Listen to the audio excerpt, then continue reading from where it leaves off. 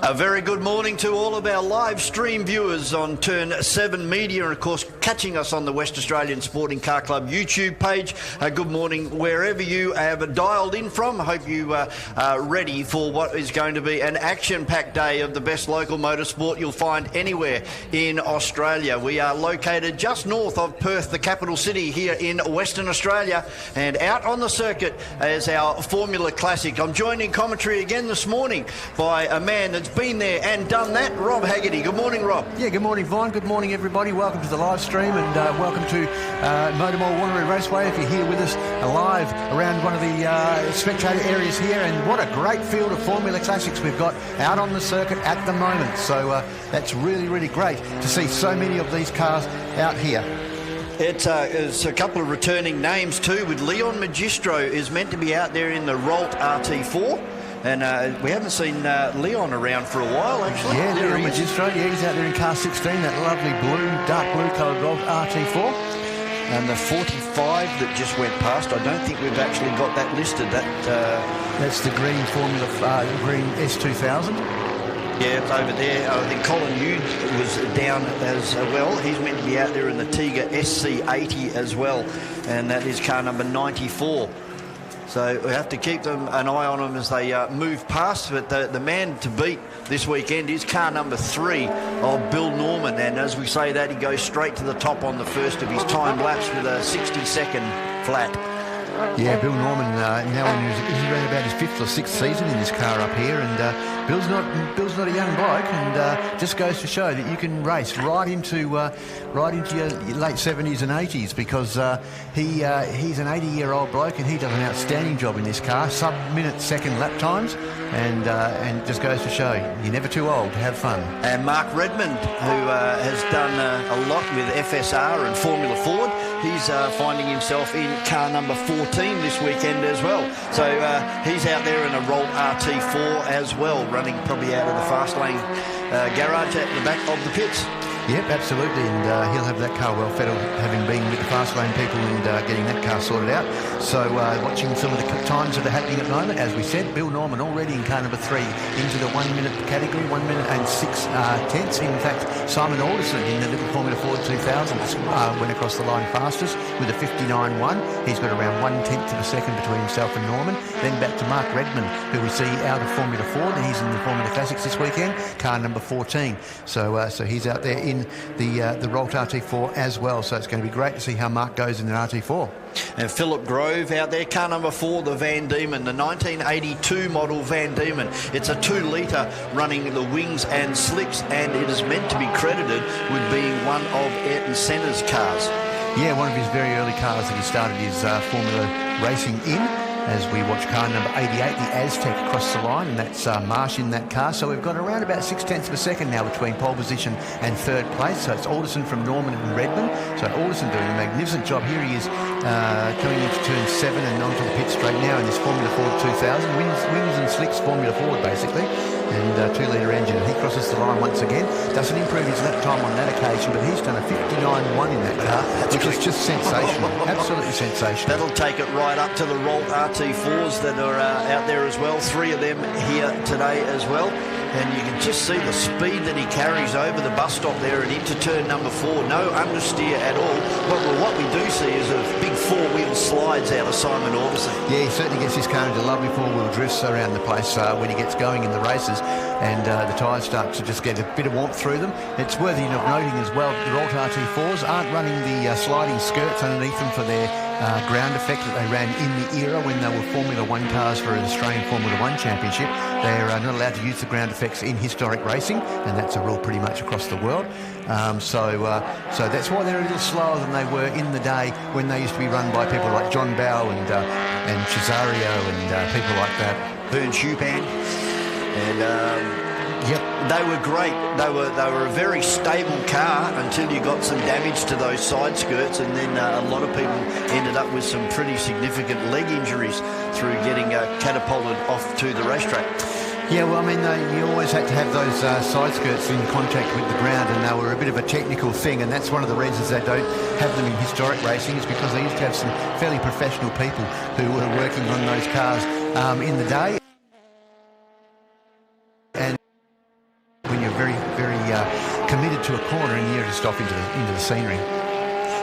So watching the cars as they head around the circuit. The Macon going through turn 4, and that's Glenn Swarbrick in that car, a car that we often say is the hardest working racing car here in Western Australia. It's a car that does round the houses races in Northam and in Albany that they run. We also have that car running here at MotorMall Wanneroo Raceway as well as at Collie, so that car does a lot of racing.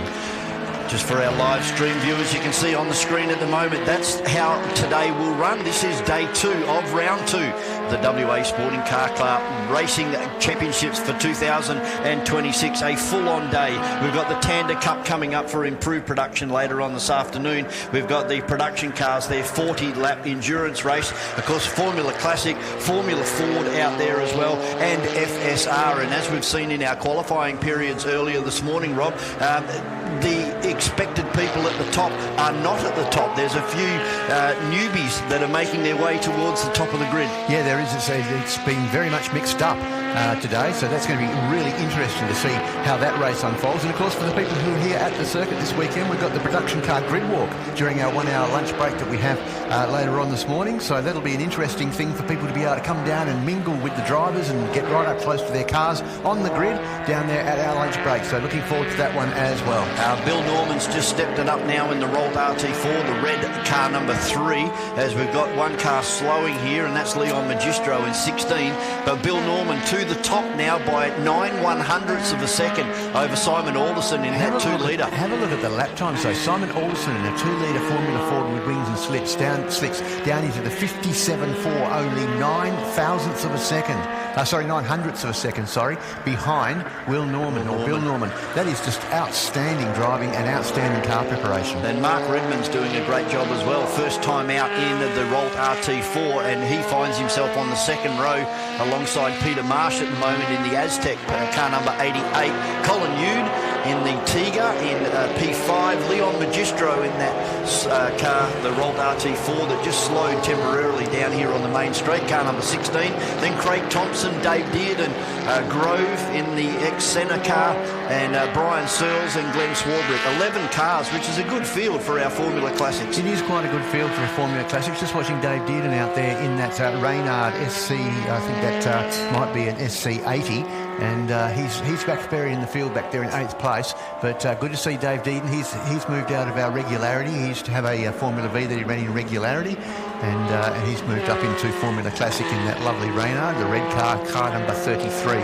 So on to the pit straight now is Craig Thompson in car 182, and he's just crossed the line, and he's been passed also by Redmond in the Rolt RT4. So he's gone sub-60 as well, so that's a great effort for Mark's first time out in the Rolt RT4, going under 60 seconds.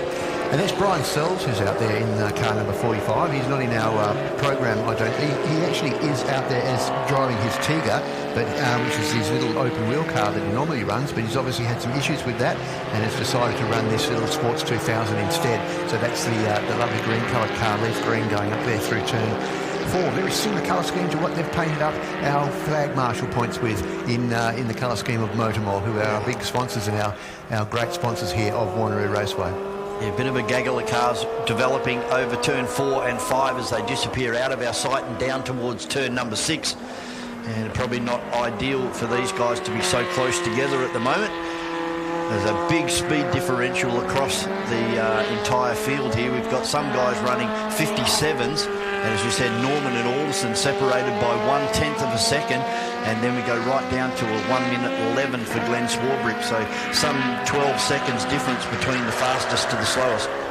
So checkered flags just come out on this session, so the first person to see that will be Brian Sells in car 45. And then crossing the line behind him will be the Dave Dearden car, and then car number 94, which is Colin Yude, and then car 88's also seen, that's Peter Marsh. In car number 88, the lovely little Aztec. Glenn Swarbrick crosses the line in car 29. So that is it, checkered flag on this one. That's the way they're going to start. Yeah, here comes Magistro into turn 7. He looks like he's going reasonably fast. Let's see if he can improve his time. He's back there in 5th position, some 5 seconds off the pace at the moment. Doesn't improve his time, so he stays where he is. Here's car 14, and that's the car of Redmond, crosses the line. And he does his quickest lap time of the session, but remains back there in third position. So there's only 1 second, 1.2 seconds between first and third. So should be looking forward to some good racing in the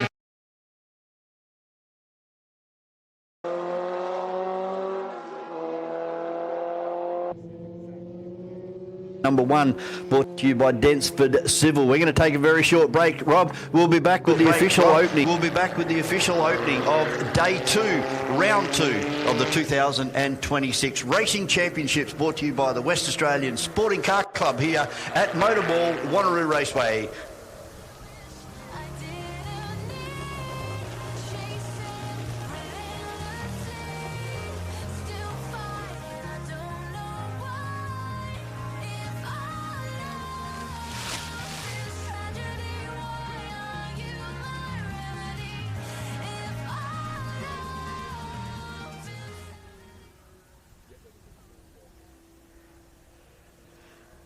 Well, a very good morning to everybody here at the track and, of course, joining us on our Turn 7 Media live stream. Welcome to MotorMall Wanneroo Raceway, the home of the West Australian Sporting Car Club for Day 2 of Round 2, the 2026 Racing Championships. The racing yesterday was absolutely next level, and I'm sure with the current track conditions that the level of intensity will be repeated today. But before we get racing, please be upstanding and remove your headwear for the Australian National Anthem.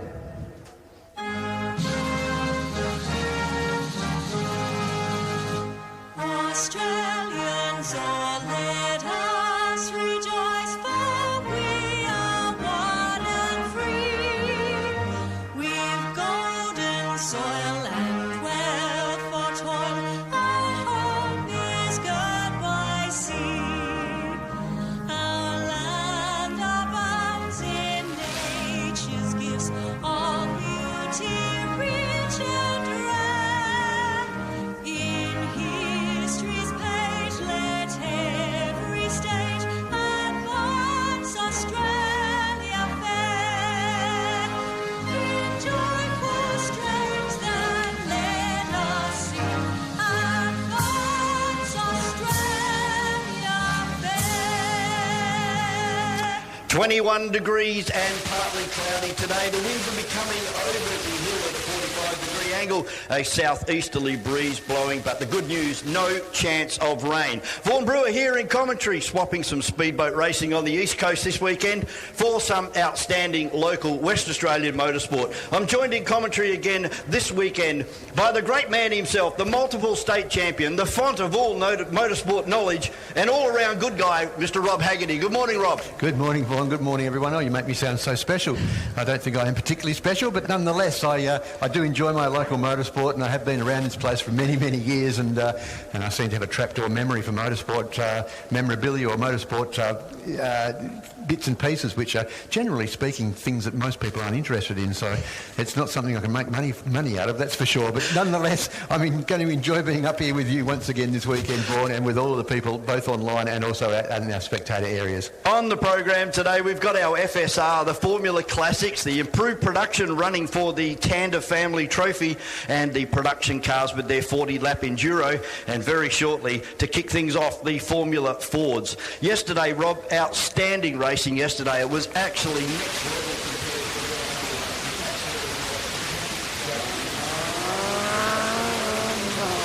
And HQ Holdens in particular, as well as the XLs, only got one race in out of their three, because the others were polluted by safety cars. But a lot of the racing yesterday, Formula Vs and all of those guys were just absolutely brilliant, and we're really looking forward to some really close racing again today, particularly in this category that's now coming out onto the circuit, which is our Formula Fords. Yeah, our pit reporters Jamie and Demelza, they return again today to catch up with all of the drivers down there in the paddock area and bring us up to date with all the happenings in the paddock area. All of our drivers today, again, running for the Competition Drivers Club Trophy. Yesterday it went to Brett O'Keefe in the HQs, who had an outstanding run, top qualified, set fastest lap time of 1 minute 15.2 and took home 2 out of 3 wins. So a well-deserved Competition Drivers Club trophy for Driver of the Day going to Brett O'Keefe. Strap yourself in. It's time to go racing with Formula Ford. It certainly is, and let's run through the grid for you very quickly before these guys come around to line up, and they'll be around before you blink your eyes with these little Formula Fords that are out there weaving and getting their brakes up to speed and everything. It's going to be Brock Brewer, our current state champion in car 57 on pole position. Next to him will be Tom Chapman in car 157, and that's our front row, and they were only separated by around about blink of the eye in qualifying. Then back to William Hall in car number 66, Tom Begley in car number 3 on the outside of row 2, and then Josh Matthews on the inside of row 3. Next to him will be car number 6, and that's a new name, Jack Webster. Haven't seen him a great deal around Formula Ford, as he also haven't on the inside of row 4, car 38 of Deckers. Haven't seen him out there very often either. And then Wheeler in car 47, Coberstein, and that's Adam Coberstein, who's come up out of saloon cars, having a run in Formula Ford this weekend in car number 88. Then we're back to car 67 of Bradley, car 50 of Watkins, car 29 of Swarbrick, and at the back of the pack in car number 36 will be Boyack. Yeah, a couple of new names for season 2026, and the good news is there's still a couple of cars to come later on during 2026 as we catch up with the grid now forming up on pole position. As you said, Brock Brewer, the current state champion, after 3 years of competitive Formula Ford racing, able to take home the championship last year, and sitting alongside him is Tom Chapman in 157. The second row is William Hall in car number 66 and Tom Begley in car number 3. This is going to be an absolute ripper. Rob, take it away. Yeah, absolutely. Just waiting for the green flag to wave, and that's done that. Waiting for the red light. There it is. And the light is out, and we're away. An initial jump from Brewer was pretty good, but as they pluck second gear, it looks like Chapman's side by side with him as they go into turn 1. Bit of a gaggle of cars happening there for third place in the second group of cars, but it looks to me like it may actually be Begley who's gotten in front of Hall there. So that's a pretty good start from Begley as they make their way up across the bus stop and into turn 4 for the first time. A nice clean start for the Formula Fords. Yeah, they get away and drop into single file now for the head up and over the top of the hill. The blind right-hander at turn number 5, and Brewer starting to drive away from this field already. He had nearly half a second over them in qualifying, and he's driving away from Tom Chapman as they head down the hill and down in towards the bowl or the basin, Con's Corner, Coke Corner, whatever you want to call it, down there in turn number 6 as they pull the gears and head up and over the hill for the first time. It is all Brewer from Chapman, Hall and Begley. It's that battle for third place, which is what we need to keep our eye on as Begley pulls out and goes underneath car 66 of Hall into turn 7, and Hall looking like he's over and under is on, and he gets a little wriggly as he comes out of that corner. Probably not quite got the warmth into those back tyres yet, but he's just about side by side. I think Begley's going to have him down to turn 1, and he pulls across in front of him, and he in fact does. And that's going to be back to Matthews and Webster. Yeah, sorry mate, that's Begley in P2, so he's able to get in front of Tom Chapman in 157 with the orange stripe.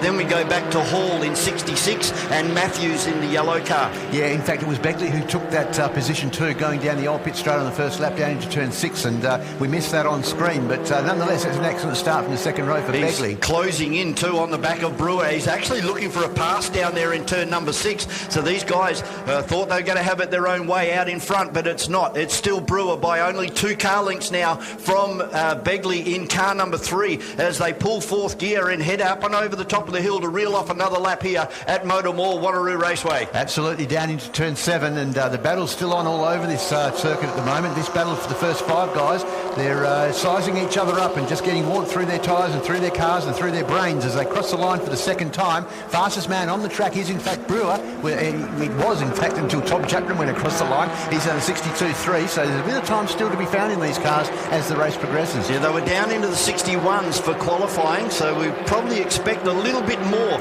as this race proceeds, but it's still Brewer by 2 or 3 car lengths now as they go in and hug that curb on driver's left as they head up and Chapman over the top of the hill, straighten the car up, pull fourth gear as they head down towards turn number 6. It's Begley doing the best he can to try and stay with Brock Brewer in car number 57. Absolutely, and we've got Chapman, Hall and Matthews behind them, and that's where a lot of the action and interest is, as well as Tom Chapman, the fast man on the track on the last lap. But yeah, those guys haven't sorted that out for third position yet as they come back over the top of the hill. Look at Matthews right on the tail there of Chapman as they come down. Hall, sorry, right, and he gets him. In fact, he gets Hall coming down. Hall goes for the inside for the over and under, and gets that done very well out of that corner and pulls back alongside car 65 as they cross the line, so he'll most likely take that position back again. But yeah, that's a great battle back there for fourth place. So the horsepower kicked in on the yellow car of Matthews, and he was able to drive away after effecting that pass on Will Hall in car number 66. But while the battle is battling here, it's still raging at the front as well, with Brewer still with 3 or 4 car lengths now. He's just moved away by another car length over that lap, and we're running in the 62.1s at the moment, a 62.3 for Begley and a 62.0 for Tom Chapman, who, as Rob said, was fast time last time through with a 62.04. Yep, so it's only around about 1.5 seconds currently splitting first to fourth place, and 1.7 all the way back to fifth. So it's still pretty close at the front of the Formula Fords as they come over the top of the hill. They're just starting to leave Will Hall behind a little bit there, as Matthews is starting to range onto the back of the car of Chapman in front of him. Chapman's starting to put a fair bit of pressure on Begley as they come onto the pit straight, but no one's getting near car 57 of Brock Brewer at the moment. He's got himself a 0.6 of a second lead, which is a mile in Formula Ford racing here at MotorMall Wanneroo Raceway. Tom Chapman still the fastest man on the track in third place at the moment, so Brock will be looking in the rear vision mirror and seeing this battle starting to develop now between Begley and Chapman, and that'll give him an opportunity to put his head down and drive away. It certainly will. Nothing better than looking in your mirrors and seeing the person who's behind you starting to come under pressure from the person behind them, because you know they're going to get wound up and caught up in a battle, and it's going to allow you to put your head down, as you mentioned, and just clip all your lines and make sure you get all your exits right out of all the corners, and just try to pull away another couple of tenths of a second. So fast man is still Tom Chapman with that 61.9 on lap 4, so he's just done that one, so he's the fastest man on the track. He'll be right on to Begley fairly shortly as they come back into sight once more. And Josh Matthews seems to be coming forward as well, getting onto the back of Thomas Chapman there in car number 157 as they exit turn number 7 and come down the main straight here at MotorMall Wanneroo Raceway. It's still Brock Brewer. He had 0.06, now he's got 0.07 of a second over second place Begley, who is now coming under extreme pressure from Chapman and Matthews. Yeah, Matthews fastest man on the track. That last lap is 61.7, and he's really pulling onto the back now of Thomas Chapman. So that's a three-way battle now happening for second place, and that really is giving the opportunity for Brewer to get that tenth of a second or so gap every single lap. He was 0.3 of a second faster, I think, in qualifying. So he does have a bit of speed over these guys, but once they start battling for that second position, then you can just watch him drive off into the distance, I think. Yeah, Josh Matthews looking to put a move on Tom Chapman down in turn number 7. Matthews runs really wide, gets it right out on the concrete apron, and now moves within 1 car length of Tom Chapman in 157. They're going to come up and over the top of the hill. These guys are locked together. Chapman down the inside, Matthews to the outside in the yellow car, looking for the over and under, and I think he's going to get it.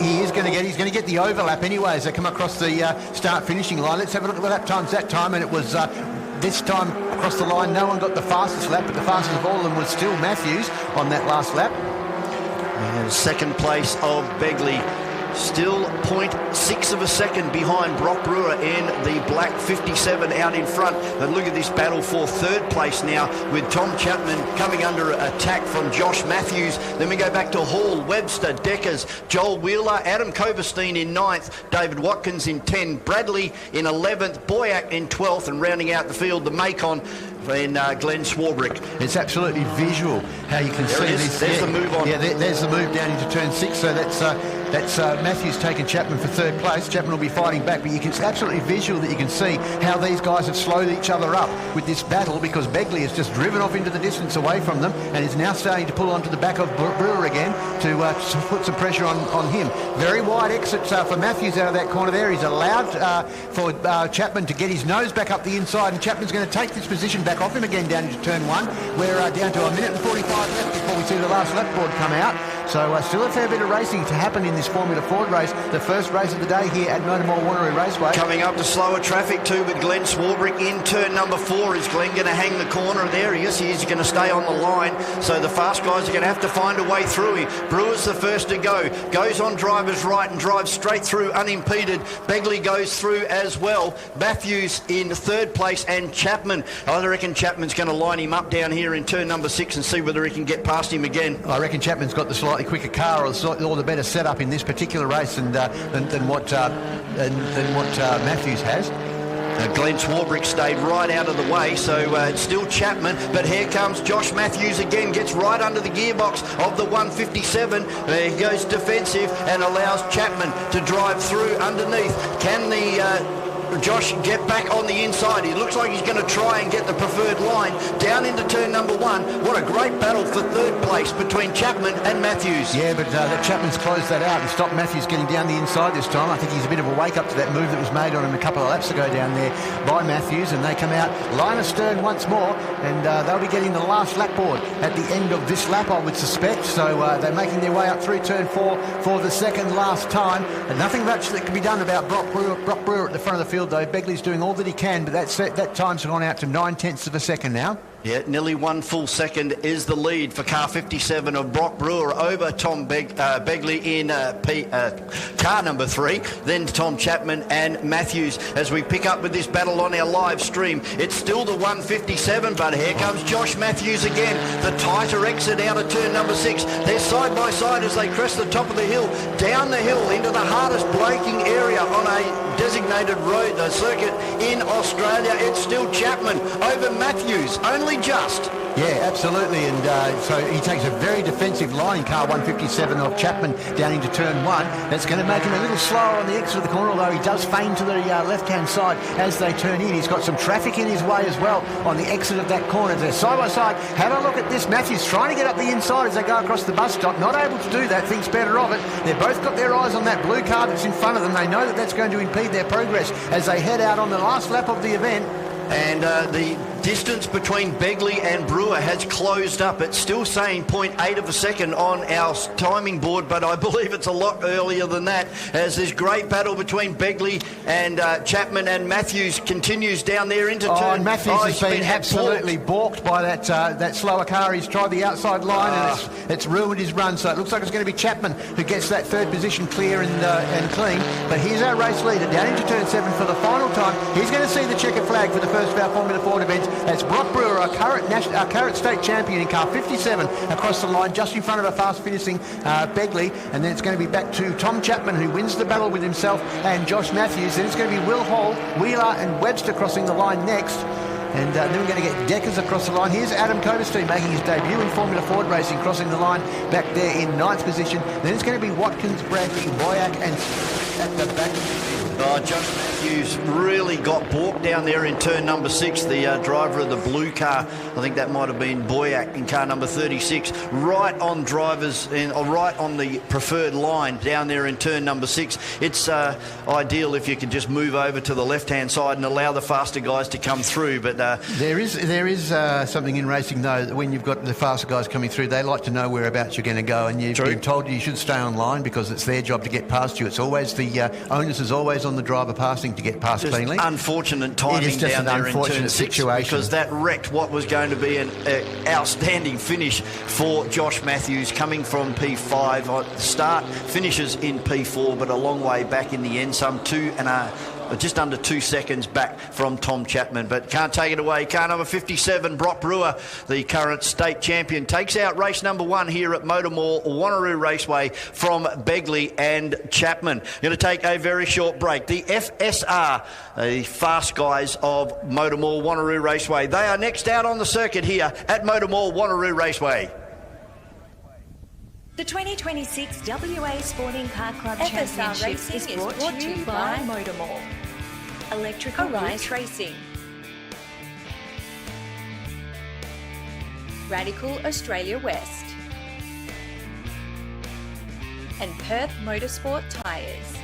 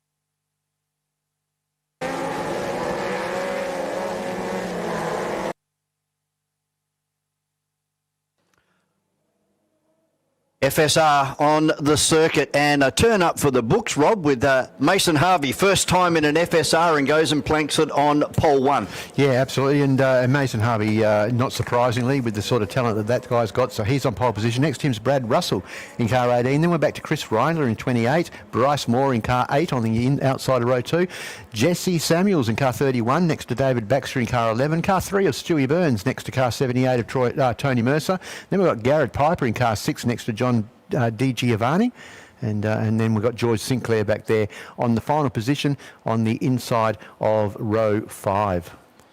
There's a good field again, and a great run in qualifying for Brad Russell, driver of car number 18. Find himself on the front row, and that's probably the first time that Brad's been on the front row. I think that it is actually, and he's done a very, very good job. We're on board with car 31, and that's Jesse Samuels. So that's going to be interesting to watch out the front of a SR3 FSR car.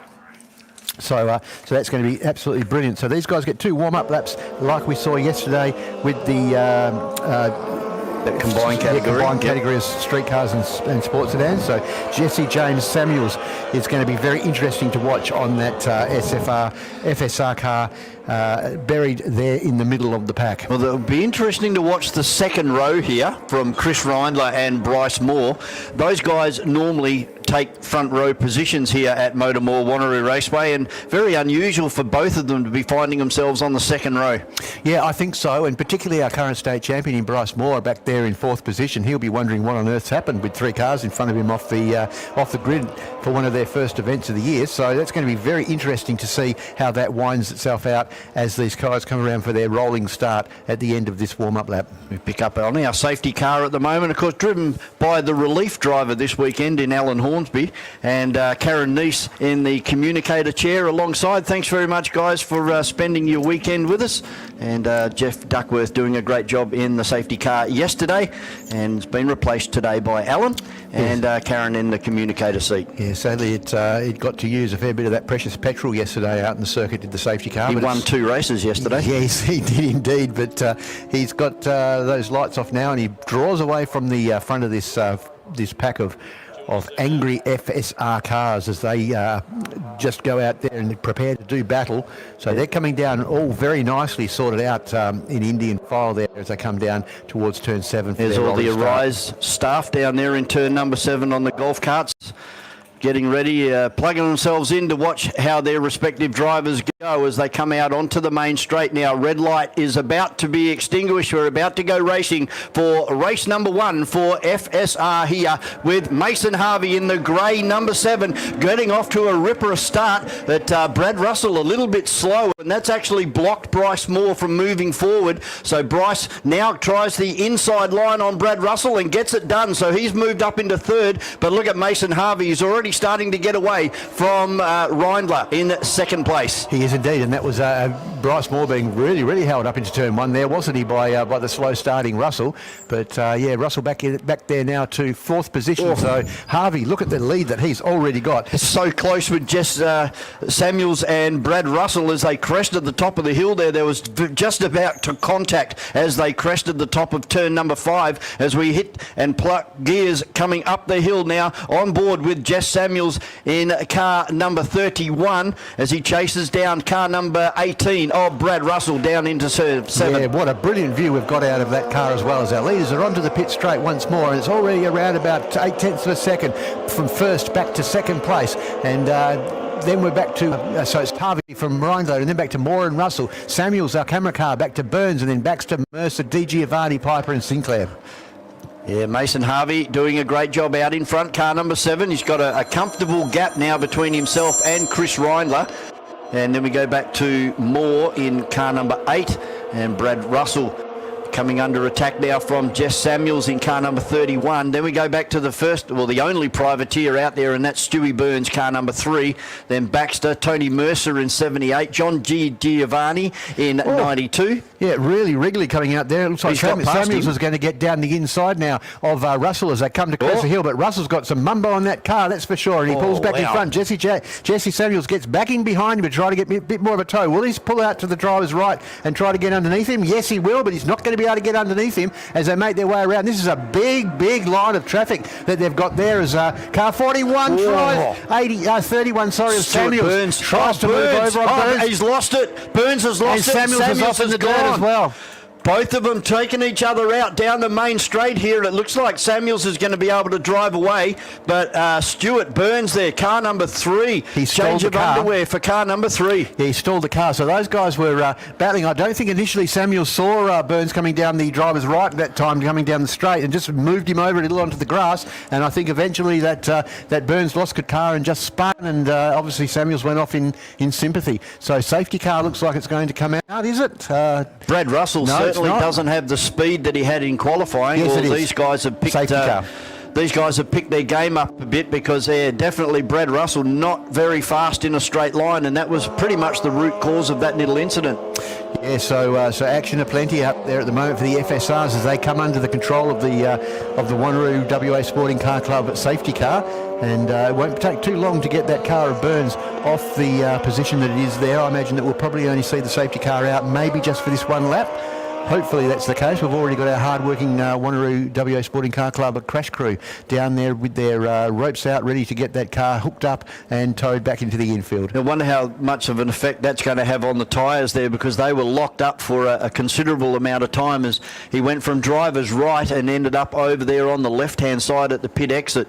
Yeah, absolutely. And, a racing incident I'd call that. I just don't think that in the heat of the moment that Sinclair saw that the car of Burns was coming down the inside right-hand side of him then, and I think that's just caused that incident, unfortunately. Motorsport Australia, turn 1 incident under investigation, so there'll be some replays and having a bit of a closer look at that one at the end of this race.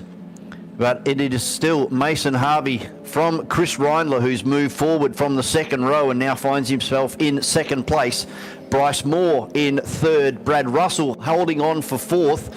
Then we have Baxter, Tony Mercer in 7, Di Giovanni in 7th, Garrett Piper in 8, George Sinclair in 9, and then Jess Samuels right down in P10 now. So watch for a fight back, and we're lucky for our on-screen live stream viewers. We have a onboard camera on that car starting right down to the back of the field there. So let's watch young Jess Samuels carve his way through the field. And then, of course, Stewie Burns down there just being towed back up into the paddock area now, so that car's refused to fire up. It'll be interesting to see the footage from that car of Samuels, whether they can isolate that and put that up as a replay at some point, because it'll be interesting to see what actually happened with Samuels and why he went off, because he went off after car 3 had already started to spin down there. So I don't know if they came together or what the story was. So hopefully they'll be able to isolate that for us.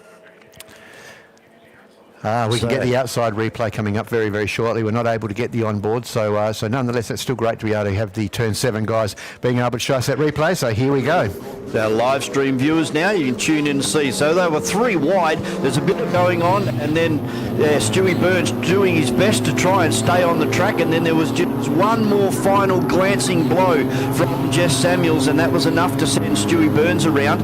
And a big break lock up there for Jess Samuels. It was almost like Samuels was so busy trying to stop Burns getting up the inside of him that he forgot his brake marker. Yeah, forgot the brake marker, and then when he did hit the brakes, the front wheels just stopped and big smoke clouds coming off. But as we said, Motorsport Australia investigating that one in turn 1, incident under investigation. Yeah, I think that was probably will be deemed an avoidable incident, unfortunately. We might see Samuel starting from the back of the grid in the next one, but that's preempting a decision that's not mine to make as we watch the safety car move away now from the field, and we're going to resume racing at the end of this lap. So well done to our crash crew to get that car out of the way. As always, extremely good work and efficient. So the 3 fast guys are now in front of the white car, car 18 of Brad Russell, who I don't know, it just didn't seem to have the straight line speed early in this one. Let's see whether something has changed on board that car as our 3 fast guys get away. It's Harvey, Reindler, Moore, and then Russell. I wonder whether Russell, now that he's been unleashed from that battle that he was having with Samuels, is going to be able to get back onto the back of Bryce Moore. But already a good 3 to 4 to 5 car length between Harvey and Reindler as they make their way across the bus stop and into turn 4 for what will be their 6th time, but the first time since the safety cars got off the track. So Samuel's already made up 1 1 position and is now hunting down the 2 cars in front as they head up through turn number 4 and then across the top of the hill here. And Samuel's looking very threatening already, right under the rear wing of those 2 cars in front as they head over the top of the hill down towards turn number 6. And this young guy, a big future, I think, for Jess Samuels. Yeah, I think so. I think he's done a reasonably good job today. But look at this battle back here for 3rd position as they stand at the moment with this gaggle of cars that are about to come across the top of the hill, and that's where a lot of the action is as our race leaders are back onto the pit straight. They've got about 1 minute and 7 seconds before they're going to see the checkered flag, the safety car, goodness me, the last lap board come out. So probably another 3 laps left in this event. So there's Samuels. He's managed to get past John Di Giovanni, and now he's got 1 more car to overtake, and that will be his finishing position there once he deals with, I think that's Garrett Piper in car number 6 as they head up through the bus stop area now, right under the rear wing as the car in 6 of Piper just clips a bit of the curb there and gets the rear wheel off the ground. Jess Samuels lining him up now for a run down in towards turn number 6, but you can't do anything about car number 7. He's got 1 full second out in front. 10-second time penalty for the 31 of Jess Samuels. 10-second penalty coming his way at the conclusion of this one. Yeah, that one's seen as an unavoidable incident, as I predicted earlier. So that's a very unfortunate outcome, but that's motorsport, unfortunately, as we watch our race leader cross the stripe one more time. Sam by side with Garrett Piper, pushes Piper off the circuit there. A little bit of his own fault there, just going in a little bit too hard was Garrett Piper, and Samuels takes out another position, but with that 10-second penalty, it's probably going to drop him back towards the rear of this field. He's an aggressive one, is this Garrett Piper, Jess Samuels. Jess Samuels, isn't he? He's very, very aggressive, but it's good to see someone out there wanting to go forwards and wanting to make the best of his day. Certainly is. 1.7 seconds now is Harvey from Reindler. So the more this race is going, the bigger that gap is getting. It was only 1 second at the previous lap, and now look at that visually. It's over 100 metres difference now between car 7 of Mason Harvey and Chris Reindler, with Bryce Moore kind of stuck in no man's land. He can't get in touch with Chris Reindler. No, he certainly can't. It's worth mentioning also, we were talking earlier about Jess Sinclair and Jess Samuels, and he's just 16 years of age, so he's only a young bloke. So he's got a fair bit of life left in front of him, and a lot of motor racing in front of him. He's running around in a 56.6 was his last time through, and Reindler running around in a 56.2, Moore a 56.4, but Mason Harvey a 55.7 as they head up and over the top of the hill for the final time and down in towards turn number 6. Yeah, absolutely, and we've got him on screen at the moment for the live viewers, and looking perfectly balanced as he comes out of turn 6 and puts his boot in up over the top of the hill for the final time. Done a great job. What a way to start your FSR career, taking pole position in qualifying, and he's going to take out race number 1. Ladies and put your hands together. First timer Mason Harvey takes a decisive win by some 3 seconds over Chris Reindler from Bryce Moore and Brad Russell for 4th place. Then we have Baxter in 5. Tony Mercer will be next across the line in 6th. Then we have Jess Samuels coming across the line. He will get a 10-second penalty there. So I don't know. I reckon he's probably going to finish last, unfortunately. Yeah, unfortunately, I think you're right. And that safety car in the middle that was as a result of that penalty is going to hamper him even further, because it means he hasn't been able to make enough time up to cover that 10-second penalty. I can tell you that on that last lap, the fastest lap of the race, a 55.57 by Mason Harvey. So not only has he won from pole position in his first effort out there, he's starting to get down towards the lap record time. So we might be able to actually see him getting a bit as the day progresses. Yeah, nice and cloudy conditions out there at the moment. Very little wind. So all looking good for a possible lap record coming your way later on today for race number 2 of the FSR. For Densford Stival, our Formula Classic drivers making their way out to the dummy grid. And we're going to see whether we can actually grab hold of one of our FSR drivers on their way back up to the Arise shed at the back of our paddock area here. A very impressive setup up there. If you've got time and you've got the energy, come for a walk over here into the pit there and have a look at the top of the Arise shed. You can't miss it. The big semi-trailer out the front there as well. So it won't be long and we'll be able to have a chat with Mason Harvey. He's down there with Jamie and Demelza, and I'd say he's going to be one excited young guy. We'll pick up that interview very shortly here at Wanneroo Raceway. Back very shortly with an interview with Mason Harvey.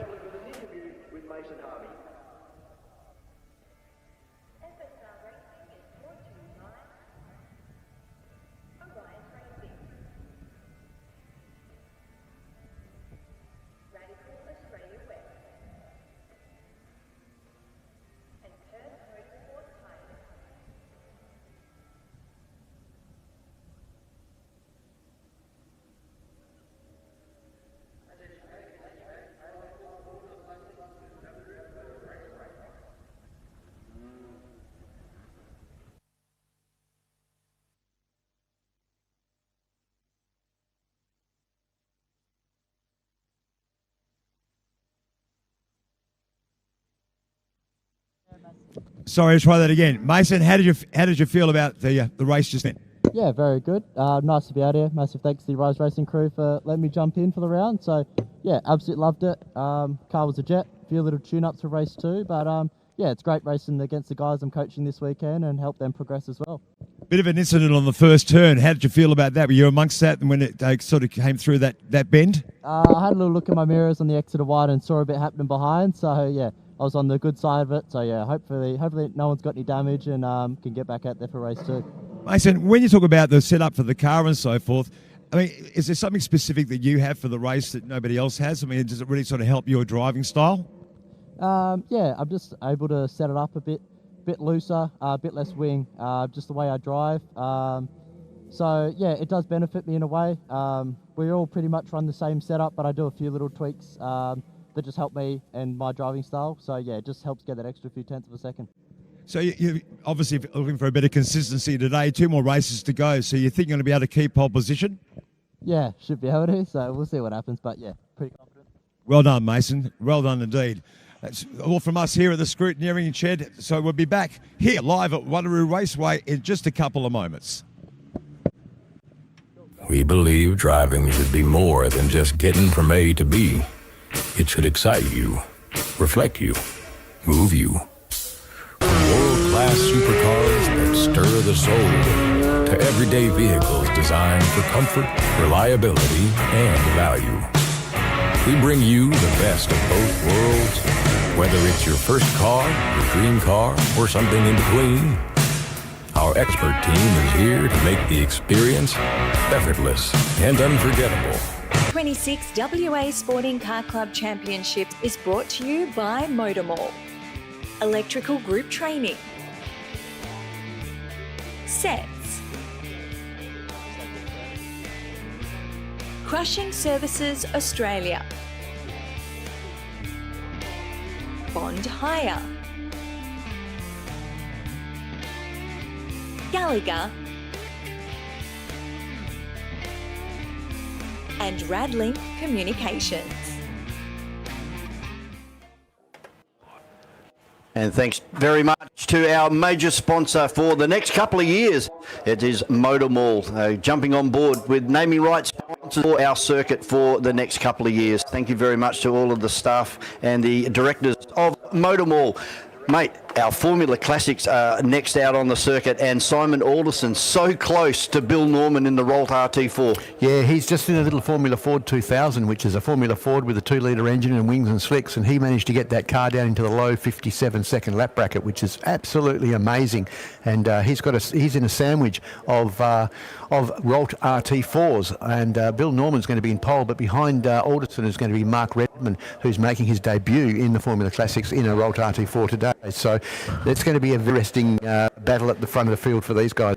Another good effort in qualifying was Peter Marsh in the Aztec, car number 88. That is a really nice car. Yeah, a beautiful car, and locally designed and put together car, that Aztec, and just recently taken on by Peter Marsh, and he's doing a great job to get that car up onto the outside of the second row for the first race. Leon Magistro out there in another one of our Rolts. Then we have Colin Hughes Jude, car number 94 in the Tiga. The 84 model Tiga, I believe, that one. Yeah, and Colin Nude, he's a fast peddler. That guy, he's been around for several years in many different categories, and it's good to see that he's out there in that beautiful Tiga. And then we've got Dave Dearden, another sweet little car. That's car number 33, and that's a Reynard. And he's going to have a good run. As we said earlier, Dave's out of a little Formula V that he used to run in our Time Challenge Championship up here at MotorMall Wanneroo Raceway. And Craig Thompson in 182. That's another one of the Formula Fords with the RF82. Yeah, it is. And Craig's just slipped a bit down the field a few events. I noticed over the last season or so that he's not really made his way back up towards the front of the field where we were used to seeing him there for some time. So he's buried at the back in the pack. Then we've got Brian Searles in a little Sports 2000, a car that was very popular in America in the early 1980s, and it's like a little Formula Ford 2000 with a body shell on it. But yeah, that's a lovely green car, that car of Brian Searles. And then we've got Grove back there in car number 4, and then car 29, the little Macon at the back of the field, little early 1970s Formula Ford, which is what we call the hardest working racing car here in Western Australia. Does just about every event here at Wanneroo, as well as at the Collie race meetings down in Collies in the southwest, and it also does the time challenges, and it also does the Northam Around the Houses time challenge and the Albany Around the Houses time challenge. So that car does more miles, I think, than any other racing car in Western Australia each season. Pretty busy little race car and driver. And of course, Glenn behind the wheel of the what was it last time? Trevor Hine Lotus Elan at the last race meeting here. So unfortunately there must be a few issues with that car not being here today, but it's good to see Glenn still here driving in the Macon, the 82 model Macon. I would suspect that car's being held over because next weekend is the Northern Round the Houses Flying 50, and I think that car's entered for that event. So you'll probably find the Lotus Elan up there at Northern next weekend. But this week we've got Glenn in the little Macon as the cars make their way out onto the track for their sighting laps. Want to put a dollar figure as to how many dollars are out there right now? Not really. I know, the mind it would be a reasonable amount. It certainly would. Yeah, I mean, a Rolt RT4, not the world's cheapest car to buy, but it's not only that. As I've said also in the past, that these cars are like the Swiss watches of motorsport. They're very much built from bespoke components, and they have to be kept in tip-top condition with the sort of lap times they're doing and the age of the machinery. They're pretty much stripped right the way back each race meeting and rebuilt again by these loving owners of these cars who take loving care of them, and they really are like little Swiss watches. They're beautifully presented, beautifully engineered cars. So Will Norman probably won't have it all his own way this year, going by what we've seen so far, with Simon Alderson really getting some speed out of that car, as you said, right down into the 57 seconds, and that's flying for any type of Formula car. And then we go back to Redmond and Peter Marsh in the white Aztec. So safety car peels off, and it's a fairly untidy start from the Formula Classic guys. I thought they would have been double Indian file by now, because red lights are on. Well, we've got a yellow flash, so aborted start. We've had an issue somewhere, and I don't know if they've aborted that because the lineup wasn't particularly good, or whether there's been a car stopped out on the track somewhere, or what the story is there. I can't see anybody stuck actually on the track itself. Maybe they're in a bad position. I'll give you an indication about the lap time that Simon Alderson did in the little Formula 1000. And I know that we're different eras as far as tyre technology goes. And I know that we've now got a different track surface than what we had then, although in 1973 the track surface was years old. In 1973, John Mack and Gary Cooper came to Western Australia with their Alphen Formula 5000s. Now, they're two professional motor racing drivers racing in things like the Tasman Cup Trophy, and the Australian Formula 1 Championship. They were doing high 56 and low 57 second lap times in their Formula 5000 cars in 1973 when they come over. Here's Simon Alderson in 2026 in a Formula Ford 2000, and he's just done a low 57 in qualifying. So that just goes to show how quick this guy is in this little Formula Ford 2000. Let's see whether we get a better lineup. I think that they've that start because it looked like people weren't ready to go, but that's cut into their time. We're now down into 8 minutes and 45 seconds remaining in this one, so we'll probably still get 8 racing laps, but this is a much better lineup as they come out onto the MotorMall Wanneroo Raceway main straight. Red light on. We're about to go racing here with our Formula Classic, and it will be the red Rolt RT4 of Will Norman. It takes first place down into turn number 1, and just watching Mark Redmond there in RT4. He's looking to get up the inside of Simon Alderson in that Formula Ford, and he does so. He moves up into second place. A great drive so far for Mark Redmond. So it's Rolt RT4 1 and 2, and then back to this Formula Ford 2000 of Alderson, and then a little bit of a gap then back to the Aztec of Marsh, and then we've got the first of Colin Nude in the first of the Sports 2000 little cars. We watch them come across turn 5 on the screen and head down into turn 6 for the first time. Already a little bit spread out at the front. Let's hope that Redmond can catch on to the back of Bill Norman and make a bit of a race of it here. Yeah, I think Simon Alderson had a very untidy start there, and it's allowed Mark Redmond to get past. Let's see whether we can get a fight back from car number 54 of Simon Alderson. He's about 25 metres off the back, but look under brakes. That Formula closes right up onto the rear of the Rolt RT4. The yellow car in second place of Mark Redmond. In fourth place is still Peter Marsh at the moment in the Aztec, car number 88. Then we have Colin Ude in 94 and Leon Magistro in another one of the Rolts. 3 Rolts out there today. Both Marsh in the Aztec getting very, very sideways and overcorrecting and having a bit of a wobble coming out of turn 7, but also Craig Thompson very slow out of turn 7 that time and has dropped well off the back of car 16, which is Leon Magistro in the Rolt. And so, yeah, some problems early on in the race for some of them, just trying to get a bit of warmth in their tyres and to get the cars to handle the way that they want them to. As we've got the Aztec on screen for our viewers on the live stream, and also watching now the car number 16, the Rolt RT4. But here's our leader of Bill Norman as he draws a long draw up top of the hill and over the top of the hill for the second time. Yeah, I don't know that Simon Alderson's going to make any indentations into the back of Mark Redmond. Too far back, and Redmond's extended that lead this time through as he gets the Rolt RT4 a little bit crossed up on the exit of turn number 7, applies the power and goes over the start-finish line to reel off a 5.1. He's 1 second slower than Will Norman out the front in the Rolt RT4 in car number 3. Yeah, he's already got a 2-second gap. 2-second lead already to Bill Norman from Mark Redmond, and then it's another second back after behind Redmond back to Alderson. So unfortunately we've become quite spread out at the front of this field. A couple of little dices happening further back in the field though. It looks like to me like Leon Magistro is not that far behind Colin Ude going into turn 4, so that could be on. But then there's a big gap back to Craig Thompson, who's got Brian Searles not far behind him, then Dave Dearden, and then we're back to the car of Grove, which is car number 4, which, as you mentioned earlier today, is an early car that Ayrton Senna had his backside in at the very early part of his career. Yeah, a bit of a 4-car chain as they head up and over the top of the hill, with that slower car of Craig Thompson. As you said, it just doesn't have the performance that we're used to seeing out of car number 182. Alderson very sideways, clipping the curb on the exit of turn 7 that time. There we go. There's the move on. Sorry, mate. The move's been made down there by Brian Searles on Craig Thompson. So that would be the red car coming up next, which would be David Dearden and Grove. Yeah, Thompson fighting back though as they come over the top of the hill, and he may be able to do something under brakes at the bottom of the hill here. And no, not able to, unfortunately for him. So he's going to come under the attention of Dave Dearden now. He's right on the tail of car 182. Because Dave Dearden has a historic Formula V that is up for sale. You can have a look at that if you go and have a chat with Dave Dearden in running the 33 today. Car number 33 out there doing a great job is the Reynard, the SF84. Yeah, and that car of Dave Dearden's is a very nicely presented car if you're interested in a nice Formula V. That's the car that he's been running in Time Challenge for the last few seasons before he stepped up into Formula Classic.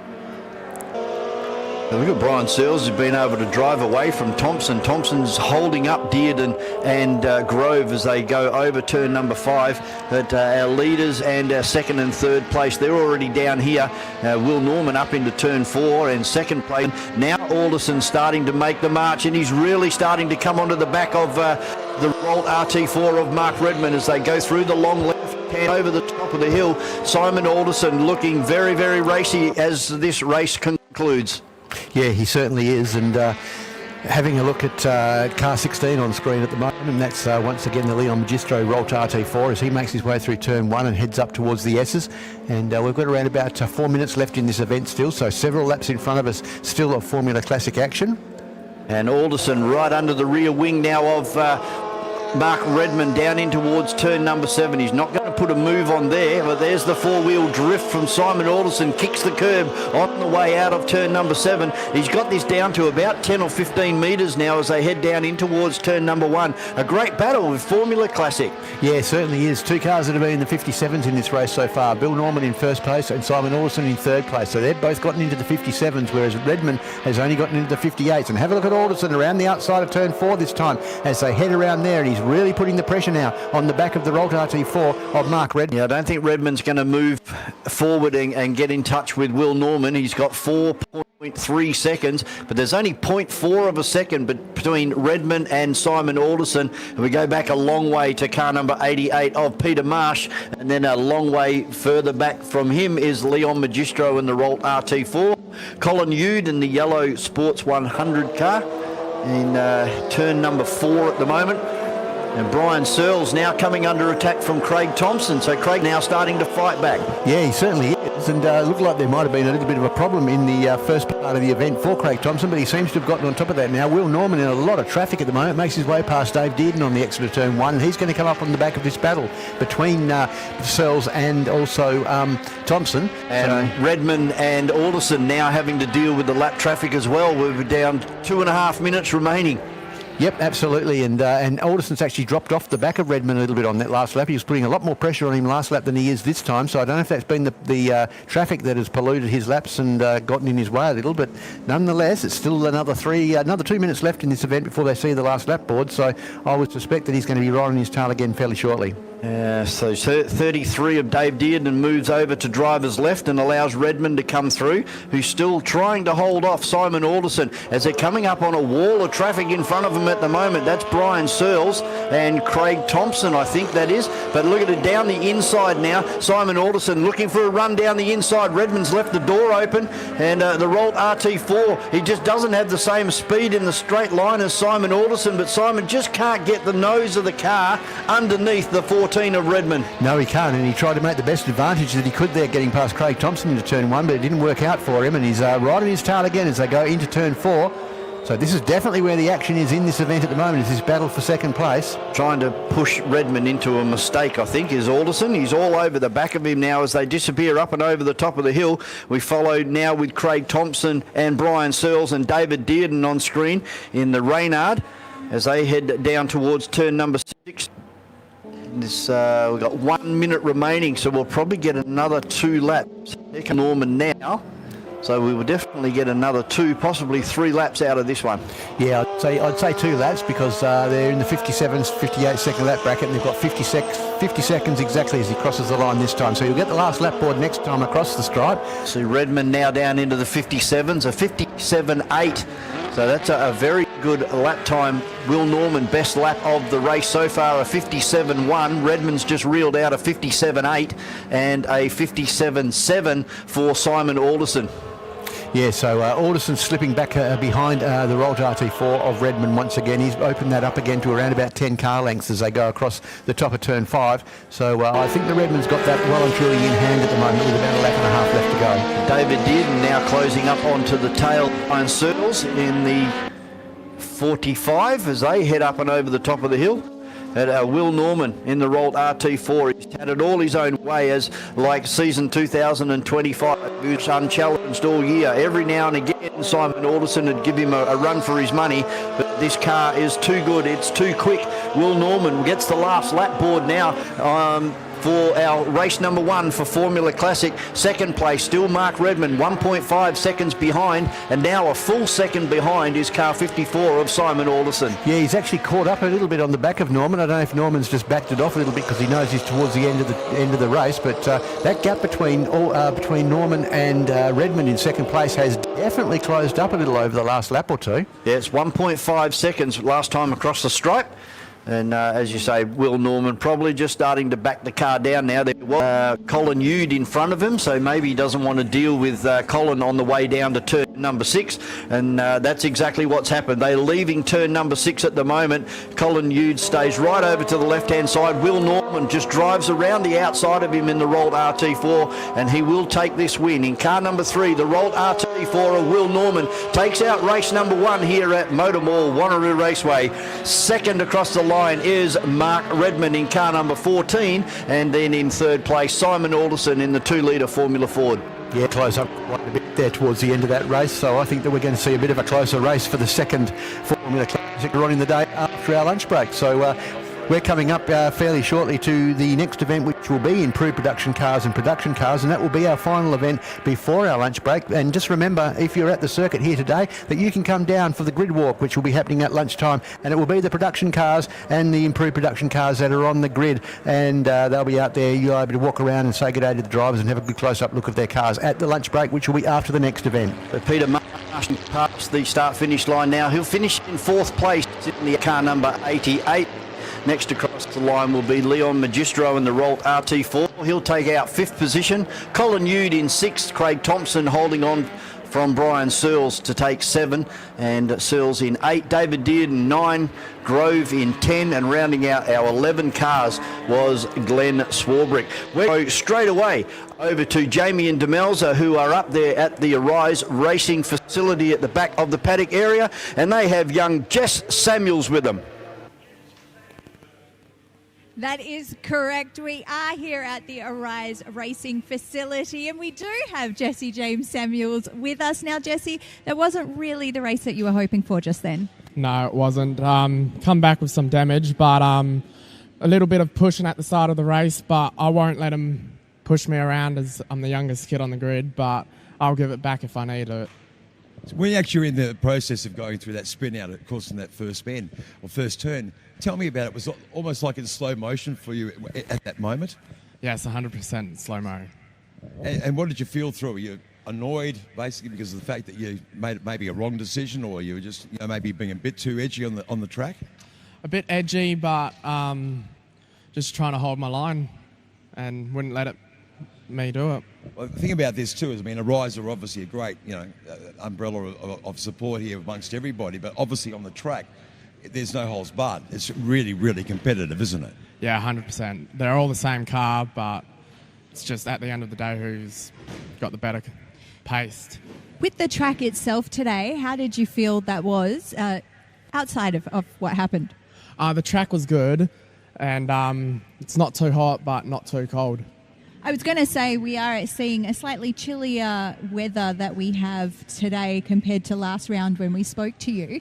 Has that impacted or not so much? Well, it doesn't make the track as hot and keeps the tyres as cool as they can, but eventually at the end they will eventually get back up to that heat. Jesse, with the damage that was done to the car, can the car be ready for the next race? They should, yeah. Incredible, really, isn't it? Yes, they can. Well, mate, wishing you the very best for the rest of the day. I hope you go really well and get a place over the next 2 races at least, and sort of get your ranking up and so forth. But thanks a lot for your time, so I really appreciate it. That's all from us, and right now we're going to a short break. True performance goes beyond power. It's built on accuracy. From routine servicing to tailored upgrades, every detail is considered. At Precision Auto House, your trusted specialist in European vehicles, where your car is treated like it should be. Improved Production Cars and Production Cars Racing is brought to you by Precision Auto House, TRP Ductwork, BM Graphics, and Knight.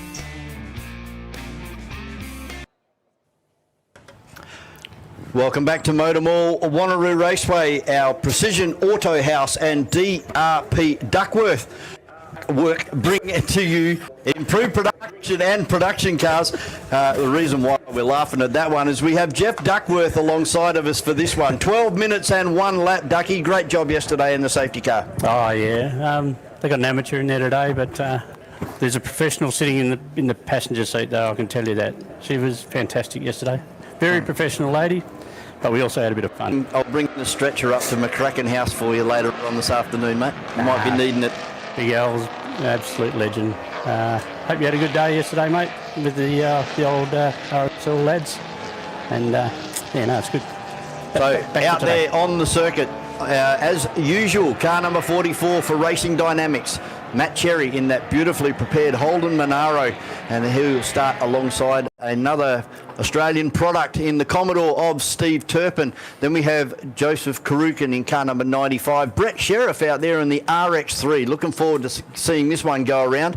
And then we have Grant Gellan in the Mark 1 Escort, car number 46. Trent Hookemow in the RX7. The first of our cameras is on board Neil Pollard, car number 19. And the second of our cameras will be Michael Woodhead in the little Mini back down towards the back of the field. A good size field. We've combined our improved production with our production cars for this one.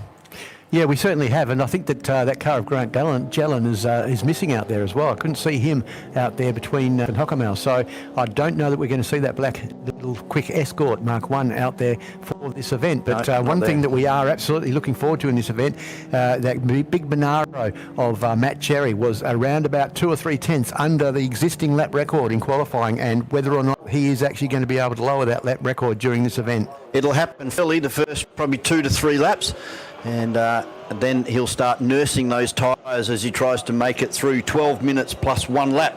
For Precision Auto House and TRP Ductwork, it's going to be a great race. Standing start for these guys as per usual, and it'll be Matt Cherry on the front row alongside Steve Turpin. Yeah, good to see Steve having a good run once again in that big Commodore that he's out there with, and also good to see the ex-Mace car of Joe Corallo also having a good run in qualifying, and hopefully Joe Karukin, and hopefully he's going to be able to take it up to the 2 Holdens in front of him. Well, he should get off to a good start, being a 4-wheel drive.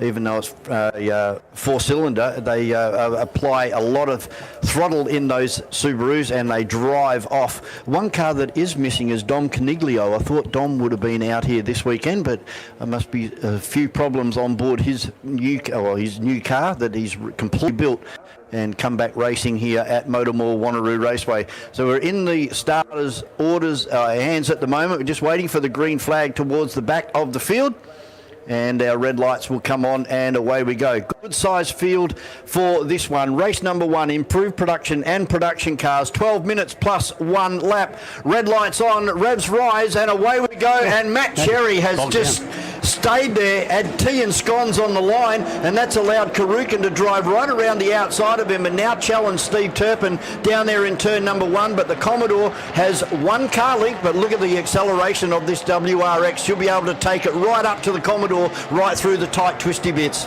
Yeah, the other guy who didn't have a very good start, I'm not sure if it's Brent Peters or Damien Croxton in that little car 76, but he didn't have a good start either, and he's still falling back towards the back of the field as well, so a fairly poor start for that Renault Megane as well. And that's the production car, so they'll be wanting to get that car probably back into the paddock area and check it all out. They've got 40 laps coming up to round out day 2 of round 2 of the West Australian Sporting Car Club Racing Championships here at MotorMall Wanneroo Raceway. As down in towards turn number 6, Cherry gets the Monaro all sideways on the exit of turn number 6. He's already passed Karukin, and now he's having a crack at Steve Turpin down in towards turn number 7 for the first time. The Holden Commodore, black and green of Steve Turpin, holds the lead, but here comes the Monaro.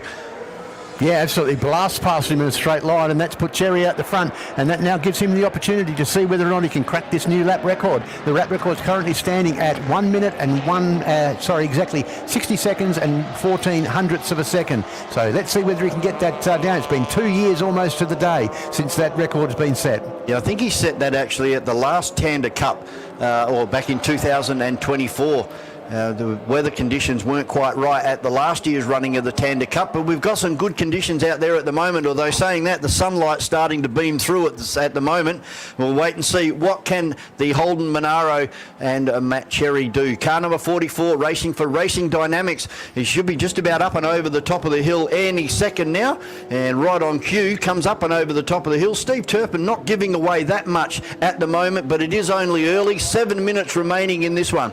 Yeah, and so on to pit straight he comes. It won't be this lap, I don't think, because it was a little bit polluted when he got past Turpin. But let's have a look at what sort of indicative lap time we can see on that last lap. It was Bingo! Yeah, there you go, new lap record. Straight off the bat, lap 1. And he's dropped it now to a 6.08. Yeah, 7/100ths of a second off his last lap time, so pretty close, but I think there's still a little bit more in it. So let's see whether or not this is a bit wide into turn 4, but let's see whether or not this lap's going to be any better than what that one was. But I tell you what, that's an outstanding for Matt Cherry.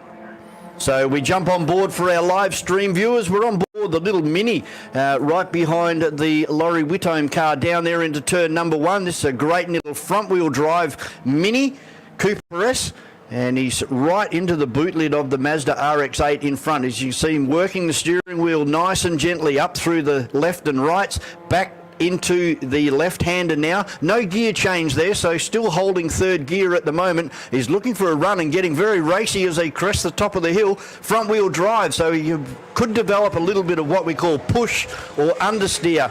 He's not going to be able to get past down here into turn number 6, but he ranges right up onto the boot lid of Laurie Whitome to see whether he can get the run over the RX-8 as he drifts the car nice and wide out to driver's left, uses all of the available real estate and more, and now ducks right in and tries to get Laurie Whitome to break the draft in front of him. And a very competitive little Mini, mate. That's up against an RX-8. Yeah, he's a fantastic young man. He started out at one of our Come and Try days, and he's rolled straight into production cars. All he did was put a cage in it pretty much, and it's come racing. Really nice fella. And isn't that great about a category like this? And I said this during qualifying, is that you just put a cage in the car and you can come up here and have a race in it and do pretty good lap times too. Oh, that'll be Landsmere. And he's just rejoining the track at the bus stop area there. Very unusual to see Robbie Landsmere jump off the racetrack. He's another guy that's got a lot of experience in karting and speedway as well. He used to run the production sedans in the speedway. And XLs as well, yep. Big. So a guy that's been there and done that. But this is a great battle with Woodhead as we pick up with Sheriff now coming under attack from Trent Hookermow in the RX-7. So the two rotaries by side. Yeah, two totally different generations to RX rotary Mazdas. One's an RX-3, the other's an RX-7. In between, obviously, was the 4 and the 5. Neither of them is as successful as race cars as what these ones were. Yep. Brett Sheriff's purchased this one from a guy, Dave Walden, in Queensland. I remember Dave from 2009. I raced at Phillip Island there in the Nationals, and Dave was one of our guys in our shed. And just what a fantastic bloke. And he's been such a stalwart with improved production, racing in a lot of tracks across Australia. And Brett's got himself a good car there. Oh, is that Turpin just crawling up and over the top of the hill? So it looks like it's game over for number 3 of Steve Turpin. And as you say, those fastest two chook corkers in Western Australia coming up and over the top of the hill and down in towards turn number 7. Sheriff still holding off Trent Hookermow. He's found another gear as Turpin, and he's back on a reasonable pace as he crosses the line. So he's back at it again. So he's only lost that one position behind the WRX of Karukan. Had a quick chat with Steve Turpin this morning. He pulled up when we were opening the garage up, and he said he hadn't had do any testing or anything. New suspension, some new brakes. He hadn't even had time to bed the brake pads in, so that would have been qualifying's job, and looks like there could be another problem there. Yeah, it looks like he's back on the pace now as he disappears out of our sight. He's a pretty busy man down there at his business. His truck workshop down there just off the Tonkin Highway. Yep. And yeah, so you go to that place there, and he's always pretty busy down there. Gavin Dixon in the Toyota Yaris just about threw it off the road down there in turn number 7 again. I didn't teach him that on Monday when I did his OLT. He went off in qualifying and was able to drive out of the sand pit, and he's just about thrown himself in there again. So you can see him just hook the coloured curb over there on the entry into turn number 4. He's got Rob Landsmere in the Toyota 86 right behind him. But this is a great little battle between Sheriff in the RX-3 and Hookermow in the RX-7. So 12 seconds now between the leader, Matt Cherry, and second placer, Joe Karukan in the WRX, and then a further 3 or 4 seconds back to Turpin, and then a gap of 8 seconds then back to Brett Sheriff in car 27, and Hookermow in car 181. So fairly spread out field at the moment, and we've got about 2 minutes before they're going to see keep saying that, before they see the last lap board get put out. And Little battles happening all over the track, though. Have a look at this with Dixon and Lansmere as they cross the line. Lansmere right on the tail, and he's fading to the driver's right and going to go underneath him into turn 1. Good experience from Meggsy. He's, like I say, been around a long time. He was fantastic in the XLs. He's just completely new to it, but keen and He's doing a good job overall for his first effort at it, and he's going to be learning so much being out there with the that he's got around him with people like Rob Lansmere and that. He's going to be able to learn a lot from his outings today. Absolutely. There's the big flash of flame out of the RX3 on D-Cell down there into turn number 7. Ducky, what's about David Trevina? First time we've seen him out in the Holden Commodore. Actually, I'm sorry to let you down. That's I've not met Dave yet. I'll make sure I get round to see him today. I saw him talking to Steve Turpin at Steve's shed, so I'm not sure whether he's a friend of his or thing. But out some more later on through the day as Matt Cherry comes down in towards turn number 7 to reel off another lap here. We've got 50 seconds remaining, so it'll be this lap, another lap. So yeah, we'll get another couple of laps out of this one. 50 seconds remaining. Yep. Dom Caniglio had an engine problem at the last race meeting, and it's hungover. It's got a bit of a hangover till this one. So I'd say hopefully he'll be down at Collie at the next one, which is in the end of May. So nicely presented the car, that car of Trevina's, that Commodore, as he gets overtaken by our second place runner in Joe Karukin at the moment. So, but yeah, nicely looking presented car, that Commodore.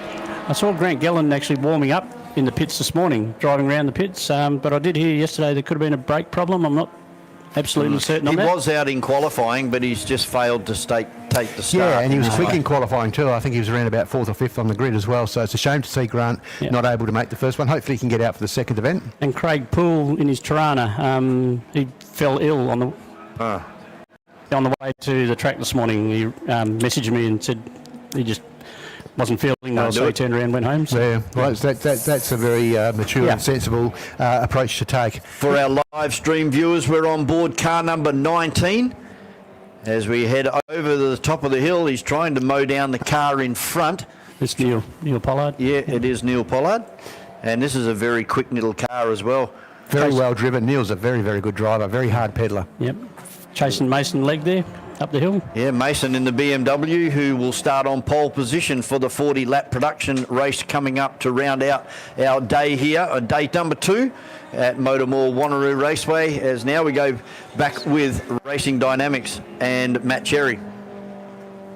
Yeah, so Hill will have received the last lap board, you have to suggest, and whole field are receiving that now as they cross the line. So Matt Cherry at the moment just making his way up the big long draw to the top of the hill, and he'll appear any moment now at the top of the hill. 17.5 seconds in front of second place.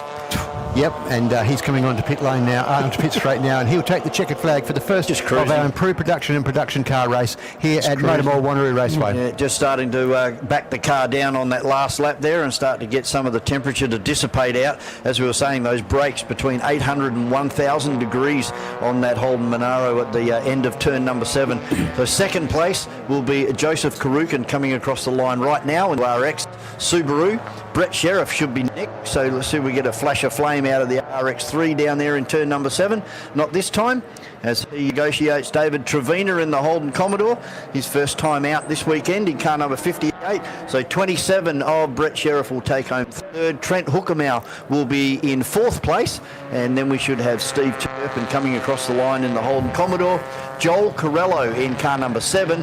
And then Mason Legg will be next across the line in 85. Put your hands together, race fans, as at the circuit at car number 44 of Matt Cherry come past. New lap record holder. Previous lap record holder as well. 2 years ago, he's just lowered that by around about 7/100ths of a second. So well done to Matt Cherry. Put your hands together for not only a new lap record, but a great race win and a great demonstration of driving in his beautiful Holden Monaro. And all of these guys deserve to be given a bit of a hand as they come past, because they've all put on a pretty good show and they've all put their cars cleanly away back to the back of the pits after this event. I'm going to disappear and go down and join Jamie and Demelza down there on our grid walk. So if you are here at the circuit, MotorMall Wanneroo Raceway, make your way over to the start-finish line. You can come out and have a look and have a chat with the drivers and have a look at some production cars before they do their 40-lap Enduro later on this afternoon. Ducky, thanks very much, mate. We'll see you back for race number 2 coming up later on. Race number 23, brought to you by Precision Auto House and TRP Ductwork. I'll be back very shortly, and Jamie and Demelza will be down on the grid very, very shortly with myself. And I'm Vaughan Brewer.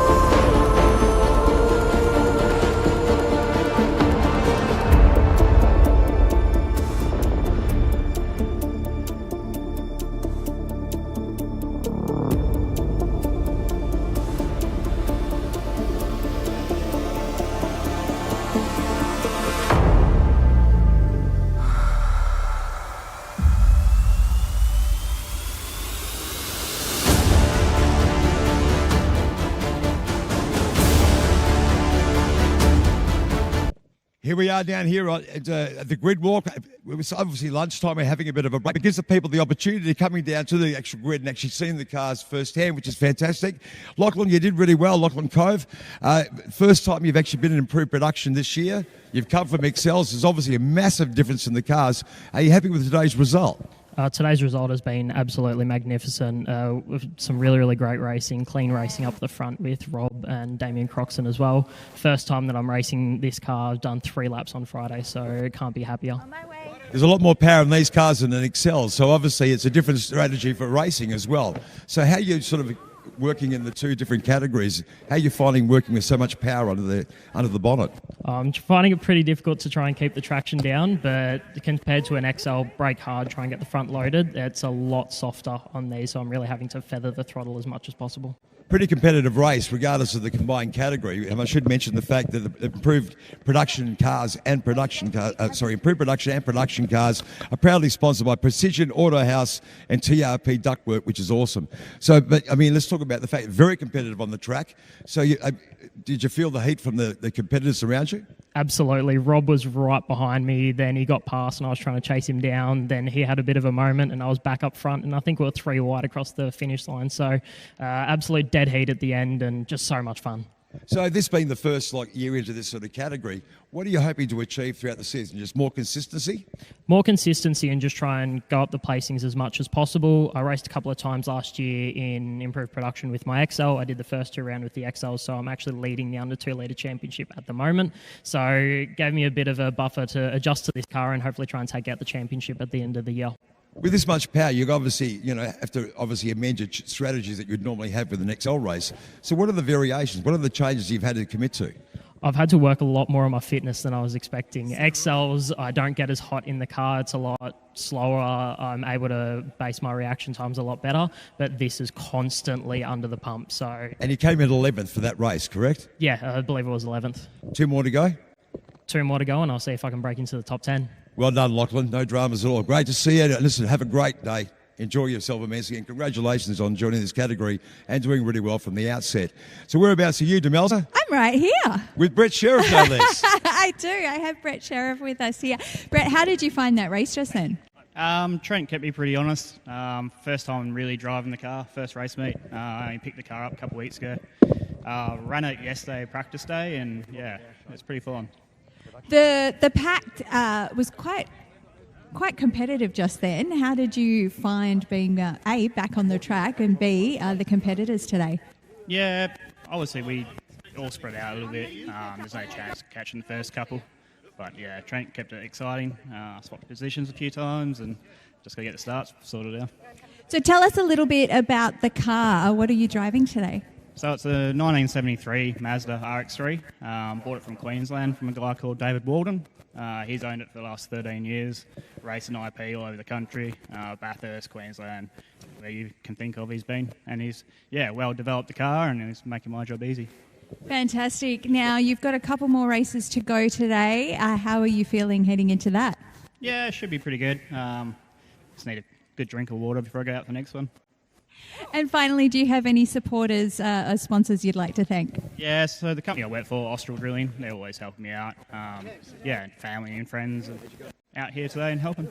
Fantastic. Well, good luck for the remaining races, and thanks so much, Brett. Cool, thank you. All right, let's go down because, as always, we head down the grid walk. So we're going to find a couple of other drivers, this time from the production car category. So we just spoke to the improved production cars, and we've got a whole heap more racing from them coming up. Now, Jamie is somewhere. Do you know what? This is a bit like Where's Wally? So if you want to play at home, just help me find Jamie. He's somewhere around here. We are looking for Mason Legg today. So we believe he is up here. So as you can see, the grid walk, every lunchtime we do a totally different category, and it means that you can come and check out the different cars, have a chat to the racers, see how it's all going, how they felt after that particular race, and you know what, actually get a chance to see what it's like standing here on the racetrack. Now, if you want to know what's happening here at Wanneroo MotorMall Wanneroo Raceway, you can check it out on the website wannerooraceway.com.au. So I think we found Jamie. Keep following. It's the same excitement as you would see if you were trying to find Wally. He's over here. Well done, Demelzy. Yes, I'm here with Mason Legg. Mason, tell me about the race. You're obviously in the production category, which is awesome, sponsored by Autohouse. So how did you feel about the car? It's a new car for you, isn't it? Yeah, it's my third round in it. It's handling so well. I'm really lucky to have Precision Autohouse on board. Have really kind of given me not the actual cheating, but the cheat code to get the edge. Yes, the edge. That's a better way to put it. You don't like to say the C word in racing. So tell me about the race. It seemed really competitive. Like a lot of guys are really giving the cars a good flog on the track. So how did you feel about the competitors around you? Yeah, it was awesome. The IP guys are obviously, and some of them are quite a majority faster cars, but you just got to remind yourself every now and then that isn't your race, and let them through and just keep the proddy cars behind you. So when you're dealing with different, levels of different categories of cars, so when you say you have to stick to your strategy, what is that strategy?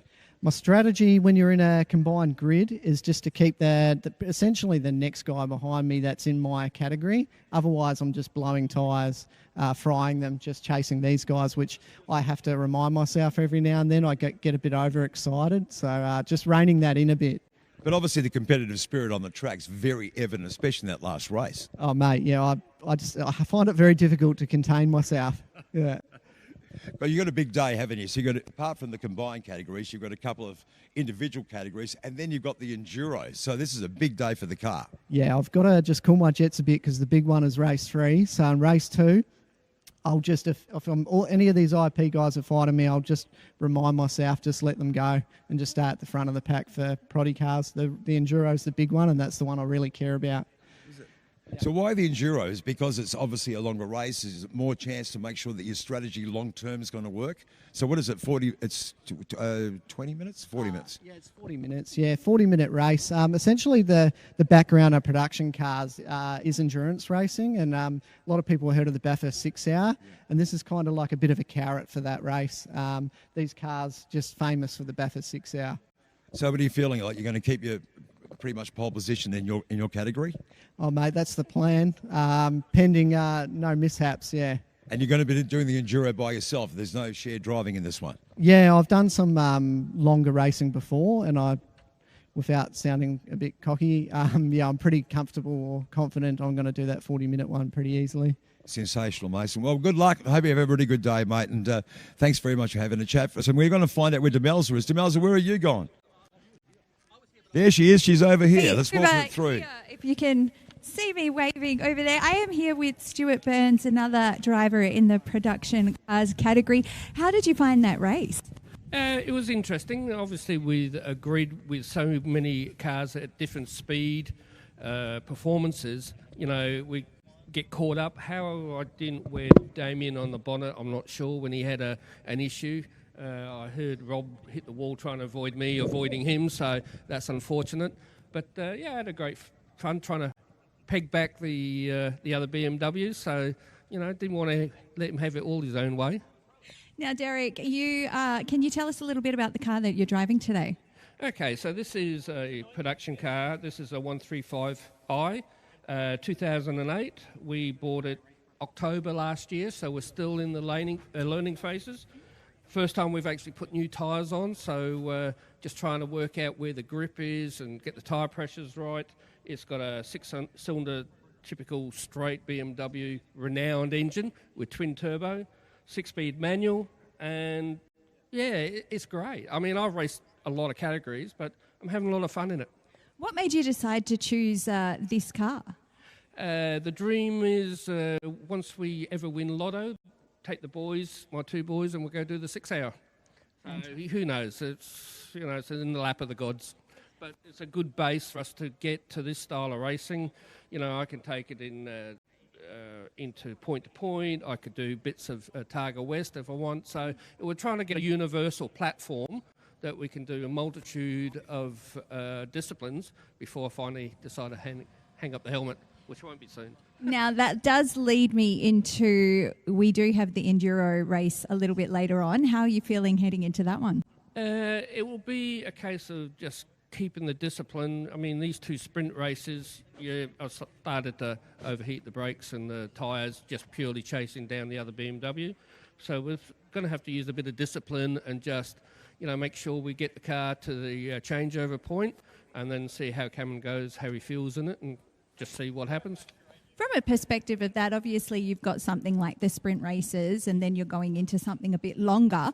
What do you do in terms of getting yourself prepared and training with the car for something of a longer distance? Good question. If you know, let me know, because we've never done anything like this at this length. It's always been sprint races, so it's really a suck it and learn sort of job, and we'll see what happens. So, we'll just prepare the best we can, and we fill the car up. So that's going to be different on full tanks. Again, you hear the V8 drivers talking about this all the time, but at grassroots, this gives us an opportunity to at least experience it, and then put it in the memory for future races. And finally, do you have any supporters and sponsors you'd like to thank today? Well, there's always Rybuck Industries, and you can see all the people in red. They're all the family and sponsors and friends. The whole gang is here. Yeah, and even my little granddaughter, Charlotte. So, yeah, it's a big family affair. If we need a double garage just to fit all the people in. I can imagine. Derek, thank you so much for chatting with us today, and good luck for the rest of the day. You're welcome. Thank you very much. And that's it from us right here for the Grid Walk right now. We will be back after these short messages.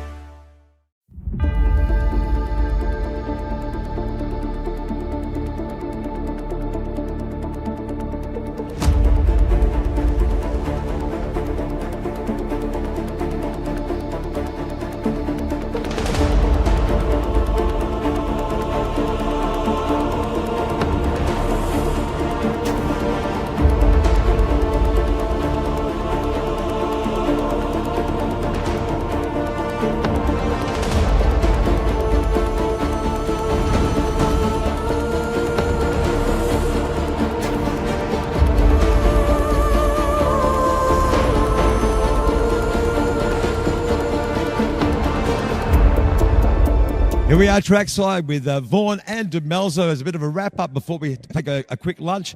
Now we've got some pretty amazing stats. Let's just talk about the improved production situation with Matt Cherry taking out the fastest lap here at MotorMall Wanneroo Raceway. Yeah, new lap record for Matt Cherry and his father Steve. They already had the existing lap record, but they've taken 0.3 of a second out of in that last race there as well. So congratulations to the Cherry Motorsport team. So was there much done to the car to get that sort of improvement, or was just the strategy on the day worked? Obviously, it's going to have a brand new set of tyres on it this morning, but the weather conditions are perfect today. The cloud cover, no wind, and you can just see the full potential of that Holden Monaro. Bit of a strange day because we've got improved production and we've obviously got production cars running in a similar category and individually.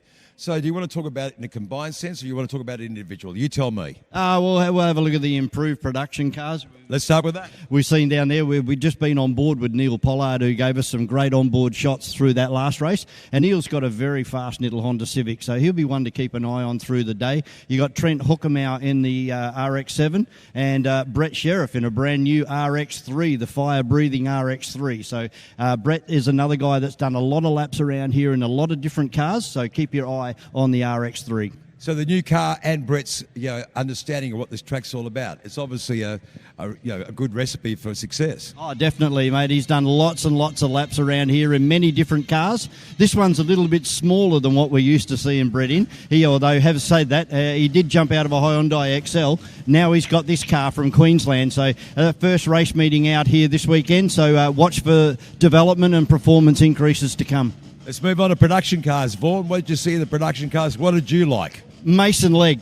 He's 1 second clear of the field in qualifying for the 40 lap plus 1 lap endurance race coming up later on this afternoon. So by that, if we get 41 laps, he should be 41 seconds in front of second place. Let's move on to FSRs. We had a bit of a bingle on the first race. Spoke to Jesse Samuels. He sort of explained what his attitude was like towards why he sort of had that bingle on that first turn.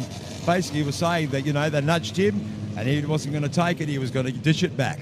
No, good little aggressive driver. He's only a 16-year-old and this is his first year in an FSR car. So he's made a statement this morning. He's not going to be pushed around. And, unfortunately, they just got backed up a little bit from behind Brad Russell. But the other guys were like Chris Reindler and Bryce Moore. And, of course, young Mason Harvey, first time out in an FSR this morning, puts it in P1 on pole position and then goes on and wins race number 1. So this afternoon, 2 more races to come for FSR, going to be worth watching. Is Jesse Samuels the youngest FSR driver in the competition? I would say he'd be right up there. We do have a 14-year-old that was involved with the Hyundai XLs, but 16 and racing one of those, they're a high technology car. They're not like a Hyundai XL. These things have got a lot of adjustments and they're very, very technical. Let's talk about Formula Fords. Formula Ford's great start for Brock Brewer, the current state champion. Went 0.3 of a second fastest than anybody else in qualifying and then was able to win in race number 1. But behind them, there was Begley, who was closing rapidly towards the end of that race. And then we had a great scrap between Matthews and Chapman as well. So Formula Ford's one of our highlight categories here at MotorMall Wanneroo Raceway. Also really competitive in that category as well. Yeah, well, all the cars are basically the same. So it's just geometry changes on the front or shock changes that can make all of the difference. And driver skill. Yeah, definitely. And that's what the idea of these one-make categories is, to bring out and highlight the driver's abilities. Formula Classics, mate. What did you feel about the category this morning? It's going to take a lot to stop Will Norman in the red number 3, the Rolt RT4. Simon Alderson a little bit off the pace in race number 1, but a great debut for Mark Redmond in car number 14, also a Rolt RT4. First time out with the Formula Classic guys, and he took second place to Will Norman. Tell me about enduro racing. It's one thing that I haven't seen here. I mean, both Demels and I haven't seen an enduro race here yet. So can you sort of talk us through it? So we're talking about 40 laps plus 1. Is that right? That's right, and it gets very confusing. Once the pit stops start, your driver that was out in front will fall right down the field, but then as the race progresses, you'll see him come back up the scoreboard. We're lucky we've got an electronic scoreboard upstairs, but for anybody down here in pit lane, it gets very confusing because you've got driver swaps as well. You'll see guys making adjustments to the air pressures. As the race progresses, the tyres get that hard, they need to bleed some of that air out and take it back down to its starting point for the remainder of the race. So it's going to be hectic, it's going to be chaotic, and as I said, Mason Legg on pole in car number 85, the brand new BMW for Mason. So, we wish all of our competitors good luck. 40 laps is a long way. Something with that, does the pit strategy really determine how they come out and it could go either way. That's right, Demelza. If you're stuck behind somebody, you're better off coming into pit lane, getting your driver change done, and then disappearing out of pit lane, and then you've got some fresh air in front of you. You're not being delayed by sitting behind the driver in front. So strategy, those guys are all on two-way radios. Their pit guys will make the call as to when to come in, and as I said, when they do start coming in, it's absolute chaos down in the pit area. So with the Enduro also, I mean, some of them are doing it solo, but with the ones that are actually, doing it in tandem with another driver, does that help improve their chances when it comes to the strategy of the race? No, there will be a mandatory pit stop time. So they might come in, do their change, but then they have to sit there for 30 seconds. And that evens up the field for the other guys that are having to do the driver swaps. But even if they get the driver swaps done in 29 or say 20 seconds, they've still got to sit there for 10 seconds before they're released. So everybody will do 30 seconds. And I'm presuming 41 laps is very taxing on the body physically. And the cars themselves, the brakes are going to overheat, the tyres are going to go off. And that's why you'll see the guys repressuring those tyres when they come in. So, yeah, it throws another a bone to the dog, and it makes it very, very chaotic. It's going to be a great race. Can't wait for it. It looks very, very exciting. Now, something else that's very exciting is the Wanneroo Classic. The Wanneroo Raceway is turning back the clock and celebrating the true origins of motorsport with the Wanneroo Classic, an event designed to capture the elegance, excitement and raw passion of Western Australia's early racing days. Join us as we open the gates to all eligible classic vehicles, inviting owners and enthusiasts to experience a day steeped in nostalgia. Wander the lawn with your pride and joy. Enjoy jazz drifting through the air and take in the flavours and atmosphere of a bygone era. Whether you're here to display your classic car, enjoy the entertainment or get behind the wheel, there's something for everyone, and that is on Sunday, April 26th, which I believe is next weekend. Oh, yeah, we'll be there with bells on. We love a party. For all that information, head to wannerooraceway.com.au. But that's it for us for the lunch wrap and the first part of today's racing. We will be back very, very shortly after this very brief lunch break. We're going to have a highlights package through the lunch break, which is even better. So you can catch up on exactly what happened here this morning at MotorMall, Wanneroo Raceway.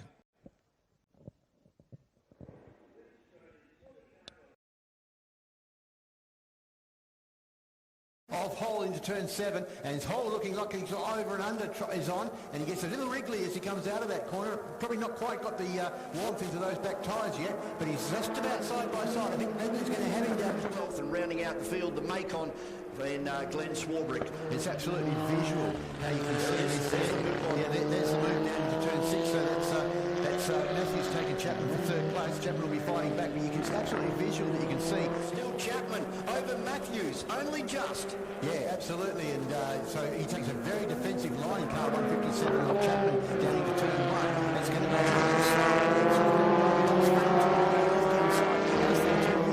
there is car 41.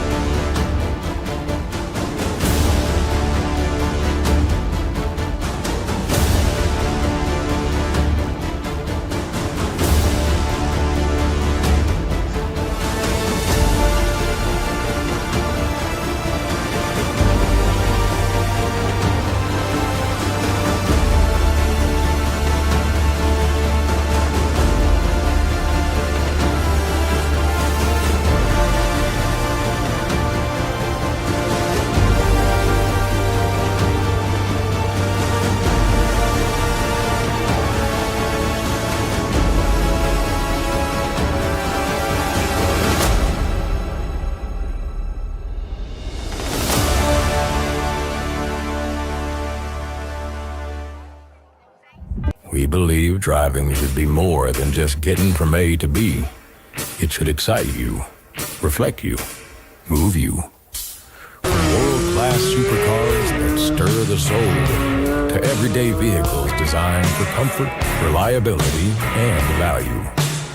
We bring you the best of both worlds, whether it's your first car, your dream car, or something in between. Our expert team is here to make the experience. 26 WA Sporting Car Club Championships is brought to you by MotorMall. Electrical Group Training. Sets. Crushing Services Australia. Bond Hire. Gallagher. And Radlink Communications.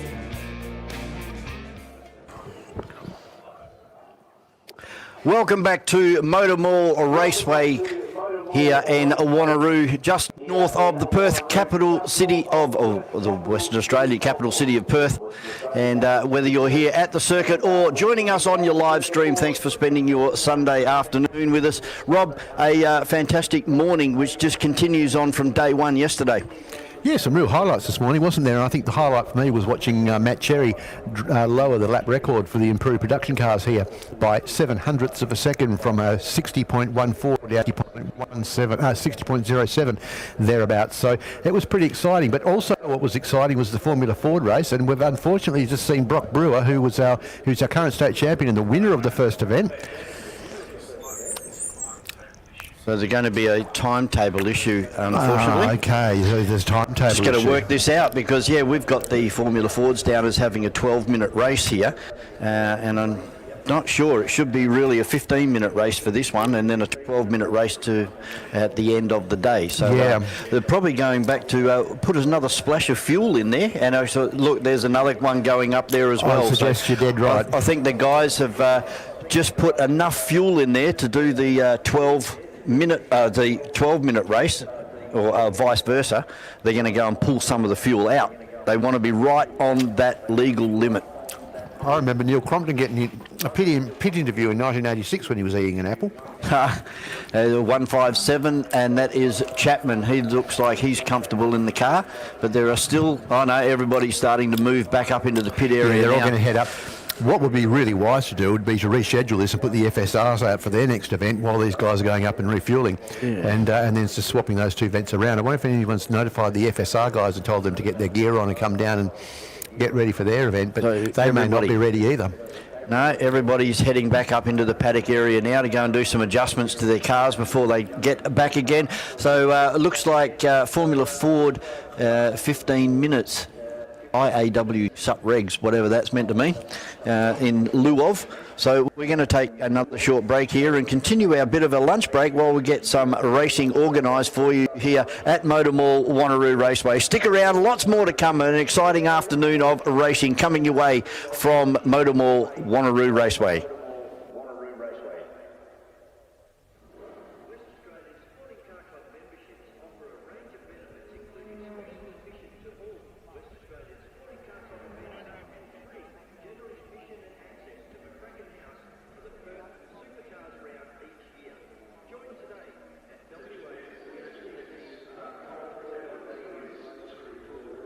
Light is out and we're away. And from Brewer was pretty good, but as they pluck second gear, it looks like Chapman's a side by side with him as they go into turn one. Minimum going to the cars happening there for second.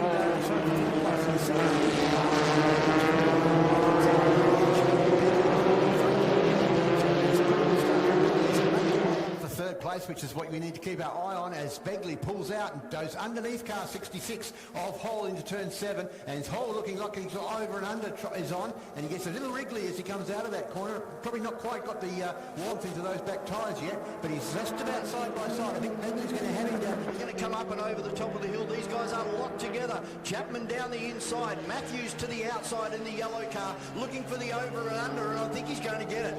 He is going to get it. He's going to get the overlap anyway as they come across the start-finishing line. Let's have a look at that time. And rounding out the field, the Macon and Glenn Swarbrick. It's absolutely visual. Now you can see this there. Yeah, there's the move down into turn 6, so that's Matthews taking Chapman for third place. Chapman will be fighting back, but it's absolutely visual that you can see. 57 of Brock Brewer over Tom Begley in car number 3, then Tom Chapman and Matthews as we pick up with this battle on our live stream. It's still the 157, but here comes Josh Matthews again. The tie still Chapman over Matthews, only just. Yeah, absolutely, and so he takes a very defensive line in car 157 of Chapman down into turn 1. That's going to go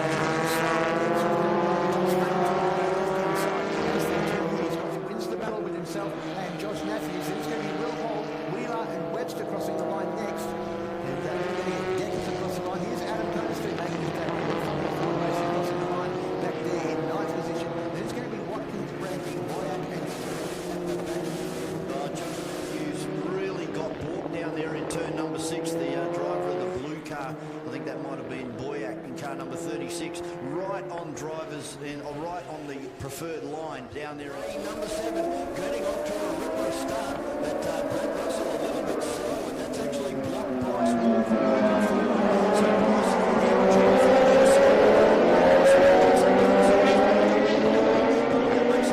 is already starting to get away from Reitler in second place. They're out there, and that's Stewie Burns, car number 3. Then Baxter, Tony Mercer in 78, John G. Giovanni in 92. Yeah, really Wrigley coming out there. It looks like Samuels is going to get down the inside now of Russell as they come to Crescent Hill, but Russell's got some mum got there as car 41, 30.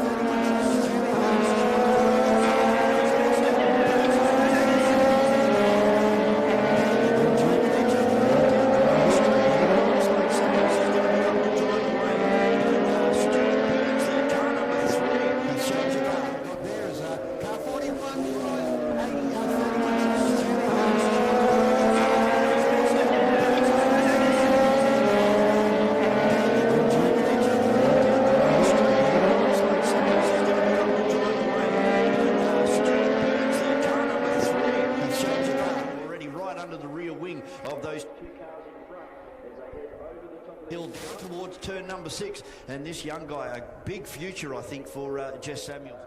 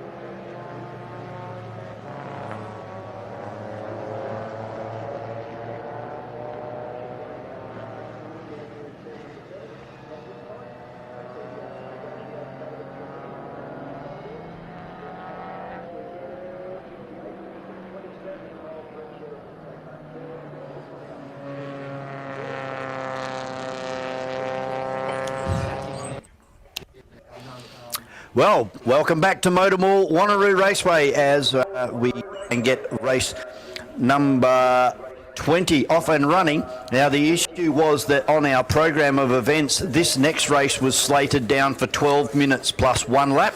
It's actually over 15 minutes plus 1 lap, so consequently all of our Formula Ford drivers only put enough fuel in there to do the 12 minutes. So they've all had to disappear up into the paddock area, put another splash of gas in the cars, and we can see on our live stream that they are all down there on the dummy grid now, awaiting the 1 minute board, and then we'll get this race up and running. Race number 1, pretty much dominated by car number 57 of Brock Brewer, but behind him it was all happening with Begley, Chapman, Josh Matthews and William Hall in there as well. They all had a really good fight there. It came down to Chapman and Matthews that was putting on the show towards the end of that race, Rob. Yeah, it was really, really good, and the outstanding driver for me was Begley. He did an outstanding job in car number 3, but so did car number 157 with Tom Chapman, and that's an older chassis, so he's doing a really, really good. It's a generation older than what most of the rest of the chassis that are out there are, so he's done a really good job with that. And it's a little bit of a shame that Clark Course wasn't able to altered the program, had the 12-minute race straight up now, and then had the 15-minute race as the second one as the program was printed. And they could have done that through Motorsport Australia, but anyway, that's their decision, not mine. But it would have been a great opportunity not to have spent a lot of time waiting for these guys to put fuel in. But nonetheless, they're out on the circuit now. The weather conditions have changed since we were out earlier this morning. This, of course, was the first race after qualifying this morning, where we had very cool conditions, light winds, but it was more overcast than what it is at the moment. We're bathed in sunshine at the moment, so you would expect that these guys probably not going to be as quick as what they were earlier this morning. Yeah, but look, it's all got to do with the UV as well, and you know, we're in conditions now, the early part of autumn here. I don't know that the sunlight's as feral as what it was perhaps a few weeks ago, so it does seem to be fairly comfortable out there even in the sunlight, so I don't know that it'll be making that much of a difference to this track. But yeah, you're right, it's possibly not as conducive to a new lap record, that's for sure. Yeah, well, definitely not. So as we have a look at our grid, it will be Brock Brewer in car number 57 on pole position, and alongside him will be Begley in number 3, Thomas Chapman in 157 out of 3, with Josh Matthews in the yellow car 65 alongside him. Then we have Hall and Joel Wheeler on the next row, Webster and Deckers. Then we have the previous saloon car driver in Adam Koberstein driving car number 88. We have David Watkins in car number 50, Bradley Boyack in car number 36. Rounding out the field is car number 29, the silver category car of Glenn Swarbrick, who had his very first race win in that car last season, and he was very happy about that, and that was the result of the way the safety car worked on that particular day.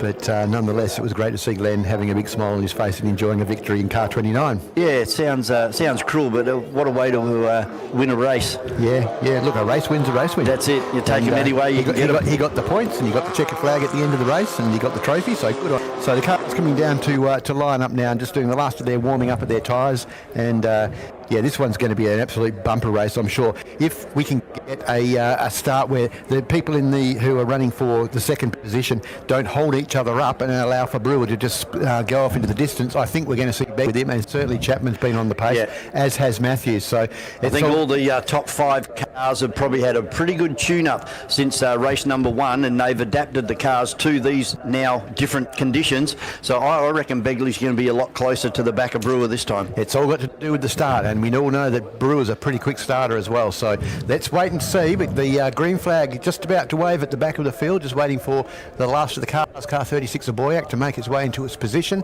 and there's the green flag, so the red light will be on any moment and we'll be away for a start in the second of the Formula Ford races here at MotorMall Wanneroo Raceway. Red lights away and we are racing, and it's a great start from the 57 of Brock Brewer. Pulls out nearly 2 car lengths as they head down into turn number 1 for the frame. Josh Matthews looking for a run already around the outside of Begley. I don't know whether he's going to do it. He's got Chapman up the inside as well. They're side by side for 3rd and 4th at the moment. Matthews on the inside in the yellow car. He takes over 3rd place from Matthews. Matthews and Hall. Yeah, and Chapman just getting in there behind Matthews, but now Hall starting to get right onto his tail as they go over turn 5. Another great start from Brewer, but Bagley is right on his tail, and he's got a little bit of a gap back to the battle between Matthews and Chapman and Hall as they head down into turn 6 for the first time. Well, Matthews already in front of Thomas Chapman in 157. I'll be looking at the yellow 65 to come forward and start matching it with Begley very, very shortly. And if that starts to happen, you'll probably see the 57 drive away into the sunset. Big battle for 4th place at the moment as they come over the top of the hill between Hall and Chapman. Chapman just in front of Hall still as they break down into turn 7,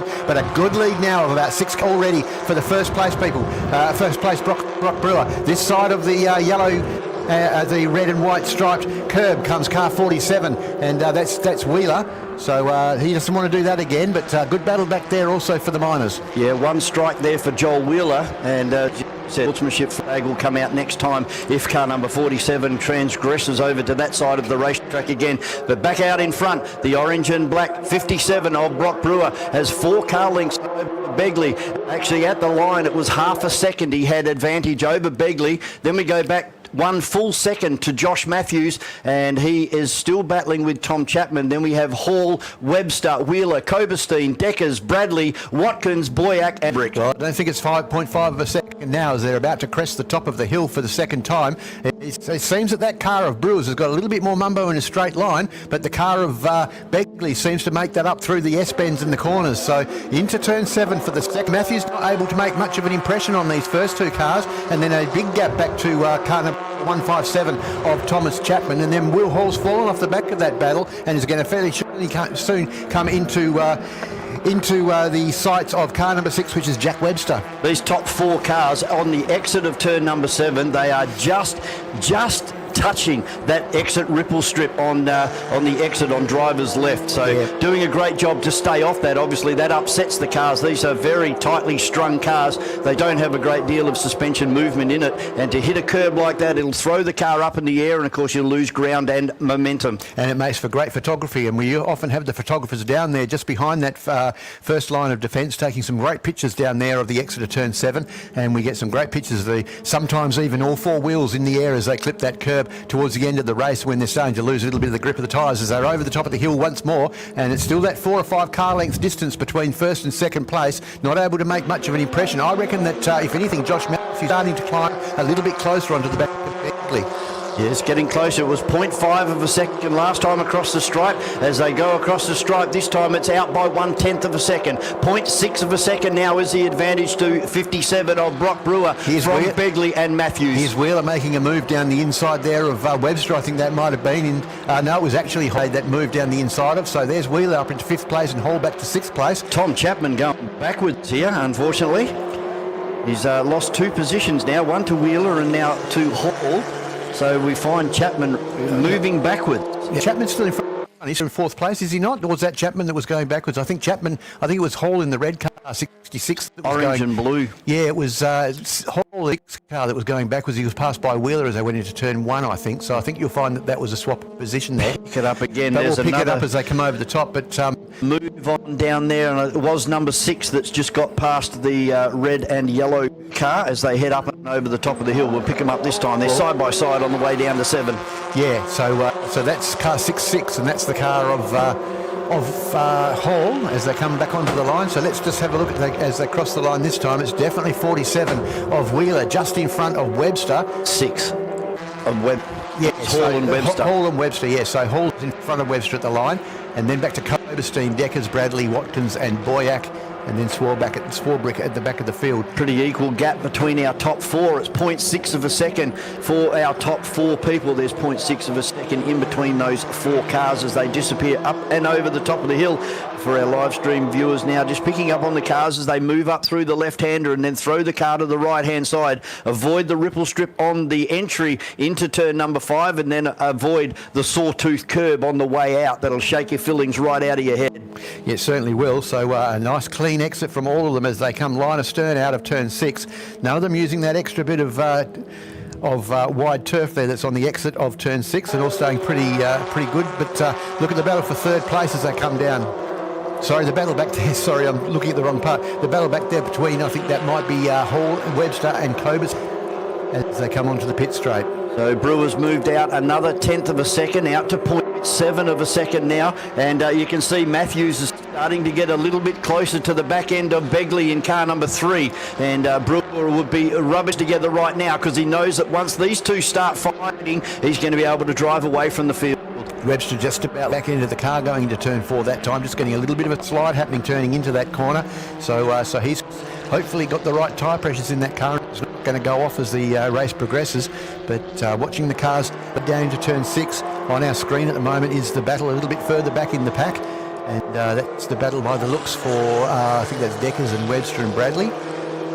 Meantime, our leaders over the top of the hill and down in towards turn number 7, running around in the 62.0 second bracket at the moment. Who's going to be the first to get into the 61s? Can it be this time across the line? And I think it's going to be still holding fast at about 0.7. No, it's come down to 0.6 of a second. First in the 61s, Tom Chapman on that last lap. So he's made a little bit of ground on the guys in front. But yeah, the others in the very low 62s and him in a 61.9. So staying pretty much status quo as it is as they head into turn 4 once again for the 7th time. Don't think the aero advantage to any of our top 4 runners at the moment. There's too much of a break between the car in front, but this is a great battle further back with Hall and Wheeler in car number 47 as they go up and over the top of the hill, and just behind them Adam Koberstein and Deckers. They're running gearbox to front wheels as well. Yeah, they certainly are.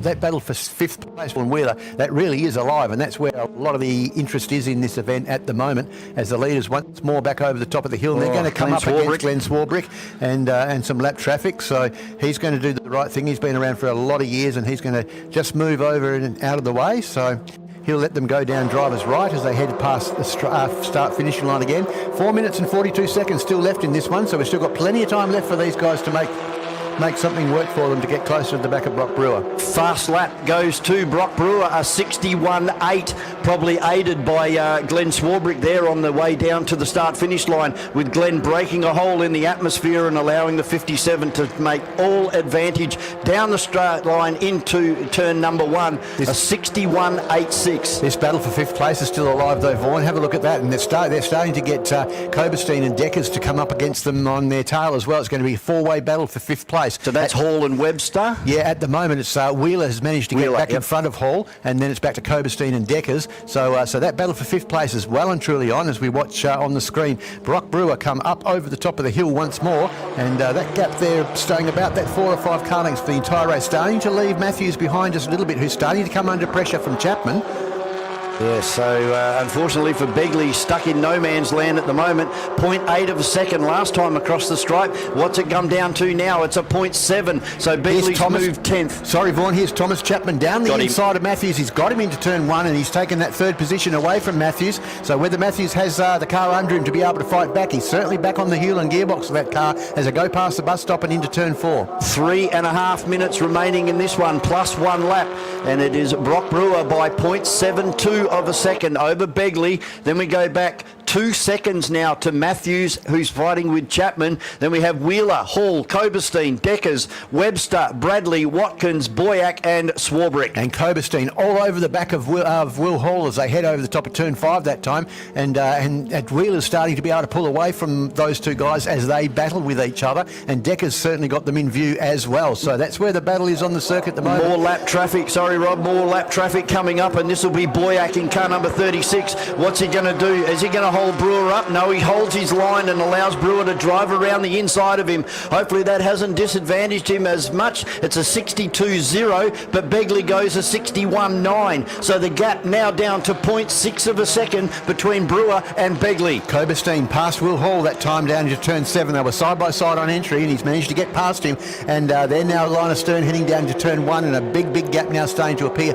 between this battle and Josh and Joel Wheeler up there in 47 in 4th place. Josh Matthews just going past Boyack, who unfortunately slowed him up in that first race and put pay to a 3rd place finish in race number 1. He got past him this time on the way up and over the top of the hill. As for our live stream viewers, we're having a look back at the front of the action here with Brock Brewer in car number 57, holding on by 0.6 of a second from Begley in car number 3. Then we go back a long way. Now these guys are really falling off the back of the pack, and that is Chapman coming under attack now from Josh Matthews in the yellow car looking for the over and under, and I think Josh Matthews is going to be able to pull it off. Yes, he has. So he's going to have priority into turn number 1 as they go side by side across the stripe here at MotorMall Wanneroo Raceway, and Josh Matthews goes back up into third place. Yeah, brilliant move by Matthews, just timed that absolutely perfectly. But this battle back here between Will Hall and the car 88 of Coberstein. Hall back in front at the line then, but Coberstein's got the inside line and takes that back again.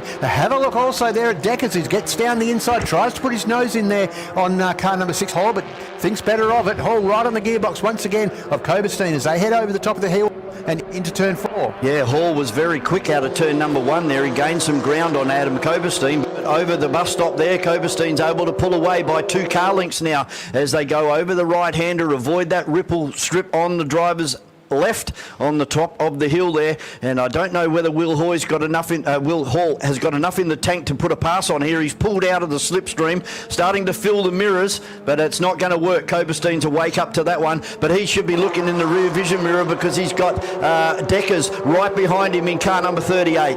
Yeah, absolutely he has, and Aidan Deckers doing a brilliant job here, and just getting down the outside there, back down the inside, of Coberstein is Will Hall, so that was a brilliant move there. We didn't think to see that coming out of turn 6, but he's taken Coberstein once again as they cross the line, and Coberstein now starting to fall into into Aidan Deckers' grip as they head down into turn 1 once more. We've got around 9 seconds left before we see the last lap board come out, so this time past the line, the leader will see the last lap board. Pretty gutsy move coming down into 7 there by those 3, because they were coming up on Boyack in car number 36 as well. Our leaders already coming up and over the top of the hill. Out of turn number 6, it's still Brock Brewer out to 0.8 of a second, so he's starting to extend this lead slowly, but he's doing a great job as he starts to weave and break that toe.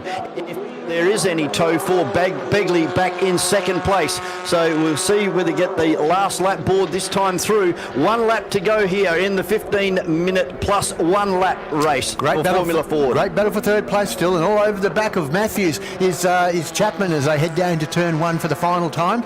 And looked to me like he was trying to get the over and under. Penultimate time round turn 7 for this battle for 4th, 5th and 6th as well, as we watch Chapman go past just in front of Wheeler go past just in front of Hall and Coberstein, with Decker still right behind those guys as well. We've got Hall, Coberstein and having a great battle towards the back of the field. They look like they will be coming up on Joel Wheeler in the 47 very, very shortly. Our leaders down into turn number 6 for the last time. Well, just negotiated the apex and allowing the car to drift out to the driver's left-hand side. Up and over the hill for the last time. It was 0.8 of a second difference last time across the stripe. And he looks like he's going to take out not only pole position in qualifying, he's taken out race number 1, and now he's going to send it out race number 2 as well. Your current state champion in Brock Brewer takes 2 from 2. Have a look at the battle back there for third though, and that's going to end up being taken by Tom Chapman in car 157 from Matthews, and that was the last corner pass that he made down there in turn 7. And this battle back here for 4th, 5th and 6th place is well and truly alive as well. It's going to be 4th place to 5th place to Wheeler, and then it's going to be Hall across the line next, just in front of Coberstein and Aidan Deckers in 8th place. Well, that was just as exciting as what we pumped it up to be, Rob. The Formula Fords, they never let us down, do they? They do not let us down, no, but I can't help but think today Brock Brewer has just something a little bit extra over the rest of the field. He seems to be able to just pull out a little bit of a gap when he needs to. When it starts to close up and look like he's under pressure again, he just seems to be able to put that boot into it and just pull that gap back out again. Drive away. A good managed drive there from car number 57, who takes the win from Begley, with Chapman getting over the top of Josh Matthews on the last corner, as Rob said. He takes out 3rd place. Josh Matthews comes home in 4th place in the 65. Joel Wheeler will take out top 5. Then we have Hall, Coberstein, Deckers, Webster, Bradley, Watkins, Boyack, and rounding out the field, 1 lap down, is Glenn Schwarbrick. Yeah, put your hands together for these guys as they move past you in the spectator areas here at MotorMall Wanneroo Raceway. They've put on a good show for you, and talking about putting on a good show, I think we had a pretty brilliant race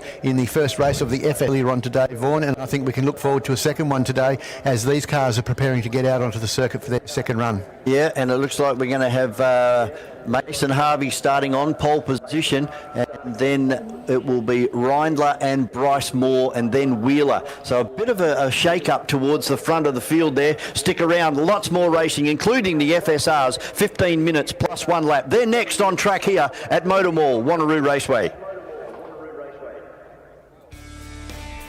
FSR Racing is brought to you by Arise Racing, Radical Australia West, and Perth Motorsport Tyres.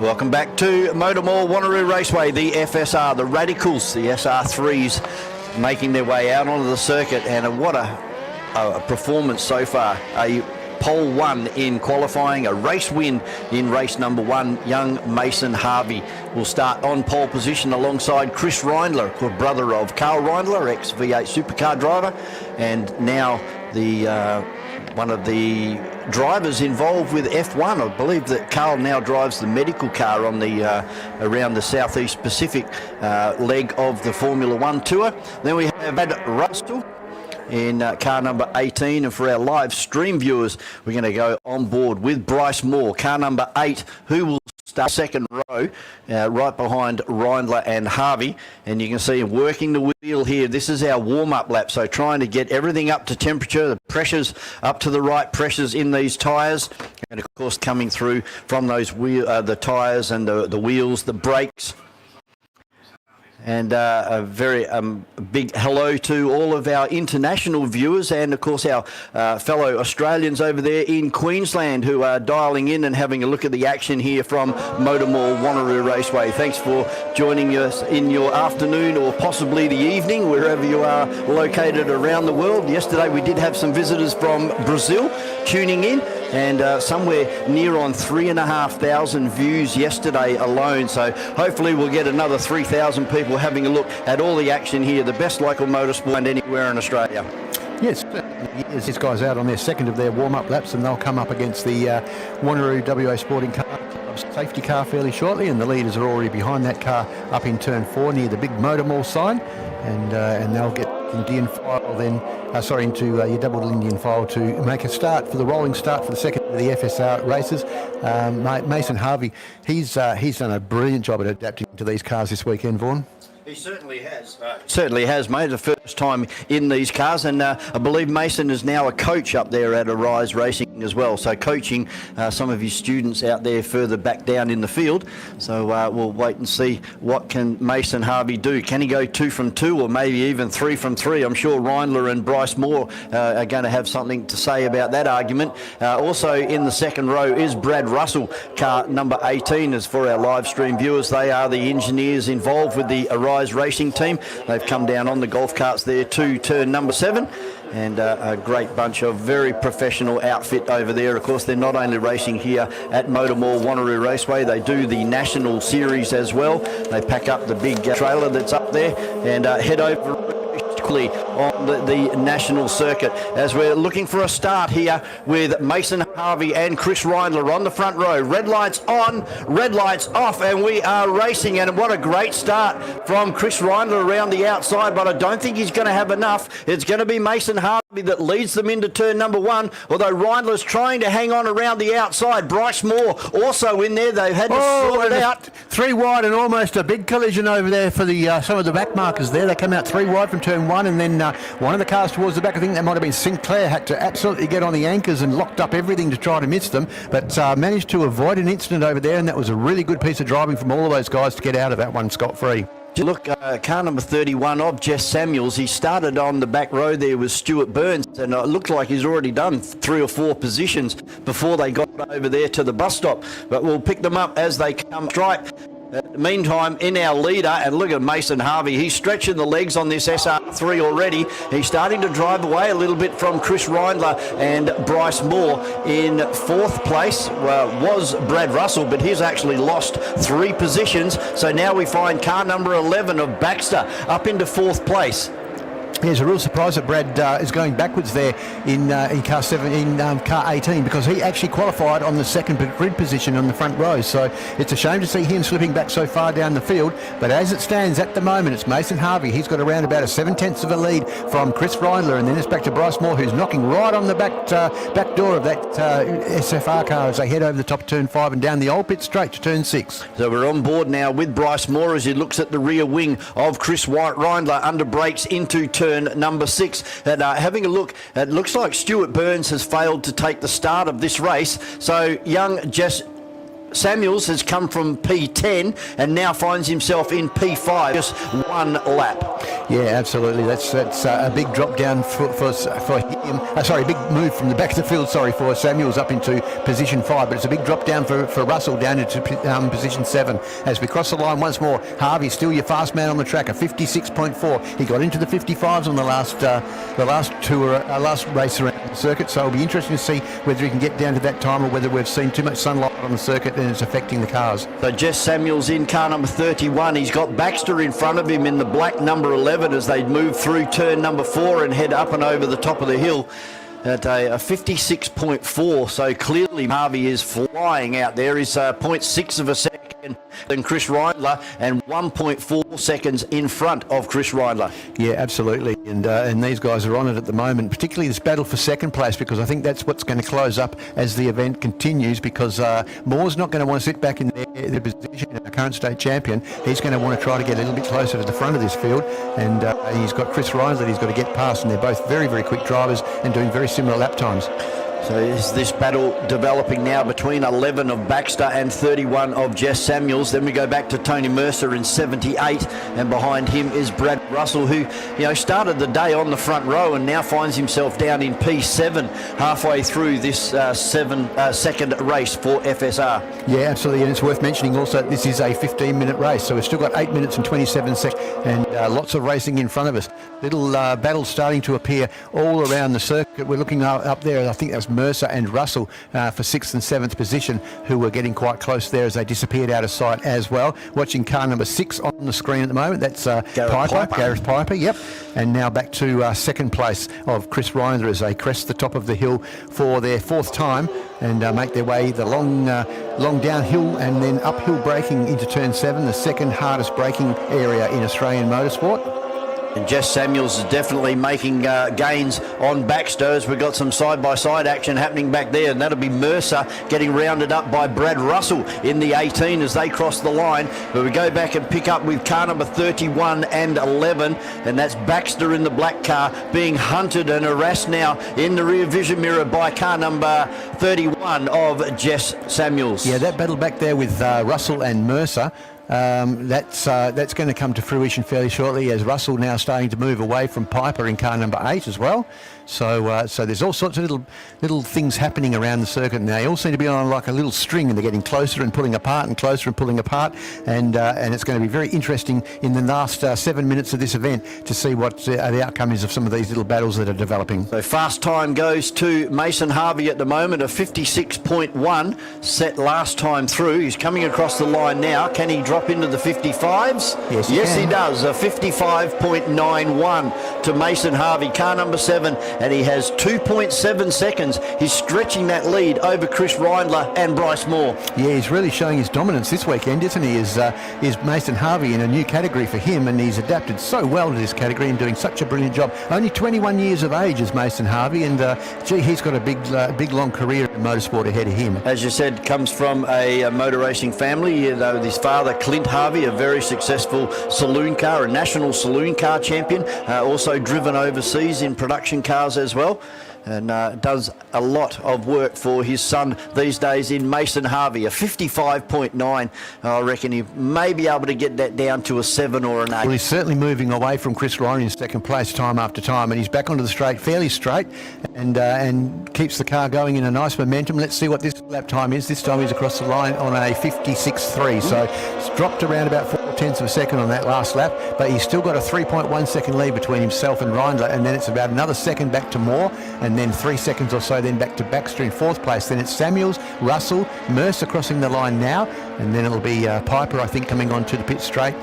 There's Piper across, Di Giovanni across the line in car 92, and then there at the back of the pack in car 10. So Samuels is at that distance now between himself and the car in front, where he's getting hit by that disturbed air, and he'd be loath to try and put a move on until he knows he can definitely get away with it, as he's right into the rear wing of Baxter as they go down in towards turn number 6. There is half a car length now between car number 31 of Jess Samuels and Baxter. You can just see a great shot there of Baxter checking the mirrors as he comes out of turn number 6 and up and over the top of the hill, and he's got a little bit more in the tank up and over the top of the hill, but then under brakes Samuels, that's where he's gaining the ground here on Baxter as they come across the line now. They're probably running around in 58s, and Samuels running around at a 56.8.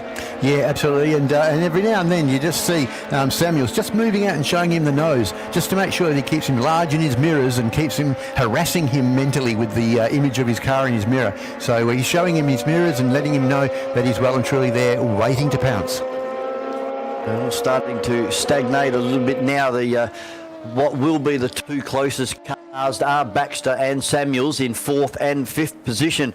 As for our live stream viewers, you can see that battle still going on down there in turn number 6. They're through the apex of the corner and coming right out to the driver's left, and I think Baxter's actually moved out by a car length or so on that exit of turn number 6 as they come down into that hard braking area at the bottom of the hill. But again, under brakes, that elastic band effect, Samuels moves up and gets a little bit more.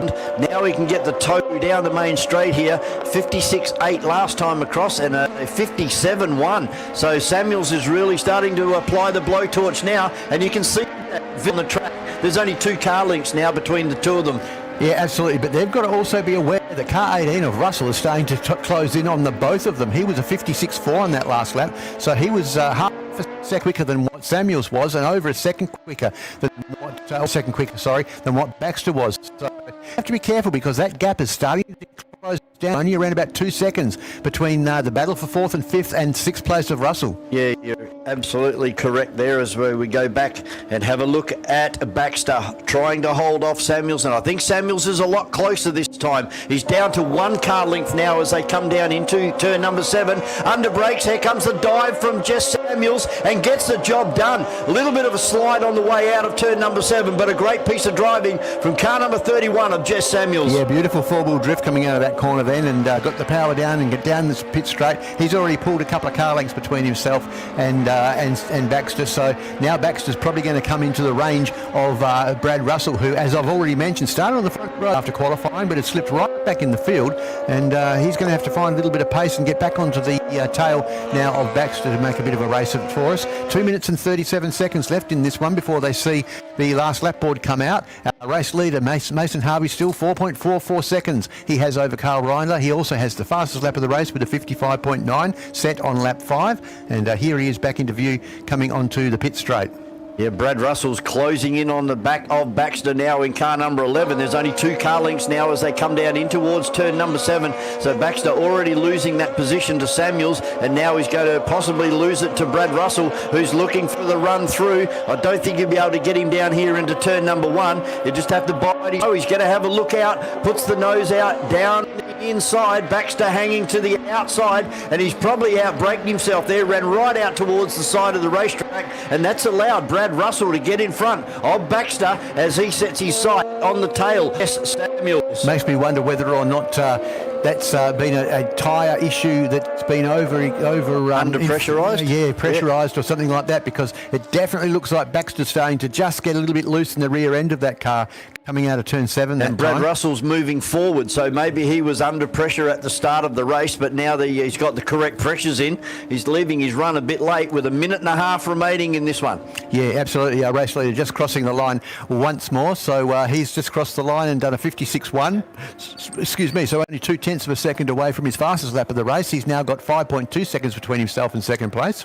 On board now with Bryce Moore, driver of car number 8, down there into turn number 1. You won't see any gear changes because these are paddle shift cars. They operate from behind the back of that Sparco steering wheel. As they head up through the bus stop area there, you can see he takes a big chunk of that curb with the front right-hand corner. Now tries to hang on to that curb that's on the left-hand side. Flips the car over to the right-hand side. Avoid that ripple strip onto the driver's left there, and then hard on the gas. And we've got one off. And that'll be down in turn number 7. Yep, certain. That looks like Di Giovanni, is it? 92. Yes, it is. Yeah, it is. Di Giovanni, and he's got the front of that car well and truly covered in soil. Hopefully he won't put that all over the racing line as he goes down there. He's doing exactly that. Unfortunately, you've got to remember to pull off racing line when you've got a shovel at the front of your car full of sand. But nonetheless, that should get rid of that pretty quickly. And we're 17 seconds now away from seeing the last lap board. Just having a look around the track to see where our race leader is. He's just coming up through the S's at the moment. So he'll get the last lap board on the next time past the stripe. Well, he's pulled out 5.5 seconds from Chris Reindler. Yeah, unbelievable. So what a debut for young Mason Harvey in car number 7. He's doing a brilliant job, and look, he has a national career in front of him. I'm absolutely convinced of that. If he can get his backside into something on a national level and really make a name for himself, I'm sure that he would be able to cope with that very, very well. Very talented young man. There's Mason Harvey down the inside of John Di Giovanni, still spitting and spewing sand out of that car as he comes out onto the MotorMall Wanneroo Raceway main straight and across the line. Last lap board given to Mason Harvey. He was 5.3 seconds in front of Chris Reindler last time through. Now he's stretched that out to 5.4, so only 1/10 of a second gain there. He's gone into conservation mode for the rest of this one with minus 48. We are on the last lap right now. Have a look at the battle between Samuels and Russell, though. Russell's pulled right up onto the tail of Samuels here, and he's just closed up that gap even further coming out of turn 1. So that's where there's a big bit of interest in this race. Has Samuels used all of his goodies up getting past Baxter early in the race, and is he now going to fall into the clutches of Russell? The master and the apprentice out there. The apprentice has the ascendancy at the moment with Jess Samuels in car number 31 in 4th place, being harassed by Brad Russell, the Masters champion the previous couple of years up here at MotorMall Wanneroo Raceway. Let's see what happens down there in turn number 6. But our leader and winner of race number 2, after taking out race number 1 and position in qualifying, it's 2 from 2 for Mason Harvey over Chris Reindler by was 5 seconds in the end. Then we go back to our onboard camera of Bryce Moore for third place. Then we will have Samuels going across the line from Brad Russell. Wasn't able to get the job done, but really impressive to see that car of Russell starting to come forward with about 3/4 of that race already gone. Then the car seemed to turn itself on and march forward. Well, he got the second quickest lap time in the race of a 56.1, only 1/100th of a second quicker than Reindler, but still second quickest behind Harvey for Brad Russell in that race. And that sort of like reflects on the fact that he got second qualifying position earlier on in the day. So I don't know what happened to him in that first race that made him slip back, and he certainly wasn't firing very well in the beginning of this race either, but he came good in the end, and it's interesting to watch him in the third and final event for the FSRs later in the day. Certainly will be for Densford Civil, our Formula Classic already down there in the dummy grid as our leader moving past turn 7 and McCracken House at the moment. Put your hands together, ladies and gentlemen. A young guy, first time out in competitive radical racing. And it goes to Mason Harvey. We're going to take a very short break here. We'll be back with an interview with Demels very shortly. They're going to bail up one of our FSR category drivers, and hopefully it will be Chris Reindler. Back very shortly with an interview with Jamie and Demelza.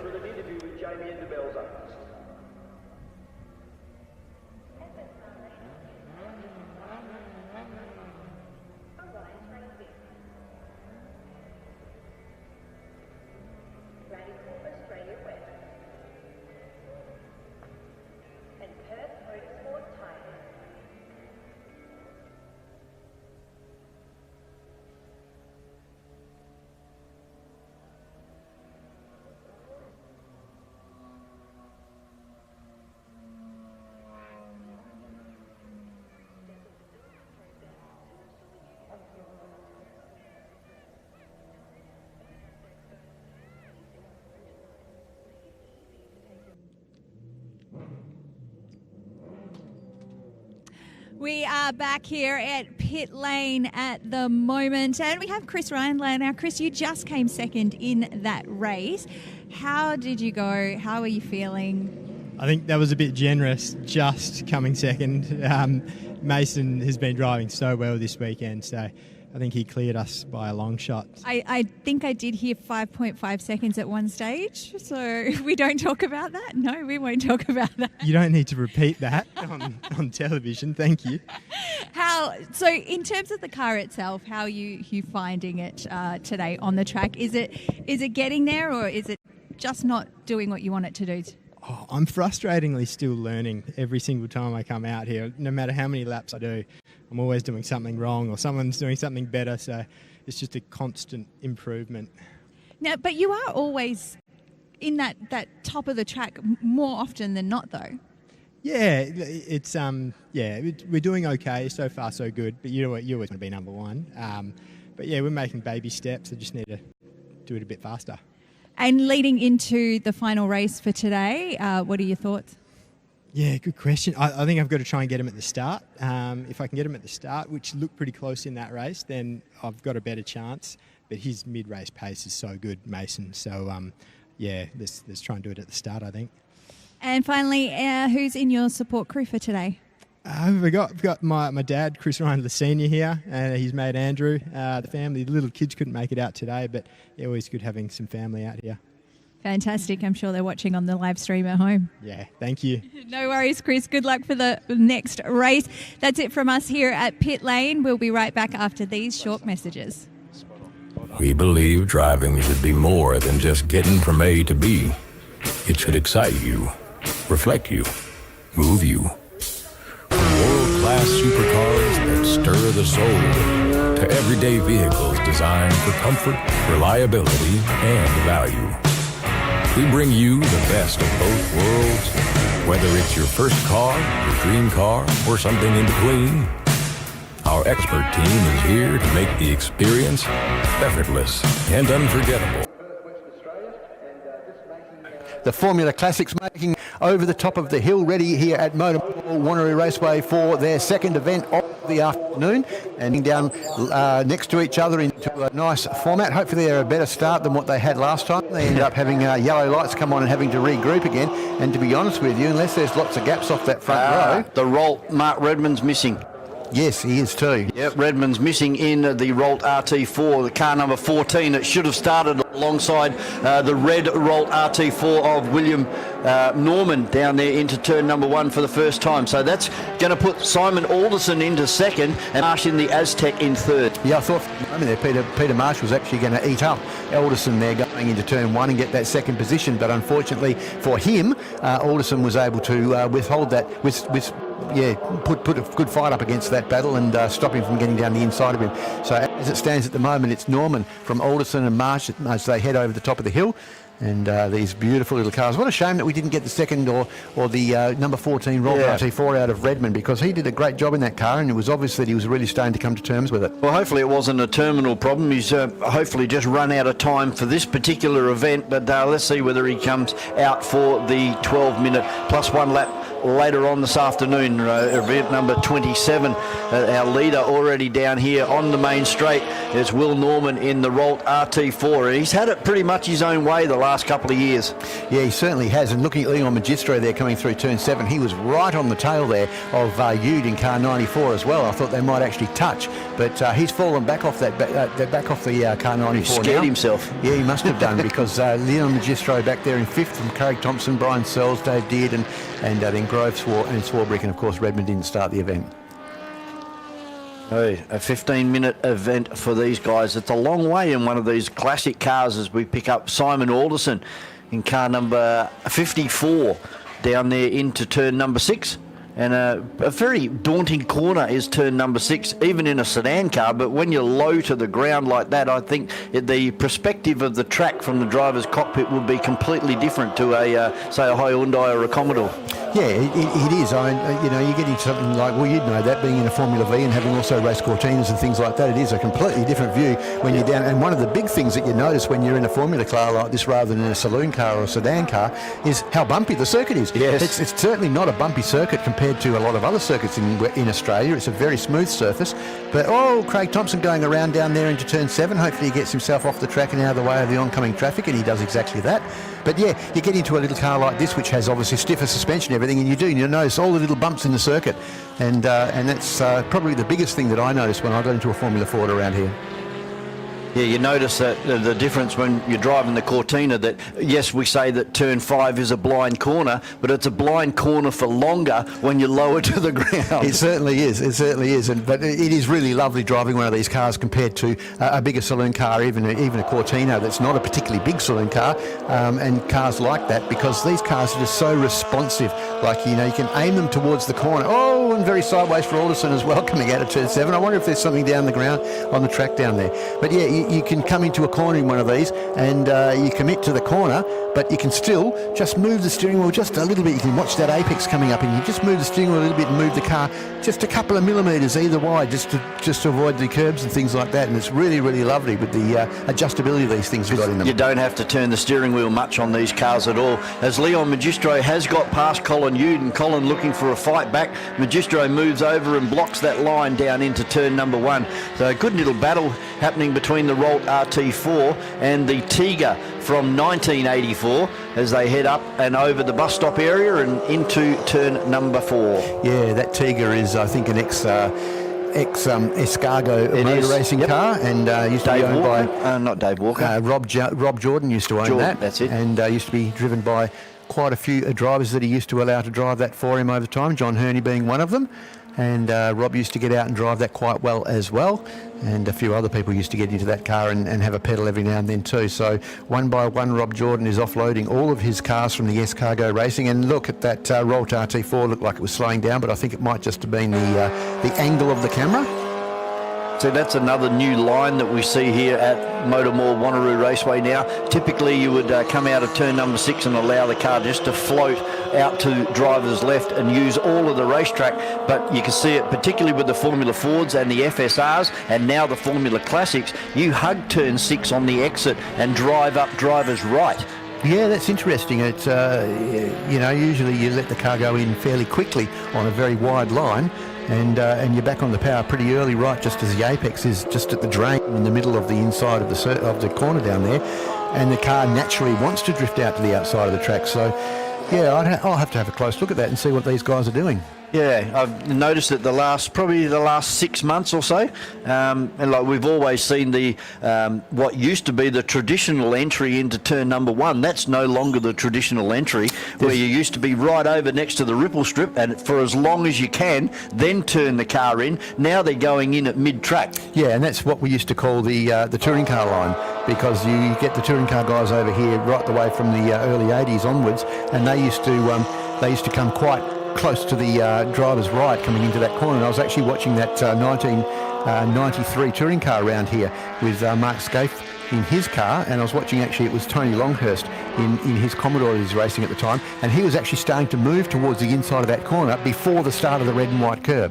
As he went past that first flag point there and start to make his way. So just where that yellow sand is on the entry of that corner, he was already at the curb. So and they used to just double apex the corner.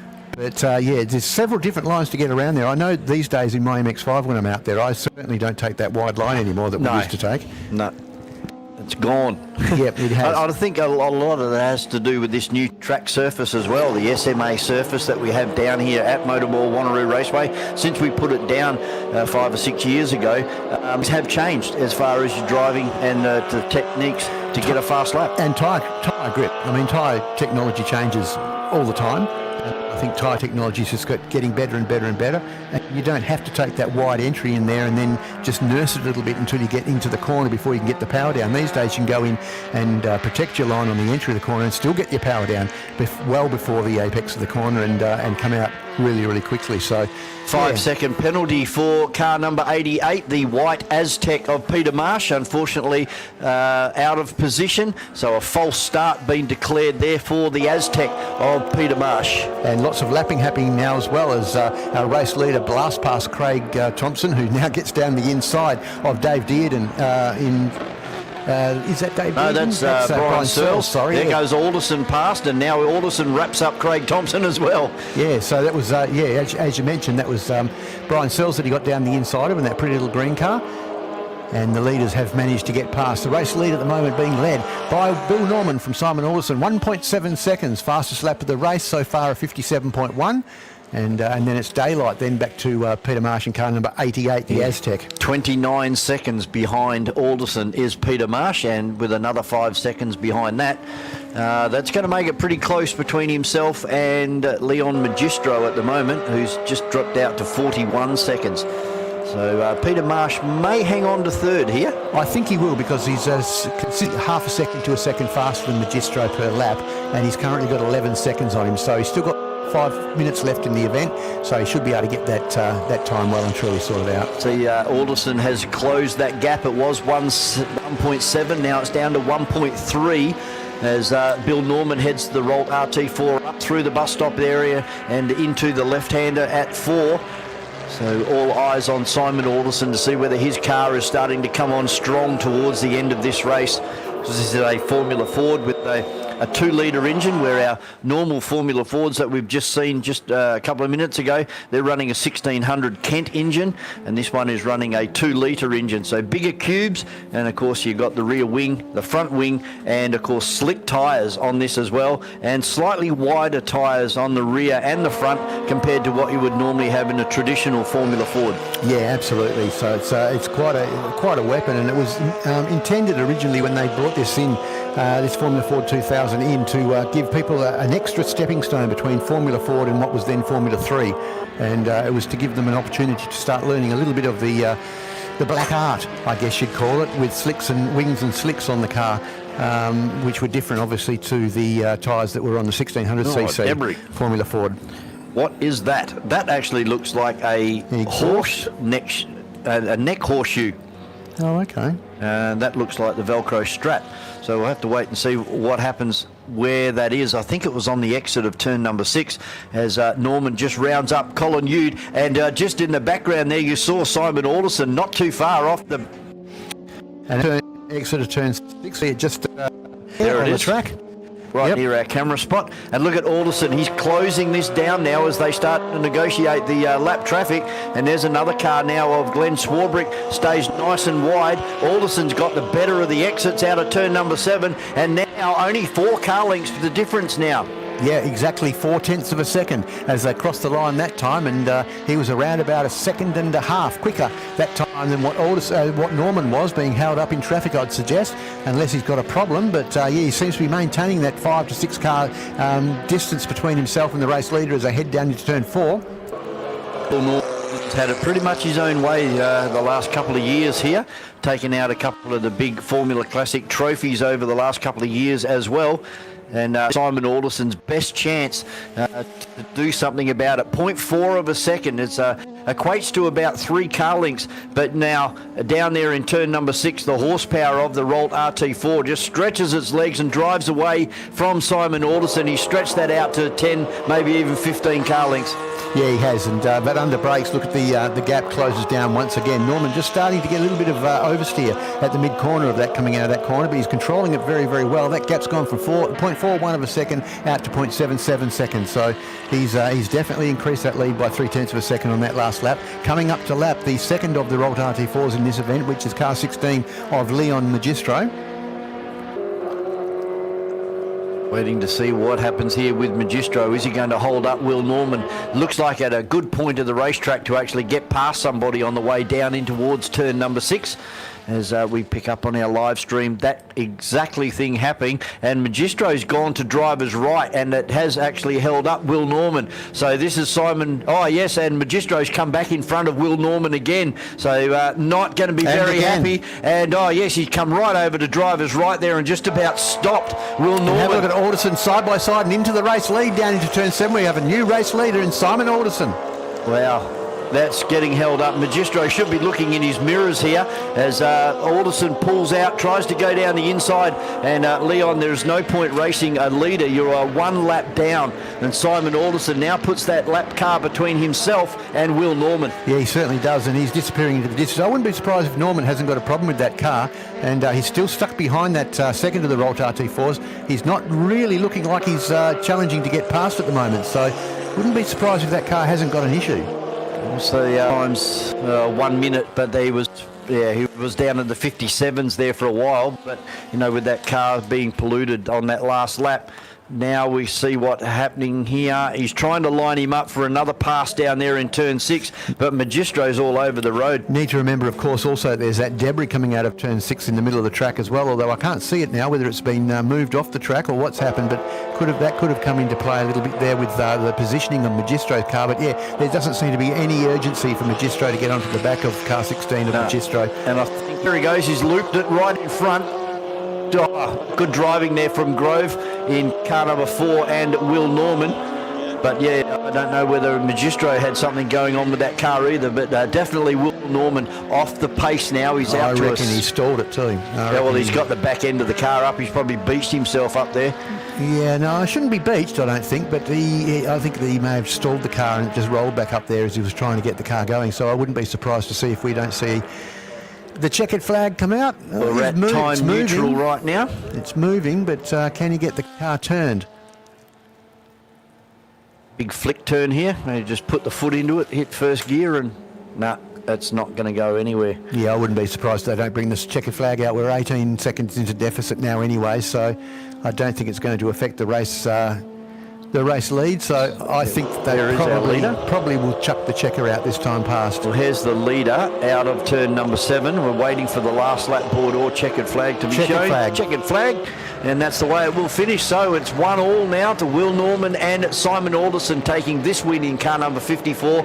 Will Norman in second place. Peter Marsh should be next across the line in the Aztec over there in turn number 4, just dealing with Brian Searles in car number 45. Magistro able to get that car running, and then bunny hops over the ripple strip. Probably not so good suggestion. You just wipe out the whole bottom end of that Rolt RT4.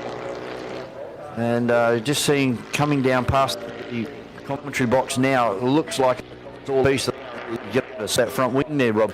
Yeah, though, lucky it didn't have those sliding the skirts on the side of it. Otherwise, yeah, would have definitely have messed those up. But nonetheless, check it out, and we have a race winner. The last of the finishers are just starting to come across the line with Glenn Swarbrick in car 29, and then we've got Craig Thompson coming across the line next in car 182. So there's third place, the 88, the Aztec. Yep, and then the 45 of Brian Sells and the 33 of Dave Dearden crossing the line. Put your hands together for a great drive by Simon Aldous, and in his little Formula Ford 2000 beating a Rolt RT4. That's no mean feat, and deserves an accolade or two as he makes his way back into the pits. Oh, our next event on the card, race number 23 for the weekend for Precision Auto House and TRP Ductwork. It's going to be the improved production and production cars over 15 laps, or 15 minutes plus 1 lap. A big field of improved and normal production cars. They're next out on the circuit. Meantime, we will have a bit of an interview coming up very shortly, and we'll be back with Jamie and Demelza.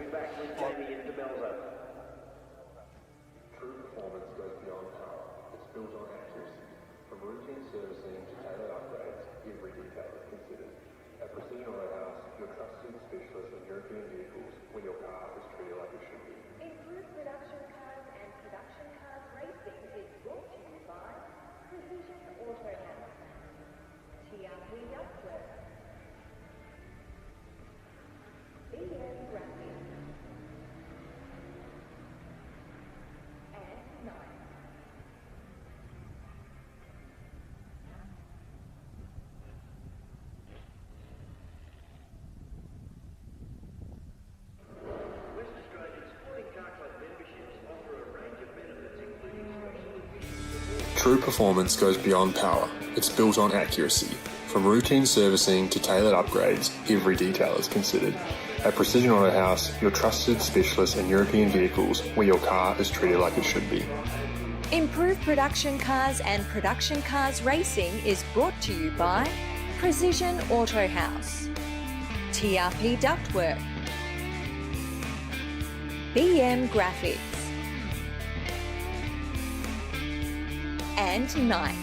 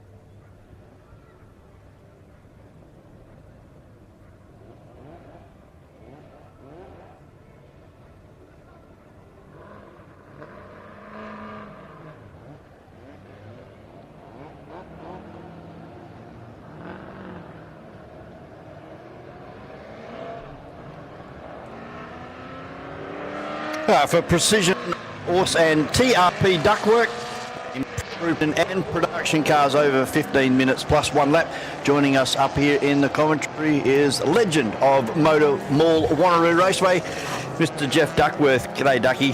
Oh, a bit of poetic licence here, BB. I'm allowed to. Nah. Just love helping. Hey, g'day, Shane. How are you, mate?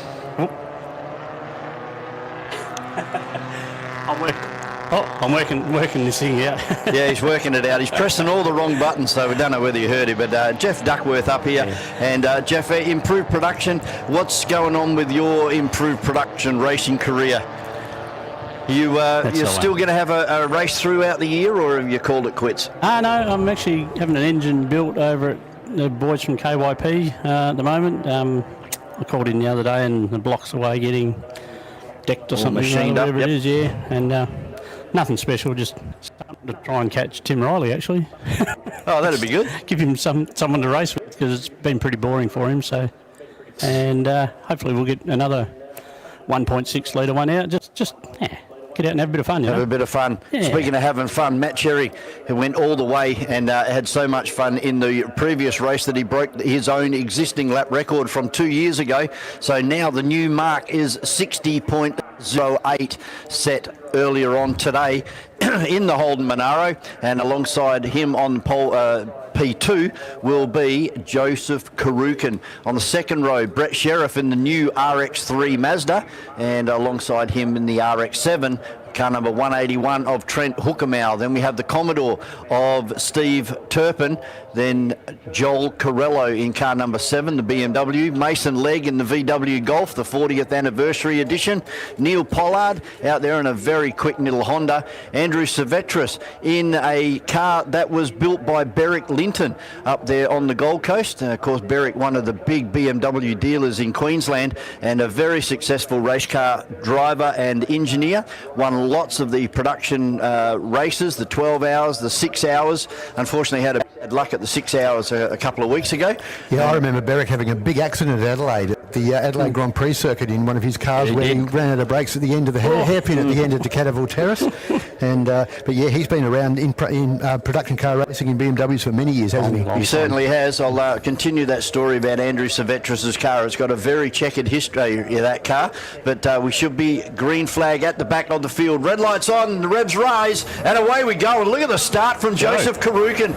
WRX Subaru, and he's got 3 or 4 car lengths over Matt Cherry, although Matt wouldn't be too overly fussed about that, because we've got 2 straightaways here at MotorMall Wanneroo Raceway, and that 600 horsepower Holden Monaro is just biding its time at the moment. We'll let the WRX have its fun in the sun until we get over to the back section of the racetrack, and we've got one around, and that looks like it may be Andrew Silvestris. Yeah, the car that we were just talking about.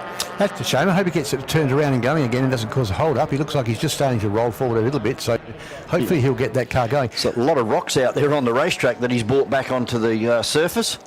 There was a fair few out there actually on the outside yesterday. In the safety car we could see, like places, and coming into turn 2 there was rocks on the outside. So we've gone full course yellow and safety car, which is only to be expected as Andrew now gets the car fired up, whether it's going to drive away.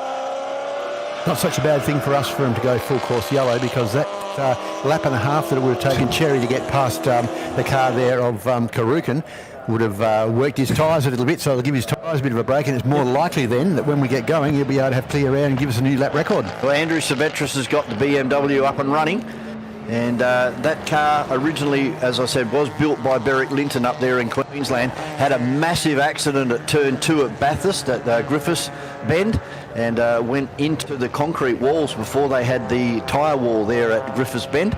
And the car was rebuilt again by Berwick Linton and then sold to another driver in Queensland, and that's where Andrew has picked up the car. An absolute pig when he got it. It was multiple colour panels and a significant amount of damage down one side as the driver had just wrecked it as well. So he's had to do a lot of work to get that car, but I had a look at it at the grid walk, and it's a great piece of engineering work for Andrew and his team. He's done a lot of work on that car, and it really looks like it.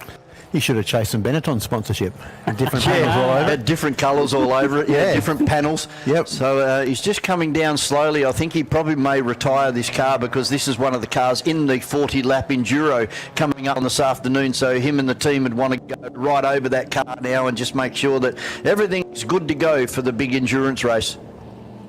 Yep, so that's exactly what he is doing. He's coming into the pit lane now, and he'll go up the north ramp into the back of the pit area and the paddock area. We've got the safety car moving away from the field now, so it looks like we're going to be straight back into a restart, and it's going to be Matt Cherry leading Joe Karukin, and then back to Steve Turpin and Hockermow, and then I think we've got Joel Corello, and then we've got Brett Sheriff as well out there. So they're back to racing in green flag conditions. I don't see any significant damage on Andrew's car down here in front of us.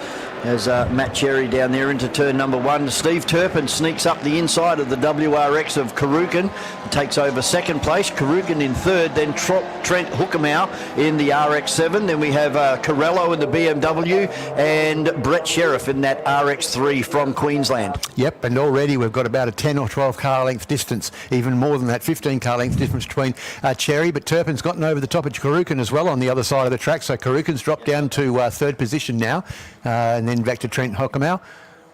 For our live stream viewers, we are on board at the moment with Trent Hookamau in the RX-7, down there in turn number 6, and right in front of him is Karukin, who's just been passed by Steve Turpin a little bit further back up the road, and you can see that both of those cars just disappear up and over the top of the hill, but under brakes is where the RX-7 the advantage over those other cars, as we see Brett Sheriff now putting a move on Joel Corello in the BMW, sneaks up the inside of car number 7, and now has the RX-7 of Hookamau in his sights. Actually, Trent got a monster start. I'd like to see the in-car from that. Beautiful. He got the big jump. He was level with Brett Sheriff on the line, so... Yeah, and that's a good move for the lightweight RX-7 to get the power to the ground that well. So so that was good by Trent to get that good start. He actually had the car apart yesterday. I saw on social media, a diff or a gearbox or something. I just had it out and all in bits. I thought, crikey, yeah, poor bugger. He's keen. Bored, was he? Oh, he's been like him and Royson, the wife, was like a breath of fresh air for our association. Working so hard, really, really good. Yeah, that's good to hear. That's a great association, the Improved Production Racing Association of Western Australia. And here comes our race leader once again down to turn 7. He was around about a second off the pace that he set earlier today when he came across the stripe last time. Let's see what he can do this time as he crosses the line. And that's he's about 7/10 away now. So he's getting there, but he's going to run out of tyres fairly shortly. Yeah, he just messed up turn number 1 as well, unfortunately. Brett Sheriff's been able to get in front of Hookamau. So we wait for the little fire-breathing rotaries down there in turn number 1. Yeah, Joel Corello right on their tail as well. And I've said that before, but I love those E30 BMWs. They look so good on the racetrack, and that's a particularly pristine example of one. And then it's a bit of a gap behind him, back to Neil Pollard in car 19. And then we've got Mason Legg in his little, is that a Volkswagen, I think? Yep, first of the production cars. Yep, Volkswagen there. And then we've got the Croxton Renault behind him. Derek Burns out there as well, just moving up. Cove behind Derek. Yeah, car number 36. In front of Rob Lance. Oh, Rob was at the back, obviously, the off that he had. Problem for our race leader Matt Cherry as we watch Steve Turpin make his way into the lead, and also we watch Karukin go past him. So that's a bit of a problem there for car 44. Looks like he's going to be pulling. He even get the pit lane. Yes, he is. Yeah, that's unfortunate for Matt and his dad Steve, as Brett Sheriff still starting to move away from the RX-7 now of Trent Hookamau. Does look like it's a rear left, doesn't it? Yeah, blown a tyre or maybe pinched it on a curb somewhere around the place. Or maybe even on some debris or a rock or two that have been pushed out onto the circuit over there in the S's. Who knows? Only he does, and he will let us know, that's for sure, as we find out between races what went on with car 44. But new race leader Steve Turpin, and it's great to see Steve back out the front again. Just having a look at the program, the Tander Cup is the next race for these guys for improved production only. And Matt Cherry, if he wants to win another Tander Cup, he's going to have to come from the rear. He is indeed, and he's only got 2 races to sort his car out before he gets out there to do that, and they're both 12-minute races. No, one's 15, so he's only got around about, let's have a look, around about 25 minutes before he's going to be called back to the grid for that Tander Trophy. So hopefully it's something that can be prepared and fixed. Otherwise you'll be seeing people like Steve Turpin and Brett Sheriff and Karukin all rubbing their hands together. I'm in with a chance. Yep. Got to be in the right place at the right time with this one. Absolutely right. Does. Well, I mean, when it goes back, we talk about the Torque Trophy. You go back to the Torque Trophy through the years, it was never the guy who was the standout of the year who won the Torque Trophy. Something had for always street happened. cars. Yep, and it looks like it may be another outcome for that this year for the Tander Trophy as well. Is that Lachlan Cove now, right behind Rob Landsmere? Yep, Rob Landsmere just overtaken him down the back, I think. And then we've got he new car. He flat spotted a tyre in the last race, young Lockie, and we managed to get him a couple of tyres to put on the front so he could get out just in time for this race. Yeah, that's $400 down the drain. It's all learning curve. It's not what you know. No. So the Duckworth tyre wholesalers. They could be, not even wholesalers. You're a good guy to come to for tyres, are you? Yeah, mate. I didn't know that. God, yeah. What size do you want? Yeah, definitely. I'll be talking to you. 15 by 8. Oh, yeah. Oh, there might be some couple of old yokies down there. Yeah, I'll grab them. So Ferreira out there in the Hyundai XL. There's Damon Croxon trying to stop that Renault Megane down there in turn number 7. I believe they had gear selector problems in the last one. He only had fourth gear. Running around when Lansamy hit the wall over here, he was trying to avoid Derek Burns or Cameron Burns, whoever was in the car, and Cam or Derek were trying to avoid Damon Croxon. Yeah, poor buggers. Okay. So hopefully they've sorted it out anyway, which is good for their Enduro this afternoon. Yeah, 40 laps plus 1, or 40 laps plus 1 lap, or 40 minutes. 40 minutes plus 1 lap, I think. For Precision Auto House, and that'll round off a huge 2 days here of round number 2. Day 2 of the 2026 Motor Racing Championships here for the West Australian Sporting Car Club. Things starting to settle down now, and car number 88 passing under safety car. No, that's not like... That's not at all like Tim Riley to do something like that. Yeah, Tim Riley down there in 14th position at the moment, so that's being investigated right now. So there could be a 10 or 20-second penalty coming up here for Tim Riley, who we have on screen at the moment. I'm not sure there's too many under 1600cc IPC cars out there today, so I don't think that's going to affect him greatly. No, it's either unders or overs for the Tander Trophy we have, under 2 litre, over 2 litre. So just the 2 categories. Okay. But for the championship, they have the 4 categories. Under 1600, 16 to 2, 2 to 3 and 3 to 6. We keep an eye on Tim Riley's car down here in turn number 7. You'll see it come around the corner up on 3 wheels. I've noticed it's been doing it today. As we hone in on car number 88 and watch that right rear. It's up off the road, saving rubber, as he's got Laurie Whitome behind him now in the RX-8. And blue flag out for some of the slower drivers. And yeah, you can see the amount of debris that's over there in turn number 2 and 3. Yeah. And I wouldn't be surprised if that's what cut down Matt Cherry's tyre over there. Possibly, yeah. Yeah, the pace has definitely come out of this race, though. We're into the high 63s now for the race leader, Steve Turpin. I mean, there's no reason for him to go out there and strangle it because he's got a pretty good nearly 4-second lead over Karukin, exactly. But he's done a 61.7 in the race earlier, and Karukin's done a 62.3. So they're both pulled the pin on the pace and just going around there for the last minute and 18 before they start seeing the last lap board. It looks like Pollard's just got in front of Joel Corello in car number 7 in the turbo BMW. They're heading towards turn number 4. But as you say, you can tell that the pace is definitely back right out of this race. Everybody trying to preserve their cars now, not only for the Tander Cup, but also for our product drivers. They'll be looking after their cars, getting ready for their 40-minute and 1 lap Enduro. Yes, certainly will, as they all come across the line once more to complete 1 more lap. And the next lap out, they'll be getting the last lap board.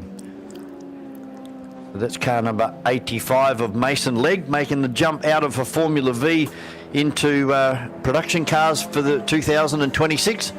And said, although he loved his Formula V, this thing is the best thing he's ever done. He reckons this is absolutely fantastic, and he is going to be our pole sitter for that 40-lap Enduro, 1 second clear of the field. That's really good to see, because you don't often hear it coming the other way. You usually hear people have gone from a saloon car into an open wheel car thinking that that's the best thing. And it's great to see it going the other way, where they've jumped into a car with a bit more, a bit of a higher centre of gravity and wobbling around a bit more than what they're used to, and saying it's the best thing they've ever done. Yeah, he's taken like a duck to water, isn't he? Yeah, brilliant. Yeah, the open wheelers can be a little bit kind of a sterile environment. They do the same things, but you've got a lot more variables once you've got a roof on. I've always liked the compromise, but then I've never really had much choice. But I've always enjoyed a bit of a compromise. You have to drive around. It makes your work a bit harder, and it gives you more satisfaction when you do it well. Yep, for sure. There is the very quick Honda of Pollard. And since he put that new motor in, remember that big blow up that he had here? That devastated everything from the front rego plate to the rear rego plate. That took out every moving part in that engine. It was a huge blow up. But this motor that he's got in there now, it's very, very quick and very reliable too.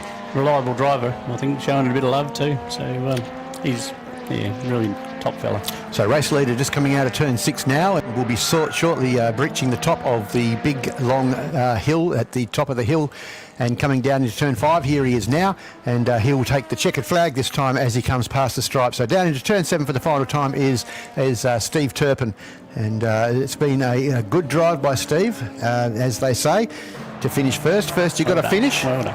And he's across the line for Diesels and 4.5 seconds. Yep. And Tim Riley pinged 15 seconds for passing under safety car. Yep. Poor bugger. Yes, but it's good to see that they're actually enforcing some of those regulations with the yellow flags. It's been a bit of a strange yellow flag weekend in many ways across many levels of motorsport. But we've seen Karukin finish in second place. I'm not going to start that again. No, don't. And then Brett Sheriff crossing the line in car 27 in third place from car 181, the little black and red RX-7. Then we've got Neil Pollard crossing in 19 in front of Joel Corallo. And then we've got Mason Neeg finishing in 85 just in front of, is it Brett Peters in that car or is that Croxton? Could be Brent Peters, I would suggest. Yes. Car number 76. Yes, I think it is. Okay. Because and, Damon was in the first one. Yep. Brent's in this one, and now it'll go back to Damon. And they'll be sharing, obviously, when they go out for the 40-minute run later in the afternoon. And so great to see Brent Peters having a good result in 8th. Back to Derek Burns in 92, and then Rob Lansmere in 56. Lachlan Cove just crossing the line now in his first run out there in that little XL in the IPCs. And then we've got Gavin Dixon already being lapped, Laurie Whittam, Michael Wood, Tim Riley, Trevina in that really pretty little VS Commodore, the orange and black car, Craig Ferreira, Wesley Lau, and then we've got Andrew Silvestris and Matt Cherry, unfortunately not finishing the event. Andrew actually got back out. Yep.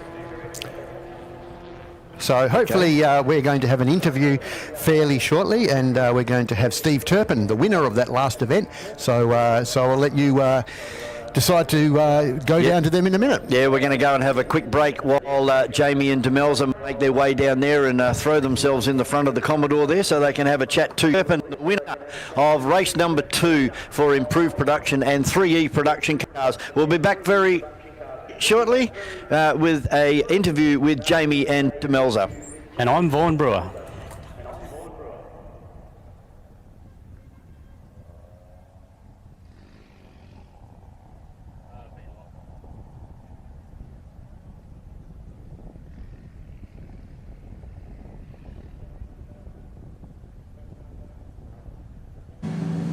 We've just seen the running of the mixed category of production vehicles and improved production. We've got the winner with us right now, Steve Turpin. Steve, congratulations on the win. Yeah, it's a really weird race because it was quite interrupted. How did you manage yourself with your strategy before you started the race? Just go out and try your hardest, mate. Pushed. We had a few dramas in the first race, so fix them and hopefully it worked. And how's the car producing? I mean, a Commodore, a classic Holden, mate. You've got to be happy with the result with this vehicle. Yeah, it's amazing at the moment, mate. Like today was supposed to be a testing day and it just keeps getting better and better. So when you're out in the track with all those disruptions, did you have to change your strategy at all while the race was going on, or just basically gave it the best push you could with the car and just see what the outcome would be? I run my own business, mate. I'm pretty used to distractions. So, nah, it was good. Just head down, bum up and keep going. And was the competition pretty hot in the track throughout the race? It was Cherry. Something happened to Cherry, so that's a bit unfortunate, but I need to find out. Hopefully he's back next. Well, one less driver to worry about, I suppose. Yeah, he's a big one to worry about too. So you're going to be competing for the Tander Cup today as well, obviously. So what do you think your chances are for that sort of race, for the outcome of that race? We'll just have to wait and see. I don't want to get too carried away with that. Well, mate, congratulations again. First place as well. Well and truly deserved, especially in a race that was so interrupted. And good luck with the rest of the game. Thanks, mate. Appreciate it. All the best. That's all from us. We're going to go to a quick ad break. Back here, live at MotorMall Wanneroo Raceway very soon. We believe driving should be more than just getting from A to B.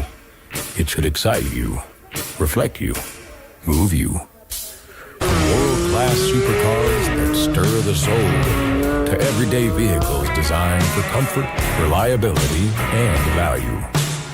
We bring you the best of both worlds, whether it's your first car, your dream car, or something in between.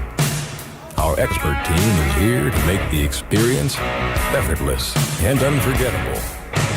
MotorMall, where performance meets possibility. The 2026 WA Sporting Car Club Championship is brought to you by MotorMall, Electrical Group Training, Sets, Crushing Services Australia, Bond Hire, Gallagher, and Radlink Communications. The whole weekend so that we can come racing, but thank you very much, and of course all of our officials over this side of the world in Motorsport Australia, our DSO, our clerk of course, and of course our medical teams as well down there in the medical centre, and our very proficient doctor down there as well. And then we've got our recovery teams as well, our fire guys, and a big shout out to Shane Carlin, who's here today. He's having a few health issues, normally one of our flatbed drivers here for Triple AC, and great with Shane this morning, and see that he's getting on top of the health problems, and should hopefully at MotorMall Wanneroo Raceway later this year. So not too long to go, and we'll get into race number 3 for the Formula Fords here at MotorMall Wanneroo Raceway.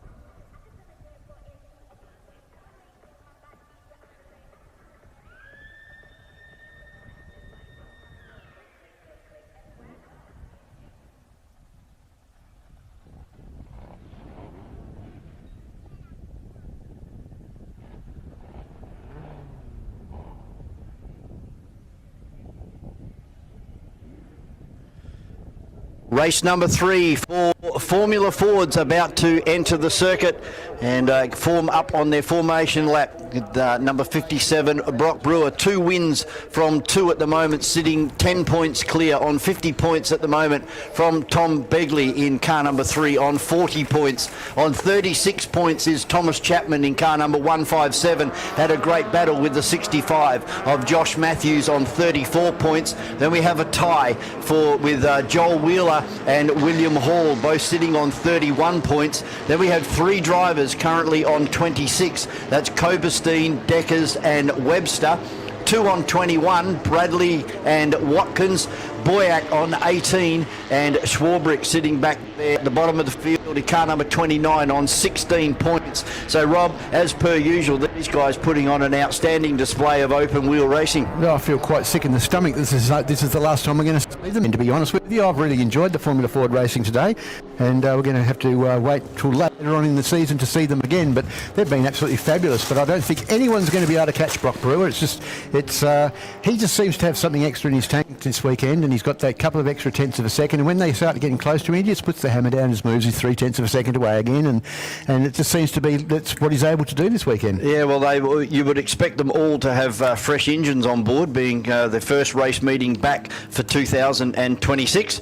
So all fresh engines, fresh rubber as well, and then of course the know-how of the engineers behind all of these guys.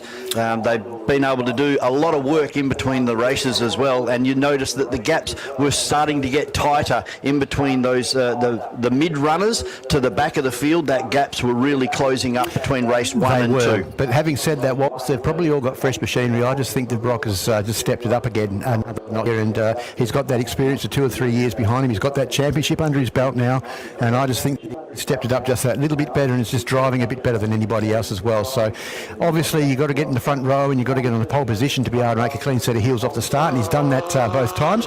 So let's see what happens in this third one. So he's starting from pole position next to Begley, then back to Chapman and Matthews, Wheeler and Hall, Coberstein and Deckers, Webster and Bradley, Watkins and Boyack, and then Swarbrick at the back of the field. So this is going to be really, really good.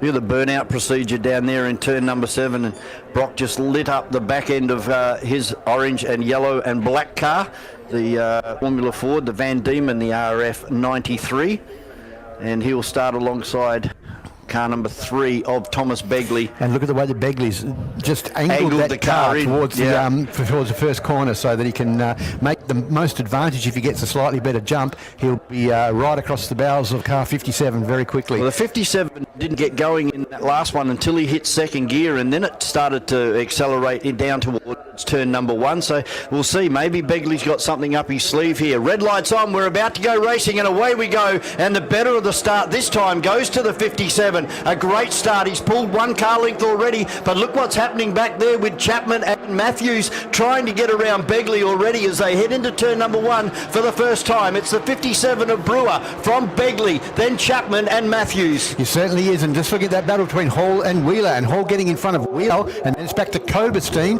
and then we've got Deckers on the tail of those guys. So nice clean start from everybody as they make their way up to 5 for the very first time here at MotorMall Wanneroo Raceway. Yeah, the 57 looks really good on cold tyres. That's where he's making the gap, and then he just manages the gap for the rest of the race. So we saw the last win was 0.8 or 0.9 of a second. He's already pulled out at least 0.4 as they come out of turn number 6 for the first time, and right out on the concrete apron this time, but Begley is closing in. This is going to be very close. So Begley going to try and run around the outside, and Brewer moves across and blocks that line down into turn number 7, but Begley looking very, very racy very early. He is indeed, and very clever there also of Brewer to just back out of it and slow up at the apex of the corner, stop Begley being able to get the over and under, and he's looking this way and that as they go down the pit straight, but he's not able to do anything on that, and then it's back to a really good battle back there between Chapman, Matthews, Wheeler and Hall.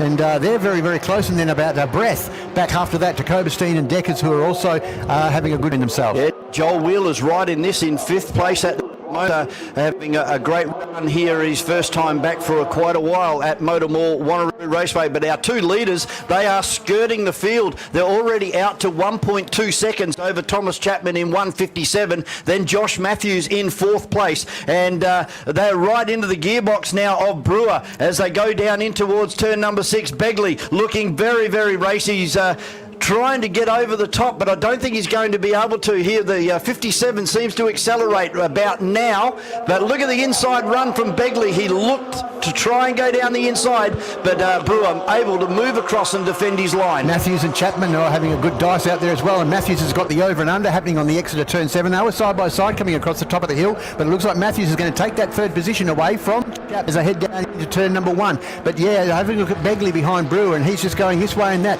He's filling the mirrors of Brock Brewer, and he's hoping to distract Brewer by doing that, but I think Brewer is probably a little mature as a driver these days to be distracted too much by that sort of action. A lot closer early at the moment, only 0.2 of a second difference between first and second as they disappear out of our sight as we pick them up on our Turn 7 Media live stream, and Begley again looking menacing down in towards turn number 6. Moves out, fills those mirrors again, as Rob said, but Brock Brewer too smart this time. Through turn number 6, car gets a little bit loose on the apex of turn number 6, but it looks like he's extended his view here of the back of Begley by 2 car lengths as they come down in towards turn number 7. Yep. The leader is still 57 of Brock Brewer. Yeah, and third place is still being held by Matthews, just in front of Chimena. Good dice further back behind them between Wheeler and Hall trying everything that he can to get on the back of car 47, but not able to do that. Good battle also there with Koberstein under attack at the moment from Webster, and Webster's going to take that position away from him unless Koberstein can stick on the outside, which he cannot do, and that's also allowing Bradley to come into that battle as well. Yeah, good drive there from Webster to go up the inside there, and Koberstein, nothing he could do about that one. He was hung out to dry there in turn number 1 as we go back and have a look at what's happening up the front of the field. 0.3 of a second, so Brock extended his lead by 0.1 of a second on that last lap, and it's still too close to call at the moment. We're down to 5 minutes and 20 seconds remaining plus 1 lap. Yeah, and we've got also the fastest lap on the circuit so far was on that last lap, and that was Josh Matthews in car 65 at 62.4. But those times, look at this battle as they come over the top of the hill with Begley all over the back of Brock Brewer this time. He's looking for an inside, not able to get it, but Brewer's inside line as they come onto the pit straight once more, not able to get the over and under, and just sticks there. His nose behind Brewer on his gearbox, and they head down nose to tail down towards turn 1 once more. Josh Matthews hanging on for third place at the moment from Tom Chapman in the 157. They're having a really good battle as they have done all day in the previous 2 races, but across the line that time it was 0.18 of a second difference. You can see it's down to 1 car length, and Brewer's got the car sideways on the entrance into turn number 4, so that's going to give Begley a big sniff as they go down in towards turn number 6. Now this is something that we didn't see in the first 2 races, and that is Brock Brewer under pressure this closely at this point of the race, and has he got the right tyre pressures for the right time in the race? Because as you mentioned, he's going to get a little bit loose on the back of that car, and that could be a pressure problem. Yeah, let's have a look now as they come out of turn number 6. He's extended it back out to 2 car lengths, but now this car of Begley's gets it is very quick out of turn number 6, and again he's all over the Hewland gearbox of the 57 in front of him. He'll be looking for the over and under here. Brock needs to stall the car and get back over to the driver's right, and that's exactly what he does. Makes Begley run around the outside into turn number 1. But Begley's got to look down the inside. He's not going to be able to do it though. He'd have to be Superman to get down the inside there. He'd have to have twice the size brakes on the car. But you're dead right. Stalling that car at turn 7, he's a master at doing that as Brock Brewer, and he's stopping that car at Begley from being able to get his nose down the inside and come side by side down the pit straight. So he's doing everything that he can. He's driving very defensively and at the same time maintaining his speed. I can't see that Matthews and Chapman are getting any closer to them at this stage. So even though these guys are dicing for the lead, they're still managing to maintain that distance between themselves and second and third and fourth. It's not like Formula V where they work together, is it? These guys, it's every man for himself. Oh, no, there's no working together in Formula Ford, that's for sure. It's cutthroat. And just looking at these guys now coming out of turn 6, and making their way. A bit more of a gap this time for Brewer. So even though the car behind's got a little bit more poke in a straight line, I think, he just doesn't seem to be able to do anything on this lap. So there's 2 car lengths between them as they come into turn 7. They've got about 2 minutes and 55 seconds before they'll see the last lap board. And here comes Glenn Schwarbrick as well, just to throw in a little bit more drama. At 14 hundredths of a second, 17 hundredths of a second now. Brewer sets fastest lap, a 62.16. And now are they going to be able to get past Glenn Schwarbrick? Glenn stays over to the left-hand side, allows Brewer and Begley to whip straight over driver's right. And this is close. Formula Ford action here at MotorMall, Wanneroo Raceway. And it's going to actually pollute the guys in third and fourth place more than it is going to pollute the leaders with Schwarbrick. But Schwarbrick did exactly the right thing then, and he was very predictable as to what he was going to do and allowed the guys to be able to get cleanly past him. Well done, Glenn Swarbrick. 2 minutes and 15 seconds plus 1 lap to go. It's still Brewer hanging on by the fullest amounts. There's 1 car length difference as they're down there in turn number 6. But coming out of turn number 6, Rob, the 3 of Begley looks like it really accelerates hard. It seems to be able to get the power down a bit quicker. I don't think it's so much quicker as an engine in a straight line as it is. It seems to be able to get the power out of turn 6 just a little bit better than what Brock does. This time he's actually got the over and under, but he hasn't got the power out of that corner that time to be able to get Drew alongside. So maybe a softer rear spring. He's definitely showing his intentions, that's for sure. And once again, crowding the mirrors of Brew as they go down into turn 1. Nothing that at this stage that Chapman can do about Matthews for 3rd place. Big gap then back to Wheeler and Hall, who are still all over each other for 5th and 6th. And then we're back to Webster, Deckers, Coberstein, Bradley, Watkins, Boyack and Swarbrick. Who is going to make a mistake here as Brock Brewer gets it sideways through turn number 4, and that again will give Begley a sniff as they go up and over the top of the hill. He's the closest he's been coming out of turn 5 so far, and he's going to have to defend into turn 6 as Brewer, otherwise you're going to find that he's got Carney down the inside, and that's exactly what has happened. New race leader, car 3 down the inside of Brock Brewer in turn 6. Brock sideways again. Yeah, Brock very sideways, but still manages to come out fairly clean and straight coming out of the corner. He's right on the gearbox as they crest the top of the hill, and it's side by side down into turn 7. They've got about 50 seconds left in this race. Brock Brewer has managed to get that lead back again, but Begley's not going to have any of it. They're side by side, almost contact there as they come out of the corner, but Begley back into 2nd place. The Major Mitchell line there worked for car number 57 and gets hold of the lead again by 17 100ths of a second. We're down to 30 seconds plus 1 lap, and so 2 laps to go. Have a look at how Matthews and Chapman have started to close up on this battle for the 1st place too. They're starting to hold each other up as Begley gets very late and very much onto the back gearbox of car 57 into turn 4. So it's going to be a 4-way battle once they get that last lap board. It certainly is, and Begley looks like he does have the advantage at the moment over the 57 of Brock Brewer. But Matthews now starting to get closer and closer to Begley. So the more that Begley and Brewer are fighting up the front, this is going to open the door for Matthews and Chapman. They're starting to close up very, very close. Brock Brewer uses all of the concrete apron on the way out of turn number 6. It hasn't perturbed Begley at all, as Begley looking down the outside this time. Who's going to have the biggest set of brakes? And it's going to be Brewer, only just, but now this has definitely brought Matthews and Chapman to the party. Yeah, have a look as we just about see car 3 of Begley go down the inside, but that was blocked off and the gate shut well and truly in his face by Brock Brewer as they head into turn 1 for the final time, and it's 4 cars now battling for the lead, and it's going to be anyone's race from here. Wow. Brewer, Begley, Matthews and Chapman all nose to tail up through the S's past the bus stop and into turn 4 for the final time. Now this race is swings and roundabouts with Brewer and Begley having a huge advantage, and now it's turned into a 4-way battle for the lead as they head up and over the top. Fast man on the track that time was Matthews in the yellow 65 as they head down in towards turn number 6 for the last time. They're also coming up on some lap traffic down there as well. That'll be Boyack in car number 36, and Brewer's put a car between himself and Begley. Begley drives around that slower car. They've all cleared the other car. This is it. Last lap, last corner, and look at Matthews up there trying to hang on. They still have got to negotiate the slower car. There's going to be an almost coming together between Matthews. Matthews up the inside takes second, but Brewer takes on 3 from 3 and pole position in qualifying, but an outstanding run from Josh Matthews, closing quickly. Takes second place from Tom Begley and Tom Chapman. You've got to be feeling very sorry for Tom Begley, don't you? He did an outstanding job of putting pressure on our race winner all the way through that 12-minute race, and then to lose that second position right at the last minute to Matthews. But well done to Matthews. He set the fastest lap of the race, and well and truly deserves his position as well. Guys, make sure, and ladies, make sure you're putting your hands together for these guys as they come past at the end of this race, because they have turned it on here at MotorMall, Wanneroo Raceway. What a magnificent Formula Ford race. Our only open wheel category on the program today, and it has been the highlight of the day so far as our Formula Ford racing. It's always typically close, but that just replicates what we keep belting on on about, mate. We've got some of the best open wheel races here in Western Australia, and when they put on a race like that, it just demonstrates it right to the forefront. Absolutely. I said at the start of this event that I was somewhat sad that this was going to be the last Formula Ford race I'm going to see this weekend and for another month or so.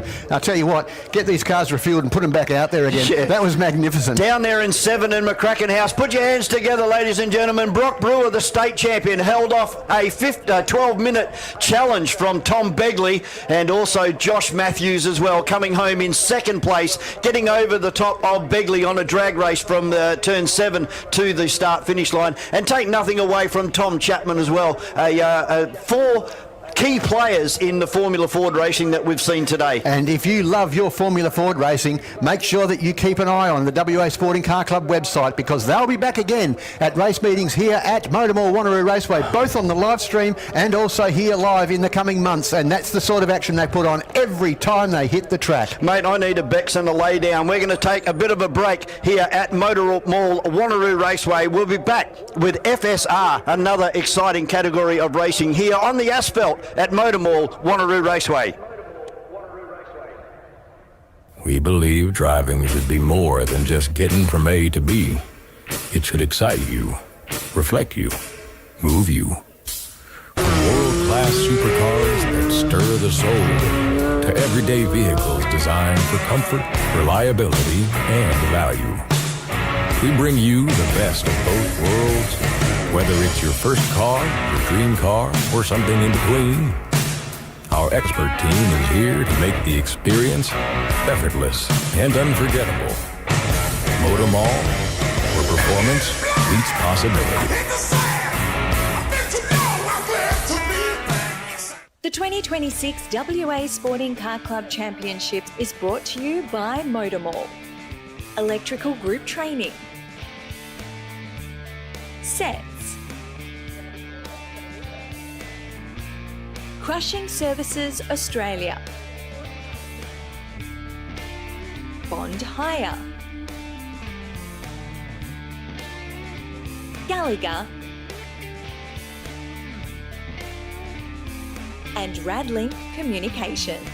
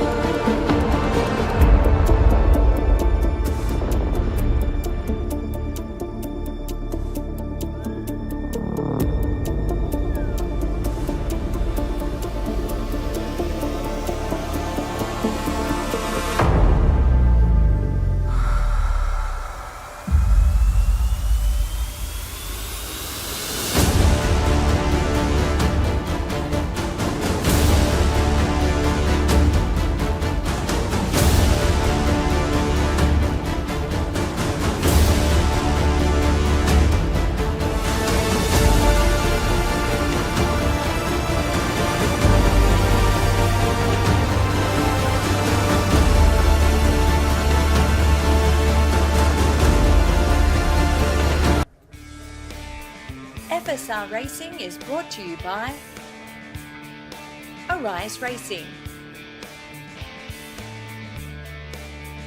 Radical Australia West, and Perth Motorsport Tyres.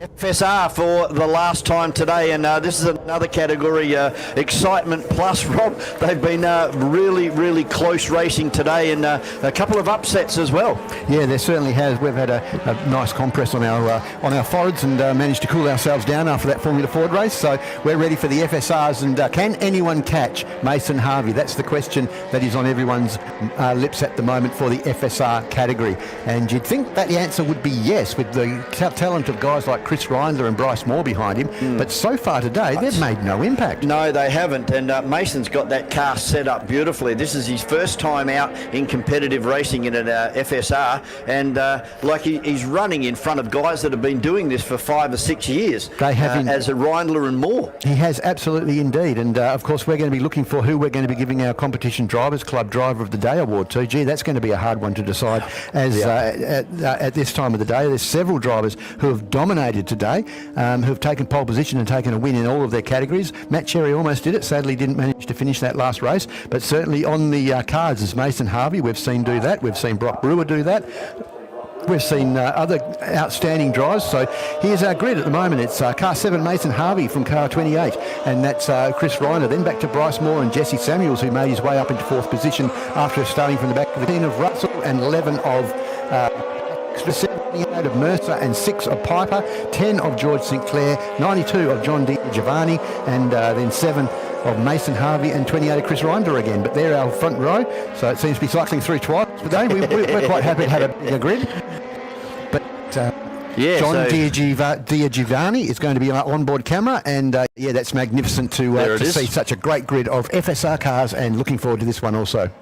Yeah, so John's driving car number 92, and he'll be starting off the rear of the field. So we're going to have a great view of the big field of FSR cars as they take off under green lights. Next time through, the safety car just starting to slow them up a bit now. So they'll form up in their double Indian file and come down onto the MotorMall Raceway straight. And once that red light goes out, we are racing for 12 minutes and 1 lap to round out our FSR racing. Don't forget to stick around. There's still plenty more racing coming up after this one. We have our improved production, the Tander Cup for 2026. Then we have the Formula Classic, and then we're going to round it out with the production cars for Precision Auto House, running a 40-minute plus 1 lap. So a couple of driver changes there. It's going to be a strategy game for sure. I'll tell you what, you couldn't ask for better motorsport over 2 days anywhere. Definitely not. Than you've seen this weekend at MotorMall, Wanneroo Raceway, and it continues for another 3 or 4 events before we wind up the weekend, as the cars are in a beautiful pattern of double Indian file onto the pit straight to receive the red light going out, and that's going to happen now. Held him a long time. Oh, look at 31 of Jess Samuels tries to squeeze Bryce Moore off, and again very, very close racing down there into turn number 1. And gone. He's gone into the back of Reindler and spun Reindler, so that's both Reindler as well as Jesse James Samuels both off into the dirt down there. In fact, Bryce Moore. Yeah, Bryce Moore's up there still, so it's. I think that was Jess Samuels. Yeah, it was. It was Jesse James Samuels, and it looks to me like we've got the red car of Reindler back on the track, so it's only Samuels who's stuck down in the sand there, and so that was a very tight gaggle of cars going in there. No, it's car number 11 of Baxter that's actually beached him. So Jess Samuels able to drive through that and continue on. But it was, unfortunately for Chris Reindler, car number 28, the red car, he's actually got going again. And Dave Baxter, unfortunately, comes off second best with this one. Yeah, so not quite sure what happened down there. Hopefully we'll get a replay of that shortly. But nonetheless, that was a pretty ferocious gaggle of cars going into turn 1. So we're a replay of that coming up for the live viewers. And we'll put that on as soon as they can get that spooled up. Here we go. And we'll be able to see exactly what happened off the start. So it was a pretty even start. There was fairly even start between Harvey and the 28. But look at Samuels down the inside here, getting squeezed by both of those cars. And now, where's Baxter? Baxter's out wide here. So Samuels just tapped the back of it. And he was responding to Moore, who just moved out a little bit to the driver's left. And in the response to that, he just touched the back of the car of Reindler, and that was enough to spin him. And then of course, car number 11 of Baxter drove off the outside of the track and spun in response to that to get out of the way of that of colliding with those cars. So it was a bit of a racing incident, I think. I think that it was all just very reactive. It was nothing that was done on purpose in my eyes. We'll have to wait and see what Motorsport Australia think of that one, and we'll let you know of any investigations or penalties as this progresses. But look, we're already down to 6.5 minutes remaining in this one. I tell you what, you can tell that Jesse James Samuels is 16 years old. He's got that aggression of a young bloke who's on the move, hasn't he? He really does have that. The car has that whole body language of a young bloke who's out there to really make an impression. Yeah, and I think he will. He's just, young. What do they say? A bit wet behind the ears. But he will certainly grow with every time he straps himself into one of these FSR cars, and he is going to be a guy to keep an eye on in the future. And that definitely wasn't a criticism of him that I'm saying then, absolutely not. I actually quite like seeing that. I love seeing a nice aggressive young bloke who's out there trying to make a name for himself, and good on him. He's doing a very good job, and he will learn where the limits are as to how aggressive he can be, and just whereabouts he's going to be able to place that car to get the best outcome for himself. And he will learn quickly being a young bloke, and I think that he'll be someone that he will be looking at the back end of his car a fair bit after that. Definitely, and he'll be another guy that, Mason Harvey, he'll be running around with Chris Reindler and Bryce Moore before you even know it. Yeah, absolutely. So looking forward to seeing a long time for Samuels on the circuit to race here at MotorMall Wanneroo Raceway, because I think that he's an up-and-coming talent that we've got to keep our eye on. So the car is still being extricated from turn 1, and they've got the Manitou down there and our hard-working officials. And I know that Brock, that's already been mentioned so far by Vaughan Brewer. But well done to all of our officials. We want to thank them once more for their hard work over 2 days here. They've had lovely weather out there to work in, but thank you very, very much. And that's every official that's up here, from race control and pit lane marshals, the people in the box down there in the starters box, down in our office area that look after the drivers, everybody in race control, scrutineers and grid marshals, everybody who puts the race meeting together. And I know that I've left out some people, fire crew, crash crew, etc. But there are it takes 100 and 120 people to run one of these race meetings, and we rely on you for our motorsport, and we thank you so much from the bottom of our heart to help us to provide this entertainment. Definitely, because without them we can't do what we love to do. We most certainly on can't. A monthly basis up here at MotorMall Wanneroo Raceway. Don't forget, next Sunday, the Wanneroo Classic here, a real festival of older cars, and there'll be lots to see and do up here, kicking off around about 9 o'clock on Sunday morning, April 26th, and no excuse for not coming. You've got Monday off as a public holiday, so hopefully we can see you all up here next Sunday for the Wanneroo Classic. Yes, and that's going to be an interesting new event, which hopefully will be something that becomes an annual event. It's certainly a very good idea by the WA Sporting Car Club to put together an event like that, and we hope that that's going to grow over the next few years. Mate, we're down to 3.5 minutes remaining in this one, so unfortunately taking a little while. They need to be extremely careful with these cars when they extricate them out of the sand. A lot of fiberglass on the front end and carbon fibre, etc. And to wreck it would be a big bill. Yeah, a huge bill, actually. Yes, absolutely. You've got rubber envelopes with the clear windows in the front of it. Yeah, so safety car's still got its yellow lights flashing, so we're going to see one more lap under the safety car. They weren't quite able to clear that in time for the safety car to turn its lights off over the hill, and you have to do things as the drivers would expect it to be done. You can't change the way you do things midstream, so it's just far too dangerous. Procedure is procedure, isn't it? Exactly right. So this will be another lap behind the safety car, and we will then have most likely around about a 2-lap sprint towards the end of this race. Maybe we may get 3 in, Vaughan. Yep, we are up to race number 25 for the weekend. We have, I think it's 28 on the cards. So after this one, we will have the Tander Cup for TRP ductwork for all of our improved production drivers, 12 minutes plus 1 lap. Then we'll have the Formula Classics, the Mobile Motoring Museum, and then the production cars, the Enduro, brought to you by Precision Auto House, race number 28. And what an outstanding level of not only the racing, but the excitement levels this weekend. It's certainly gone up a notch compared to round 1. Yeah, he absolutely has. People have really come alive this weekend, and look, I'm sure that some of them have gone away after their round one and sat down and had a look at the replays that you can watch during the week of our lives, and probably looked at themselves and thought, I could have done a little bit better here, could have done a bit there, and they've come back and decided to see what they can achieve in their second round, and it's been a much better day of racing, that's for sure. Yeah, it certainly has, and for our Formula Fords, that was their first time out for 2026, so if today was anything to go on, we're in store for another 5 or 6 rounds of Formula Ford racing here at MotorMall Wanneroo Raceway. It's going to be absolutely next level. It is indeed, as the FSRs come down into turn 7 under the control now of Mason Harvey in car 7. The safety car's off the track. Greg is waving. They can't pass until they cross that start-finish line. So Mason Harvey about to put his boot. There he goes. He's put his boot into it, and away they go. And he's got Bryce Moore right on his tail as they head down. And then we've got Brad Russell in the white car in third place, and he's done a much better job at getting front of some of the cars behind him than he has in the first couple of events. Can he now see if he can cling on to the back of Bryce Moore, and can they take it up to Mason Harvey? They crossed the line. They've got 52 seconds left, so they should get this lap done almost.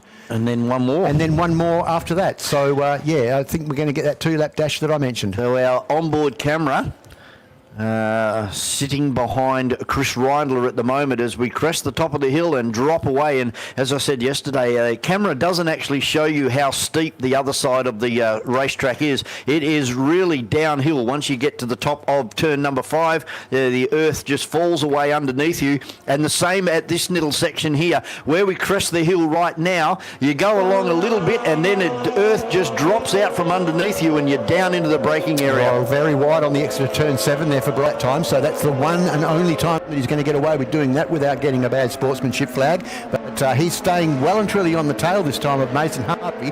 They haven't got the last lap board out yet, so maybe we're going to get one more lap in after this.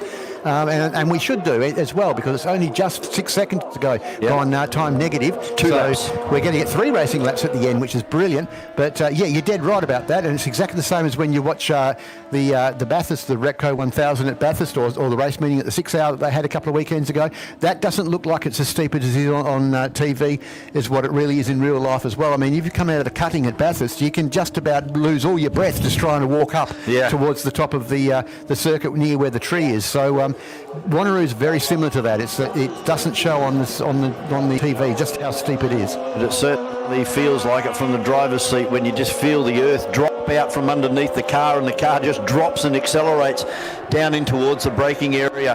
As we see Mercer in front of Jess Samuels at the moment. Lap number 1 race incident will be investigated after this race, so there may be some implications coming for some drivers as regards to that lap 1 incident.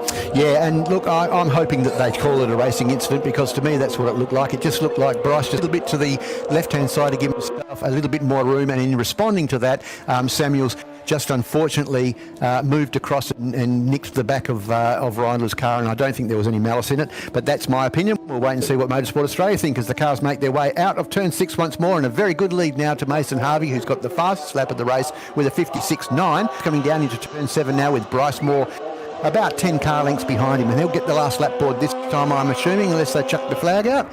They did, chucking the flag out instead, so they didn't get the last lap board, I don't think. They just put the flag out, not 100% sure. Oh, so Samuels got in front of Mercer on that last lap as well, so he'll finish up in 4th place. So the winner is Mason Harvey, and fast lap as well, a 56.4. Then Bryce Moore in 2nd place. Brad Russell takes home 3rd after starting on the front row in race 1, went right down to P6. Look at the back wing on the back of car number 70, that would be 28 of Reindler, and the rear wing of that's just about hanging right off the back of that, so that's let go. So that's obviously just let go on that last couple of laps. That contact maybe in from the first corner. From the first corner, I'd suggest, yeah. And who were we? Jesse James Samuels takes home 4th, Tony Mercer for 5, Sinclair 6, Garrett Piper in 7, John D. Giovanni with our race cam in 8th, and Chris Reindler in ninth, with Dave Baxter unable to finish that race in car number 11. Well done to all of our our FSR drivers for a outstanding demonstration of FSR radical racing here at MotorMall Wanneroo Raceway. We're going to take a very short break and we'll be back with our next event, the big one of the big trophies here at MotorMall Wanneroo Raceway, and it is the Tander Cup.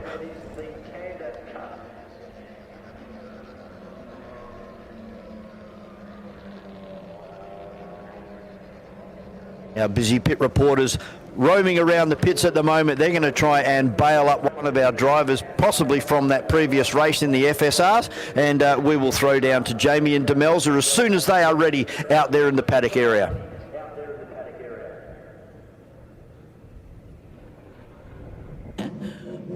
We are live back at pit lane. We've just grabbed Bryce Moore. Bryce, that's been quite a competitive race out there just then. How did you feel you went?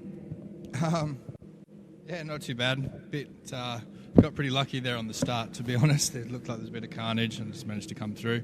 And yeah, there was a pretty short race after that, so we didn't get much of a chance to sort of get stuck into it and see what everyone's pace was like. But yeah, second place, so I'll take it. How are you feeling overall you went today? Not the greatest, to be honest. Been sort of struggling with a few things. So yeah, look, sometimes you have good days, sometimes you have bad days. Just today isn't one of them.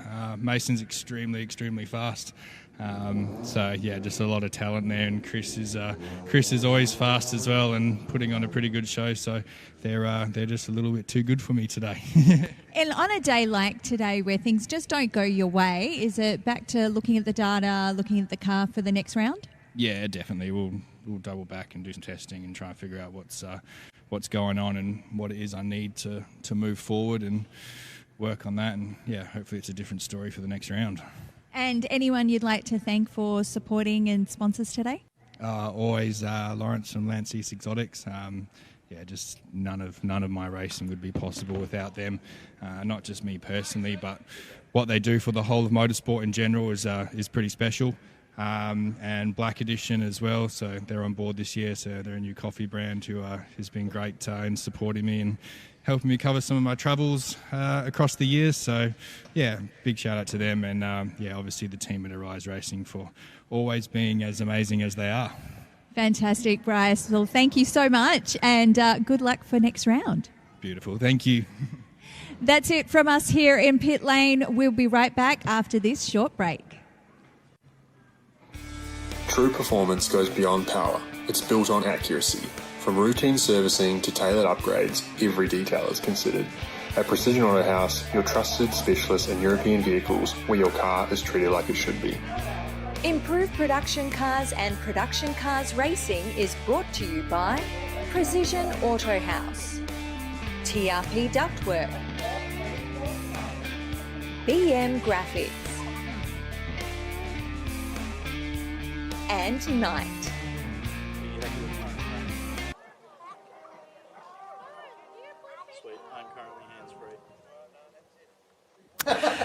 MotorMall, Wanneroo Raceway. I hope you've enjoyed the action just as much as we have in the commentary booth. Has been absolutely next level compared to round number one, and we've still got 3 more events coming your way. For TRP Ductwork, coming up now is the improved production, the Tander Family Cup, over 12 minutes and 1. And hopefully we're going to see Matt Cherry. Yes, he is down there on the dummy grid. Unfortunately failed to finish in race number 2, so he'll be coming from down towards the back of the field. Not that I think that that's going to be a great problem for high horsepower Holden Monaro for racing dynamics. Now, we did say in the previous race that car number 88 of Tim Riley was going to get a penalty there for passing under safety car, and that penalty has been rescinded by Motorsport Australia Race Control, so it's a clean slate for Tim roaming into this one, the Tander Family Cup. And as you were saying this morning, Rob, this one is probably, if you're an improved production driver, besides the state championship, this is the one that you want to win, the Tander Family Cup. Yeah, this is definitely something that you want to win if you're an IPC driver, and good to hear about Tim Riley having that penalty rescinded. He's a multiple champion in the under 1600 cc's of this category, so good to see that he's not being found guilty of that. But we've got a good field of cars, and we've got Corello. Corello's on pole. Corello down there on pole position from Hockamau by the looks, and then back to the newcomer, well, not newcomer to the driving, but newcomer to that car 27, and that's Brett Sheriff. So very interesting to see the way that they're going to line up for this first event, for this Tander Trophy event. And Joseph Karukin in that WRX, hasn't his starts been amazing today? It being a four-wheel drive car, it gets all of the power down to the ground, four wheels spinning along the top of the asphalt. Do you remember many years ago with Kevin Ledger when he used to run his WRX? And that was quick. That was a car that used to be nationally quick. At the IPC, he used to win all sorts of things. I think he won a national title at one stage in that car. But nonetheless, it just got out in the next postcode by the time the rest of them had put their first gear car into first gear. He certainly did. So the third row will be Steve Turpin in the Commodore alongside the Honda of Neil Pollard. Then we have the Toyota 86 of Robbie Lansmere and Matt Cherry for Racing Dynamics car number 44. Then we have Tim Riley, the new guy on the block is Trevina in the Holden Commodore, and Lachlan Cove car number 36 will start off the rear of the field. And we welcome back Ducky, Jeff Duckworth, to the microphone, our IPC expert today. So welcome back, Jeff. Good day, boys. Well, good to be back. Talking about how hard it is to win this trophy. There's only a few winners. If you have a look on the list up in the clubhouse, there's the Garth Tander cars. For the Valvoline cars. Yeah, the Valvoline cars, yeah. Yeah, there's one for unders and one for overs. So if you have a look at some of the names on there, I think it's Laurie D'Alessio, one of the legends around here. Matt Cherry, got his name all over it. Yeah, he would have. But today, can we see a new winner? Matt Cherry didn't finish that previous race, Jeff, so I don't know. Has he got... Well, it was a cut-down tyre, so the debris has definitely been removed out of turn number 2. Yeah. So we'll see if Matt Cherry... And I don't think there'll be a problem starting from the back. He's got 12 minutes plus one lap to get it done. And, of course, the horsepower in that Holden Monaro, it's just next level. Yeah, he's got to cut his way through. Take his time. It's 15-minute... it's this one. 12 minutes. Yeah, 12 minutes. How good would Joel Corello be feeling down there, starting on the front row for the first time in the Turbo BMW for Corello BMW team, and then alongside him, a resident now of Western Australia, originally from the land of the Great White Cloud, in Trent Hockamau in 181. Then Brett Sheriff in the RX3. We go back to the car of Joseph Karukin, the four-wheel drive, and he's the guy to keep an eye on at the drop of the flag, which we are waiting for. We've got the green light. We wait for the red light. The 2026 Tander Family Cup is away, and look at the start from Joseph Karukin. He has bolted down into turn number 1 for the first time. Trent Hockamau comes into second place at the moment. Bit of a brake lock up there. I think that may have been Steve Turpin in the Holden Commodore. He's lost out... Brett Sheriff has lost out a spot as the Racing Dynamics Holden Monaro of Matt Cherry whistles past him, and he's already cleared half the field. He's only got 4 more cars to go, and you would expect by the time they come on up over the hill that the Monaro will be in front. Almost. He's got Steve Turpin he's got to get past, and Steve Turpin's car certainly isn't slow. It is slower than the Monaro, but not slow enough that I think the Monaro will be able to get him by the top of the hill. We'll wait and see. But, great start there, as we expected from the car of Karukin. Really, really good start. So only 2 categories now. We normally have like under 1600s, under 2 litres, over 2 litres. This is under 2 litre and over 2 litre is for the family trophy for the Tander family. And a little bit held up here is Matt Cherry, but now opens up that 600 horsepower in the Holden Monaro and just blows past Steve Turpin and goes to the inside of the racetrack for the entry into turn number 1. Yeah, he's not done it yet, but he does just give him the indication he's coming through whether he likes it or not, and Turpin just stays out wide and lets him through. Run, Joseph, run. Yeah, he knows that there's no benefit to trying to hold him back because he's going to get him anyway. So now he just has to get up to the back of the Karukin WRX, and he'll be back into the lead once again. Did you find out, Jeff, why he didn't finish that second race? No, I spent some time up in the Cove MotorSport box there, just helping him out with the tyres and tyre pressures and stuff to try and help Lockie along. Is that what you call the corporate box? That's the one, mate. Gary Hasler. Hiccup. Gary Hasler was an early runner in IPC in an Yes, he was. RX-7. He won the RX-7, state championship. Did he ever win the Tander Trophy, do you know? Good point. New race leader for Holden Monaro of Matt Cherry as he gets it done on lap number 2 here. So I don't think we'll be interested in any lap records this time. He'll just want to try and get his name on that trophy yet again. What's he done? A 61.0, so he's 1 full second away from where he should be. Yeah, new second place sitter as well as Steve Turpin makes his way past Karukin into turn 1. So it's now almost worked itself out as you'd expect it to be as we watch Joel Corallo make his way around the outside at the exit of turn 1 there of Brett Sheriff as well in car 27, the RX-3 Mazda. And then it's a bit of a gap then back to Neil Pollard, and then we've got the lovely 86 Toyota of Rob Lansmere, Lachlan Cove in the Toyota, and then back to Trevina in that very pretty VS Commodore, and then we've got the last runner, which is Tim Riley in the under 1600cc Toyota Corolla. So if we're going to see something close to a lap record, this would have to be the lap to be doing it on, as Matt's tyres will start to go away very, very shortly.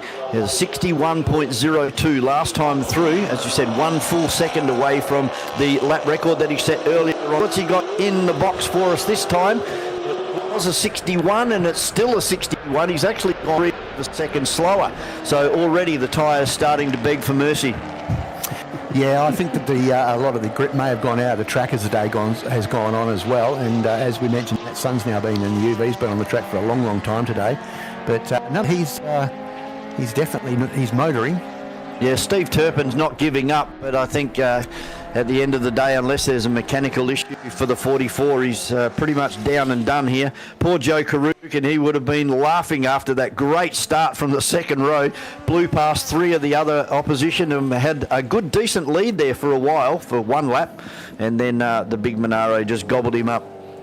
Yeah, he certainly did, and nothing against Matt Cherry whatsoever, because if he wins this, he absolutely deserves to, and he's been a long-time competitor. But Steve Turp, second car number 3, I think it'd be wonderful to see if he could put a challenge up or win this as well, because he would also be a very deserving winner of the Tander Trophy today in car 3 as Diesel's Mechanicals, he crosses the line and makes his way down into turn 1. There's only 1.9 seconds between them, and that time passed another 10th out to Matt Cherry, so he's into the 61.4s now. And with the scheme of things, the way that it works, Rob, is that it all comes down to this row. Although Matt had a DNF in the second race, that's not going to affect the outcome of the Tander Cup. No, it isn't. It's just this race. Yep. So it's just this race that they're going to. So will be the winner of the Tander Trophy. So there's Brett Sheriff in the new car. Just going to say Brett Sheriff and Trent Hookamauer in lap. So yeah, they have been close. all day. Yeah, yep, very close. Yeah. And the amount of camber that Brett Sheriff's got running on that RX-3, unbelievable. It's very reminiscent of the early days of street cars, isn't it? And when you used to look at them in the pits, and it used to be about 7 degrees of camber on the front of the damn things. Yeah, I thought 4.5 on my little Mirage back in the day was a fair bit on the left-hand side. But Brett's just got it all nice and sideways coming out of turn number 6. He was out on the concrete apron, and the rear wheels just let go there briefly. Not much grip out there. No. So we did see some flame coming out of both of the chook cookers earlier on in the day, but not now. I think they may have dialed the fuel back and just cruising around now. Another 12 minutes plus 1 lap. We are down to 3.5 minutes plus 1 lap remaining in this one. Gee, I tell you what, as much as that's been a racing car for many, many years, I reckon you'd be pretty brave racing an original RX-3 around the circuit these days with what they're going for on the market. You can't buy one of them for under about $60,000 to $70,000, and I think even then it'd be a cheap one. Yep. So I'd be considering maybe putting all the bits into a cheaper shell and getting that one back to a road car and selling it on. But then you could say the same about Matt Cherry's Monaro too, because those things are going for a pretty dollar these days as well. Yeah. It's getting pretty old now. They had trouble at the last race meeting, going down into turn 6 where he locked up all the way down. Yes, that's right. He ran ended up straight off in the sand, didn't he? Out near the haul pack tyres. I was talking to Steve Cherry, and he said that the 3-prong thing that holds the accelerator cable actually broke and jammed the throttle wide open. Oh, and that'll get your attention. In the first race this morning, you said the brake temperatures are 800 to 1,000. I reckon they would have been 2000, and that would have been just in Matt's suit. It would definitely have got your attention with all that horsepower and a stuck throttle. What a place for it to happen. Flat spotted all 4 tyres through the canvas. And you can see on our Turn 7 media coverage, the skid marks are still there today. So even with the amount of water and that we've had, there's 3 inches of rubber down there. Oh, so Joel Corello gets it up on 2 wheels over the bus stop there, and the turbo BMW for Corello BMW team. Yep, and he makes his way across turn 5 and down the old pit straight. And then we've got Rob Lansmere making his way up through turn 4, and he's put a big gap between himself now and Lachlan Cove in car 36. There's Tim Riley up on 3 wheels again. No, not this one, only turn 7. He seems to lift that right rear up off the deck. Yes, he's recently rebuilt that car and repainted, and it's looking resplendent in its new kit.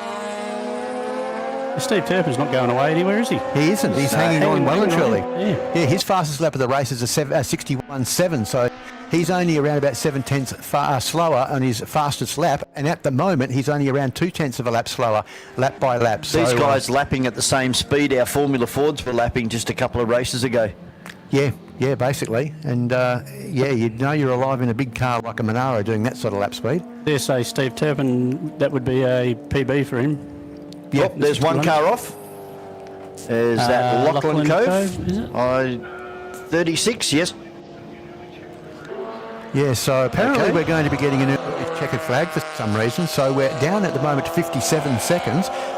So it's going to be very interesting to see how they do this. We're just looking at that car, Lachlan Cove. Checkered flag right now. Yeah, Lachlan Cove's car is up there on the old short circuit, so he's out of harm's way up there. But we've missed a winner. It's Matt Cherry for the Tander Family Trophy 2026. And there's a great battle with Trent Hookemow and Brett Sheriff. And Hookemow around the outside on using the Major Mitchell line. He's going to over and take fourth place, from Brett Sheriff. Steve Turpin for second, Joseph Karukin for third. Yeah, but here comes Joel Corello across the line as well in car 7. He'll finish in 6th. Yep, and then we've got Neil Pollard. That very, very quick little Honda Civic. Ran his own race today, or Neil was just not with anyone. Didn't have much to battle against, but actually, he ran away a bit from Lansmere. Lansmere was in the same straight as him a couple of laps back. So he seems to have just backed it down a little bit as Rob Lansmere as he finishes the event in 8th position. Next is going to be Tim Riley, who's just come over the top of the hill, and Steve Turpin's decided to do another run around the MotorMall Wanneroo Raceway, as has Matt Cherry. So perhaps they didn't get the checkered flag last time across. They've seen it now. So the under 2 litres would go to Neil Pollard. Yep, Neil Pollard will win the under 2 litres, and the over and the outright winner of the Tander Family Cup for 2026 go to a well-deserved Matt Cherry, racing for Racing Dynamics over there, coming through the bus stop right now. Ladies and gentlemen over there, put your hands together for the Holden Monaro driver. I can see him waving to the kids over there on the entry into turn number 4. He's had a fairly up and day, but I'd say Matt and Steve would be very happy to get their names back on the the Tander Family Trophy for 2026. Yeah, absolutely. A brilliant effort by Matt Cherry, but also a really good effort by Steve Turpin and also by Joseph Karukin. So just watching the cars come back in again, show your appreciation for these guys. They've turned on a good show all day today, and put your hands together as they come past McCracken House. And that's the last that we're going to see of this particular group of improved production cars for today in this WA Sporting Car Club Championships Round 2 here at MotorMall Wanneroo Raceway. Always a good view up here, isn't it, Ducky? Oh, it's all. Plus you get to hang out with us, guys. Great, mate. Yeah. Thanks for having me. That's all right, mate. Yeah, hopefully I'll be back out for the next one up here. Fingers crossed. Yeah. Engine build and see what the guys from KYP can do. We'll find some fun things to talk about while you're out there. Oh, cool, mate. No Definitely. worries. Thanks very much to Jeff Duckworth. We're going to take a short break. We'll be back with Jamie and Demelza out there in the paddock area very shortly here at MotorMall Wanneroo Raceway. And I'm Vaughan Brewer.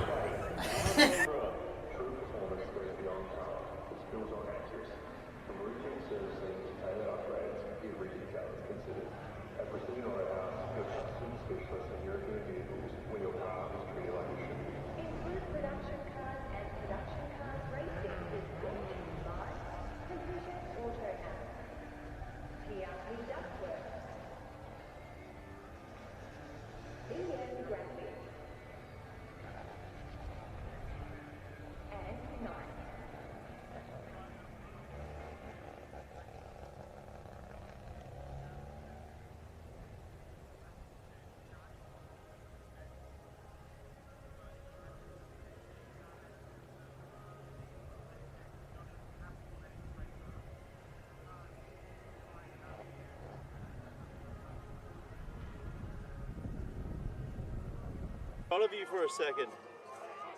They wanted me to get a shot of you for a second.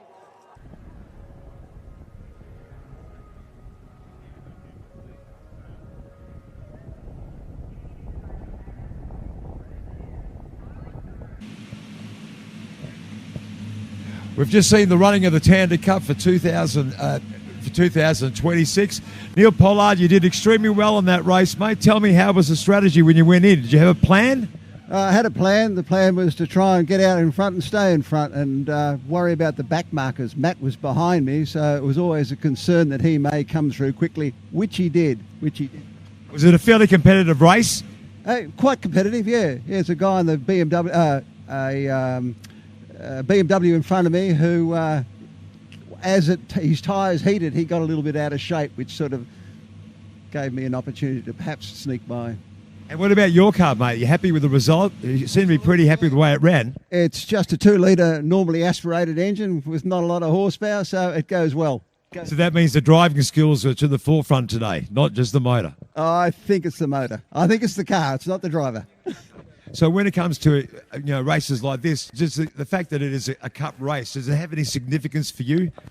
Absolutely. I've run it now probably 5, 6, 7 years off the top of my head, and everybody who runs it is a very serious competitor. So you've got some serious people out there. Are you a Garth Tander fan? Absolutely. Love Garth. He's a great guy. Congratulations. Great race, and you must be very pleased with the result. Thank you very much. Thank you, Neil. All the very best. Okay, so we're going to go over to Demelza. You've got Matt Cherry with you. Matt Cherry right here. Now, Matt, you have got to be happy with that result just then. Yeah, no, it's been an interesting day. Broke a lap record, popped a tyre, and now race winner. So, yeah, it's been awesome. I was going to say, it's been quite a roller coaster. Each race has brought either a high or a low. How have you then prepared for the next race, given you've been all over the place? Yeah, well, the turnaround with the pop tyre to now was just 2 races, so it was all hands on deck. But yeah, me and my old man Steve, we just chucked another tyre on it. We knew we'd be starting last, and if we put our heads down, we'd go all right. And you did clock the fastest lap earlier today. How has the car been travelling? Obviously, when you're doing something like that, that's phenomenal. Yeah, no, I'm happy with the car. I've run it for over 10 years now, so not much has changed. But the start of this year, we've switched to a Bridgestone tyre, so it's a completely new ball game basically. And at the moment, we're just really tyre testing because the Nationals are here in November, so every lap counts for some data. That's absolutely right. And given your performance today, do you have anyone you'd like to thank? Just a shout out to Racing Dynamics, who look after my baby here, and yeah, always rock up to the track no matter where it is in tip-top condition.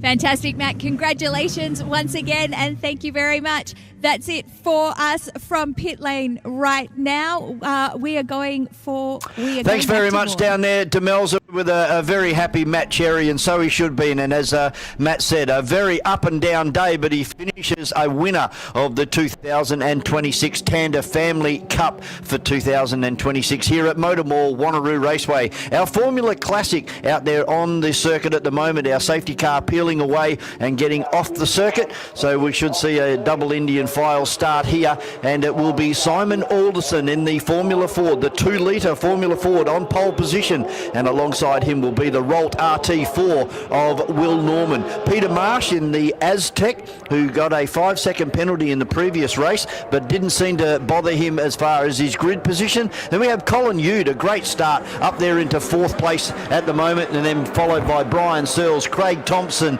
Dearden Grove, Swarbrick, Magistro, I don't think is out there. Yes, he is. Unfortunately, we have lost Mark Redmond for the day. Into the lead goes Alderson. In fact, he's managed to already get past Bill Norman there in turn 1. So we've got, in very sideways, he's got to get a bit of warmth into those rear tyres.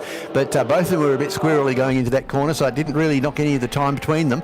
So as at the moment, it's Alderson from Will Norman, and then I think it was back to 88, the Aztec of Peter Marsh. Yeah, those big rear slicks on the back of Will Norman's car, they'll probably take 1 or 2 laps to come up to temperature before we start to see him make a challenge on Simon Alderson. Of course, Simon's got rear tyres on the little Formula Ford that are probably only half as wide as what Will Norman has on his car as we see them crest the hill, and as we said, the ground just drops away from underneath you halfway down the hill, and it's Simon Alderson out onto the MotorMall Wanneroo Raceway main straight for the first time and takes the lead as we would expect. A 1 minute. Oh no, we can't actually. That'll be a distorted lap from a rolling start. But, but we can say that it's 0.4 of a second behind between them as they cross the line for the first time, and then it was back to the Aztec of Marsh, and then Colin Nude in the little Tiga. Craig Thompson, who's got that car back out on the track again and doing well. Brian Searles Magistro, who's also out on the track doing well again. Dearden Grove Swarbrick, and unfortunately we didn't get Redmond out there again in car 14, as you mentioned. I'll have to keep an eye on 182 of Craig Thompson because that car was definitely suffering early in race number 2. And was that a wisp of white smoke I just saw out of the back of Will Norman's car? I'm not 100% sure. Or a brake lock-up maybe. I didn't see it, but it hasn't impeded his progress at all because he's starting to draw onto the back of Alderson, and he's doing all that he can to crowd the mirrors of Simon's car, but Simon's well and truly onto that, and he gets around that corner nicely, gets out in a little bit of a sideways drift. That's probably slowed him down just a tad because Norman was nice and straight coming out of the corner then and got the power down a bit sooner, but that gap is now down by only 0.05 of a second on that last lap, so lapping very consistently. Great camera work from our Turn 7 media cameraman guys. They were doing a great job looking right at the back of both of those cars, and you could see how wide those rear tyres were on Will Norman's car compared to Simon Alderson as they went side by side down the main straight. But it's still Alderson as they go up and over the top of 5 at the moment. It's still Alderson, and again sideways across the top of the hill. He's trying to get the car to the right-hand side to make Norman have to run around the outside. And, I think Norman's probably got more horsepower. You would think he was got more horsepower, but whether he can get the toe up and over the top of the hill, here's a bit of a challenge. I think he's got him this time, but he's going to take the inside line as Alderson to stop him from going down there, and Alderson's also much later under brakes down there. His car would be lighter than what the Rolt would be, and he's a lot later on the brakes down there, and that's why you're seeing Alderson's car moving around, is that he's trying to make the absolute total advantage of where he's got the strengths, and the strengths of his car are under brakes and mid-corner. That's whereabouts he's able to make a fair bit. You can see him there starting to just drive away as they come out of the corner, and that's where the strength of this little car is in the corners, and so he's trying so hard to get the maximum out of that car that occasionally he's just losing the back end of it just a little bit from just going a little bit further than what the envelope's allowing him. Yeah, and very spectacular when it does. Oh, there's Will Norman off. So I was going to say he got very loose there in turn 1, loose in turn 4, so I'm wondering whether something is broken on that car. I think that's mechanical. That's not a mistake or a spin, and he's sitting in there contemplating at the moment. He's probably reading out a few expletives in there and thinking that's a bit sad. I was having a good time. I wonder whether that may have been an axle or a diff or something that gave away there, but that certainly opened up the world for Simon Alderson. He's got nobody in front of him the entire stretch of MotorMall Raceway straight, and there's a long way back to the Aztec now of Peter Marsh in second place, and Marsh just coming out onto the main straight while Alderson already over there into turn number 4. Yeah, Alderson, one of the contenders I think for our Competition Drivers Club driver of the day. He's done an absolutely brilliant job. He didn't start right on pole position. He doesn't have the outright fastest car in this category. Oh, Norman's taken off again. Yeah, Norman's off again. He's found a gear, so well done. But and you'll be ruining the fact that he's just been lapped by Alderson. But yeah, Alderson's won 2 of the 3 events today, and particularly in the second event, he really did drive very well in the traffic to get in front of Norman. So he's on the radar for that Competition Drivers Club Shield for driver of the day. But there are a couple of other drivers who are also there as well. He's had to work for it. It hasn't been a lay-down measure. No, and he certainly hasn't had equal machinery, and that's something that we have to also consider, because some of the other categories where there have been standouts, they've all been in more or less equal machinery, and sometimes when you're in equal machinery, you to win 3 and to get pole position is an even bigger effort. So starting to go through the lap traffic now. First on the book will be a Glenn Swarbrick for Simon Alderson. And it's very dirty over there too, so somebody must have gone for a bit of a drive off the racetrack over there. Yeah, there does seem to be, it seems to be dusty, doesn't it, turn 4? So I don't know what's happened over there. I don't remember anyone having gone off over there. Somebody's put a front left into the grass over there on the entry into turn 4. Or it could have been someone who carried sand from another excursion and that just dropped out of the front of the car down there. I don't quite know, but we've seen a couple of back and their front ends have acted a bit like shovels, and they've carried the sand further down the track as they've gone around in recovery. But good battle back here also between, is that Yude and Magistro? No, it's not. It's Yude and Thompson. Thompson, so, yep. Yeah, good battle back there with Thompson just in front of Colin Yude. So that's a good little battle back there for third and fourth position. Two completely different race cars. One a full-bodied aero and the other one a traditional open wheel car with very little downforce besides that little front wing and the rear wing. They're a Sports 2000, which was a monocoque chassis, but all the running gear of a Formula Ford 2000 in those, and they used to be a very popular category in North America. They also used to run them through some parts of Europe and in England in particular, and they were a very, very popular category. They're a lovely car to drive. They're very nicely balanced cars. Not much in the way of wings on the cars, but they've got little slicks on the cars, and they're very nice to drive. And he's having a good battle with the car 182. Very reminiscent of a soapbox, aren't they? Yeah, they are. They've got that same little rounded front end on it, and then a little slight wing on the back there above the rear wheels. Yeah, they certainly have, and Yude's certainly showing his nose to Thompson as they go up through turn 4, and Thompson doing a good job there of just protecting his line across into turn 5 as well, and stopping Yude from being able to get down the inside. Where is he? Oh, he ran right out of camera shot there. He was very, very wide. He had Colin Yude on the inside of him, and Yude wasn't giving him any inches. He was just making sure that he kept him well and truly out wide, and I think probably by the time he turned in a little late, he may have gotten out on the marbles and perhaps just a little bit less grip out there would have been on the normal race line. So here they are back down into turn 7, and they've got around about 2 minutes and 30 seconds before they're going to see the last lap board come out. Leon Magistro behind them in the second of the Volt RT4s that we've got out on the circuit. And he's doing a reasonably good job of keeping that car pointing in the right direction all weekend. And then it will be Brian Searles. But here's our race leader, and they're having a battle despite there's a lap between each of them. So Will Norman's got that car going again after having stopped for a lap there up at the top of turn 5, and he's giving a bit of hassle to our race leader of Alderson. And interestingly enough, our timing actually says that Norman is in front of Alderson in this race. So they mustn't have, for some reason, some sort of glitch that's put Bill Norman back in front of Alderson. But Alderson's definitely a lap in front of Norman. So it'll be interesting to see what happens with that scoreboard once all the dust has settled. So at this stage, it's Simon Alderson from Petermar, Colin Thompson.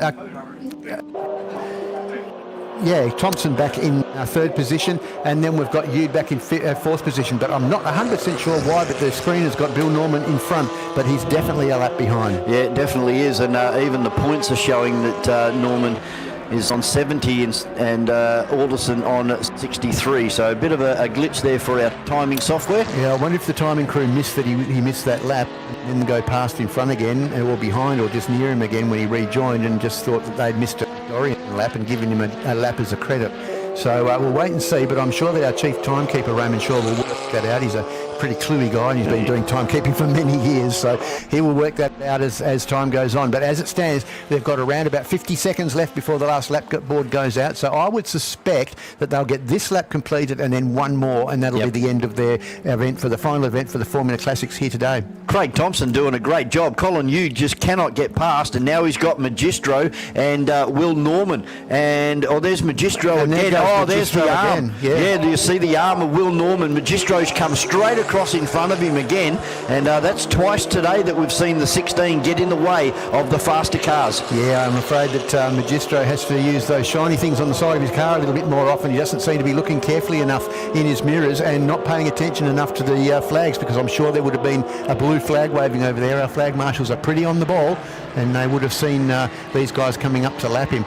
Will Norman's back right out of it. He's had enough of that battle. Having said that, Will Norman wasn't passing him for position. In fact, Magistro would have been a lap in front of him. Yes. So, but having said that, at the same time, you know that Will Norman's got a rocket ship underneath him. The blue flags would have been out, and Magistro wouldn't have known that Norman was a lap behind. So he really probably should have should have moved out. Just yield and get out of the way. He knew that the red car was quicker. But nonetheless, let's just keep on playing. We've got the cars now coming down to turn 6, and there's a lot of traffic down there for them to negotiate. But he's in front of Magistro now. Yep, He's, there's a race leader, yeah. Got that move done down there in turn number 6. So now he's gobbled up Colin Yude. Next on the line will be Swarbrick down there into turn number 7. And then he's got to deal with Craig Thompson. So a good fight back late in the race here for Will Norman. Unfortunately, it's not going to be too much avail as Simon Alderson is a full lap in front of him, although he can see him just up the racetrack. Yeah, what a shame. We were in for a really good between these two, but it was spoiled, unfortunately, by a small mechanical issue. It's fixed itself. No, it hasn't. It's still got Norman in second, but yeah, that's only because Alderson's got past Norman that it's unravelled. But yeah, nonetheless, here we are out on our last lap, around turn 4 and up to turn 5 for the final time for Simon Alderson. And what a great outing today for Simon in this very, very pretty little sports Formula Ford 2000. Simon originally from New Zealand, I think, and made the move over to WA a couple of years back and brought his toy with him. And yeah, wouldn't be looking back. Yeah, and as is all New Zealanders, he's pretty untouchable in the wet weather as well, is Simon Alderson. You think his performance in the dry is good. You wait until you see this car in the wet weather. He's brilliant. But onto the pit straight for the final time. It's going to be Simon Alderson who takes the checkered flag for the final of the Formula Classics today. And then behind him is going to be Peter Marsh. And it has sorted itself out by the looks because they look like they've deleted that lap. So it's going to be Peter Marsh in a few moments down with the Aztec. He's going to come across the top of the hill. And he's not in sight just yet as we watch some of the other guys finish. Will Norman's finished the event, and so is Craig Thompson, just finishing in front of you. Leon Magistro's finished as well. A lap down from the leader. And just waiting for our third place sitter to come into sight over the top of the hill in the number 80 Aztec. Good finish for the Aztec with Peter Marsh. He's coming down 3 third positions, and that's only I think his second or third run in this car. So he's and isn't it just such a pretty car? It's so early 70s Formula design looking car. That round hole in the front, the radiator hole. Yep. So that's before they moved the radiators to the sides of the cars. They used to have them in the front, and they were in the 60s when they were oval shaped cars. They used to call them based on cigarette canisters or cigar coat holders. But yeah, now that's a good effort by car 88 of Marsh, the Aztec, finishing in third position. And it looks like that's all sorted itself out now. They've still got Will Norman in third. I'm not 100% sure that that's where he did accurate there. Although it could be because he's down 1 lap on the board. Yeah, they're doing something at the moment. Yeah, so he is 1 lap down on the board. So Alderson looks like he'll take the win on 68 points. Norman's done enough to hang on to second from 63 points, and then Peter Marsh in the Aztec will take home third on the day. Yeah, and they've just putting that all through now. So put your hands together for these guys as they come past, as we do for all of our competitors at the end of the day. That's a good day's work out there for all of those guys.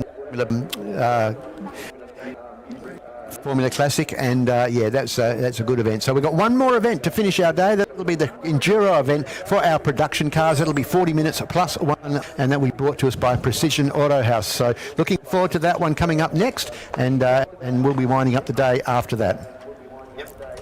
We are going to go to a quick advert break here at MotorMall Wanneroo Raceway. We're going to go to a quick ad break, and then we're going to catch up with driving should be more than just getting from A to B. It should excite you, reflect you, move you. World-class supercars that stir the soul to everyday vehicles designed for comfort, reliability, and value. We bring you the best of both worlds, whether it's your first car, your dream car, or something in between. Our expert team is here to make the experience effortless and unforgettable. MotorMall, where performance meets possibility. The 2026 WA Sporting Car Club Championship is brought to you by MotorMall. Electrical Group Training. Sets. Crushing Services Australia. Bond Hire. Gallagher. And Radlink Communications.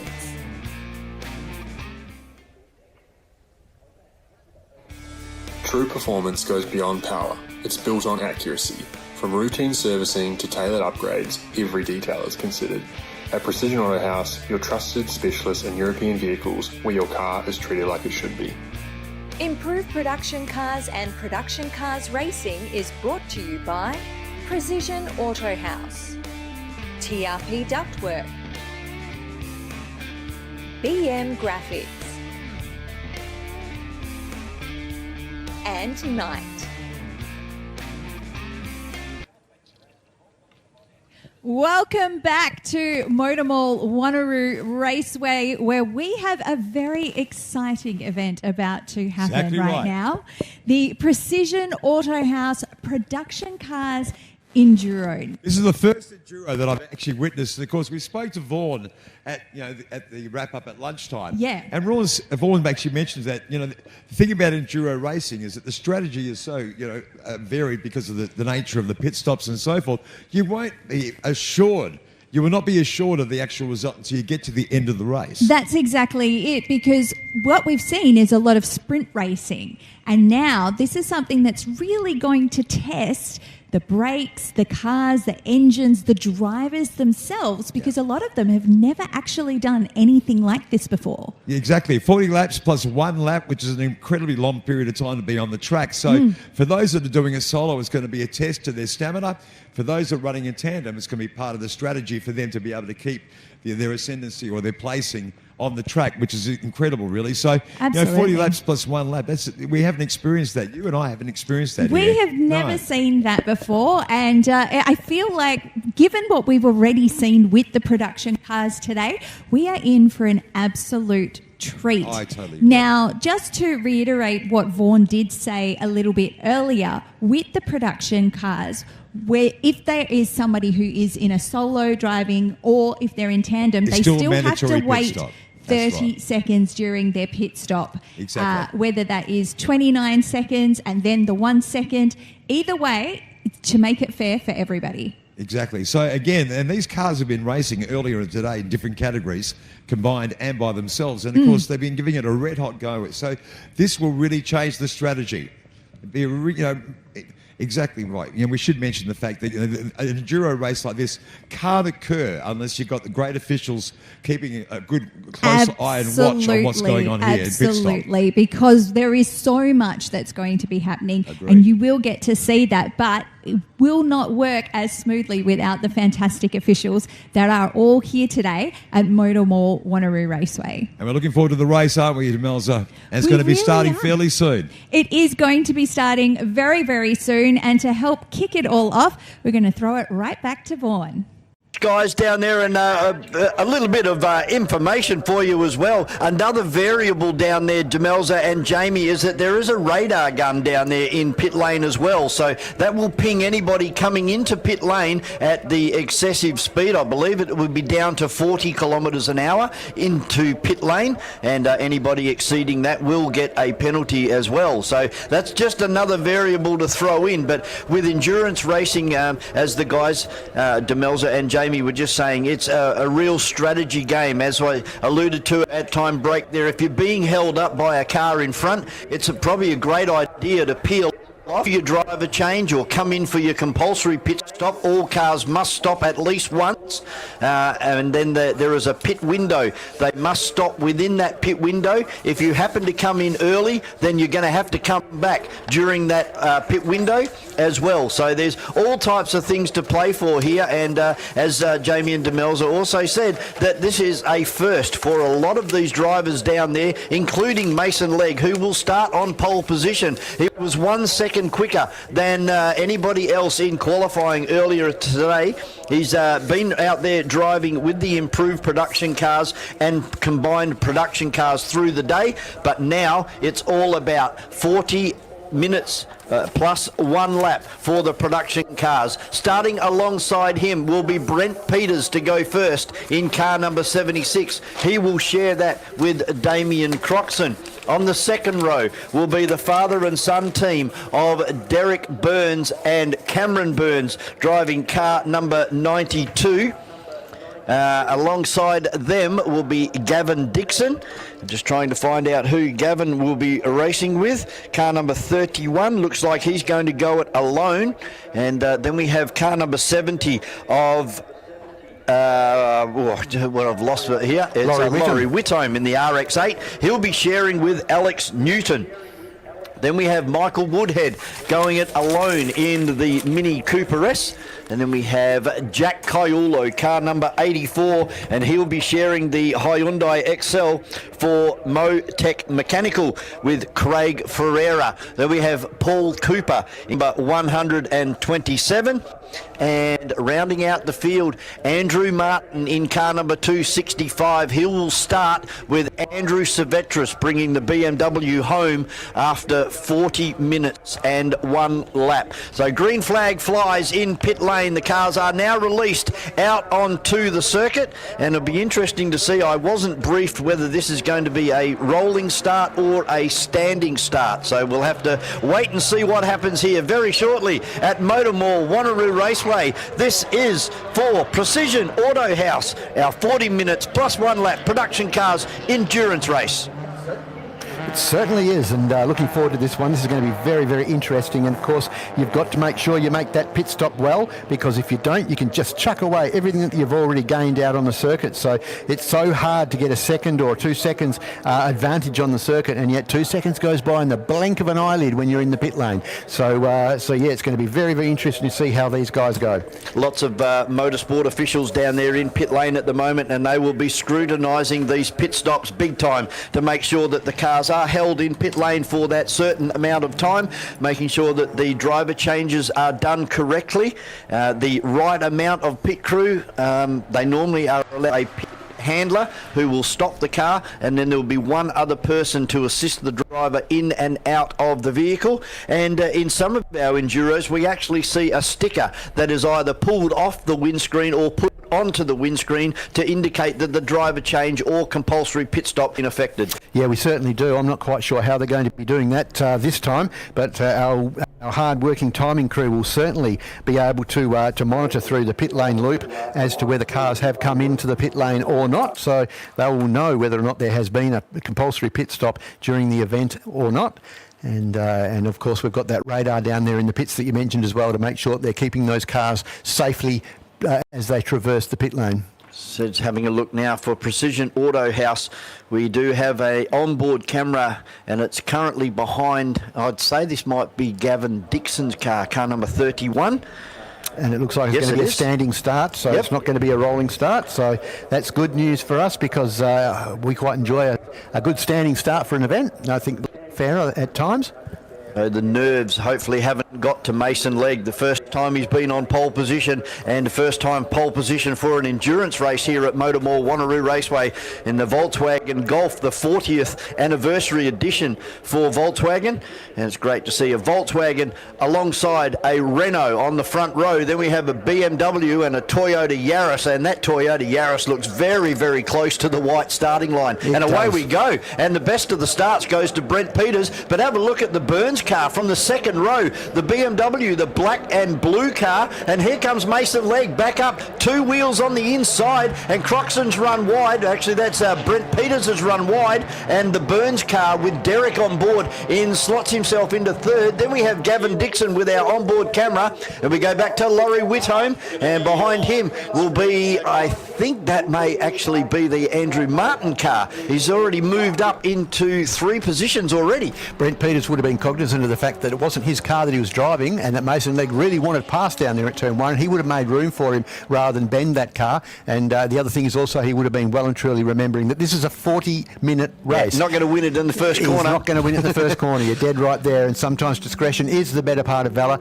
and he's let Mason Legg in the Volkswagen through, and that's who's our leader over the top of the hill for the first time, and he's probably got 10 car lengths now, if not more, between himself and Peters in the Croxton Renault. And then back to the BMW, which is done up in the same colour scheme as the Burns cars that they run in the Hyundai XLs, but it's a different Burns family in that BMW. And we've got a second onboard camera with our race leader at the moment, Mason Legg, on board the Volkswagen out in front, and Gavin Dixon, as we said, in the Toyota Yaris for Lee Holmes in car number 31. Now, Mason Legg was 1 second quicker of any anybody else out there during qualifying. So really, he should win this race by at least 42 seconds. Well, you'd think so, yes, but motorsport never works like that, does it, Brian? I mean, you can look at paperwork and do mathematics all you like, but at the end of the day, it depends on what happens around you and how many safety cars there are, what your pit stops are like, what your co-driver is able to do for you as well. So yeah, lots and lots of variables, particularly in these slightly longer distance events. Yeah, looking for a good run from Cameron Burns too once he jumps in the car, although Derek can certainly pedal a car as well, coming out of the FSR ranks and the Formula 1000s before that, and I believe they still have their Formula 1000 up for sale. If anybody's interested in a really good hill climb car, that would be the way to go. Yeah, it's certainly a very quick motorcycle engine car, and yeah, so onto the pit straight they come once more, and to close down yet another lap, and we've got some lovely machinery out there watching that RX-8 coming onto the pit lane at the moment of Laurie D'Alessio, and behind him's Woodhead in that little Mini Cooper, and then back to the two Motec XLs of Caulo in that car at the moment, and Paul Cooper in the car behind, and of course those cars just swap over later in the event as well with different drivers. They've had a big weekend, the Hyundai XL cars, although two of their races were polluted by safety cars yesterday and only completing 1 or 2 racing laps.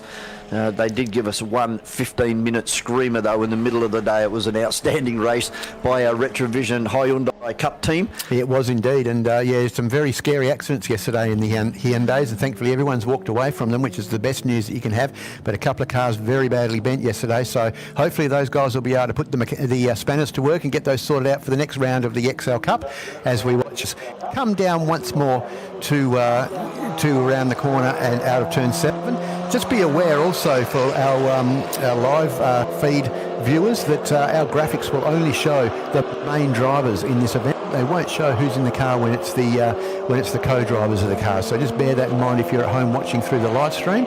So we will try our very best to keep you informed up here as to who's in which car. So Andrew Martin in the Cervetras car has moved from P9 up into P5, running around in a 69-second.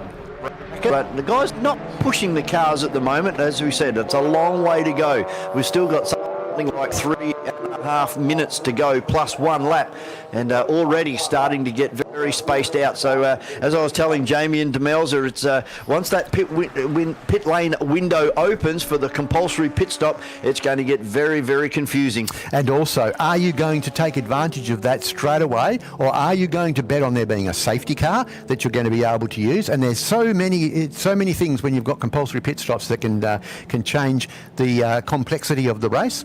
So race leader back down to turn 7 once more. He's coming around to complete his 4th lap. So 4 laps down already, and already we're down to only 32 minutes left in this event. I'm pretty sure our timing screens will indicate when the compulsory pit stop window opens and also when it closes, because you don't want to get caught out. If you have stayed out there waiting for a safety car and all of a sudden the pit window shuts, you'll be penalised at the conclusion of the race. Now, these cars are doing 66 lap times at the front of the field, and generally speaking, I'd say the average lap time at the moment would probably be around about a 69-second lap time.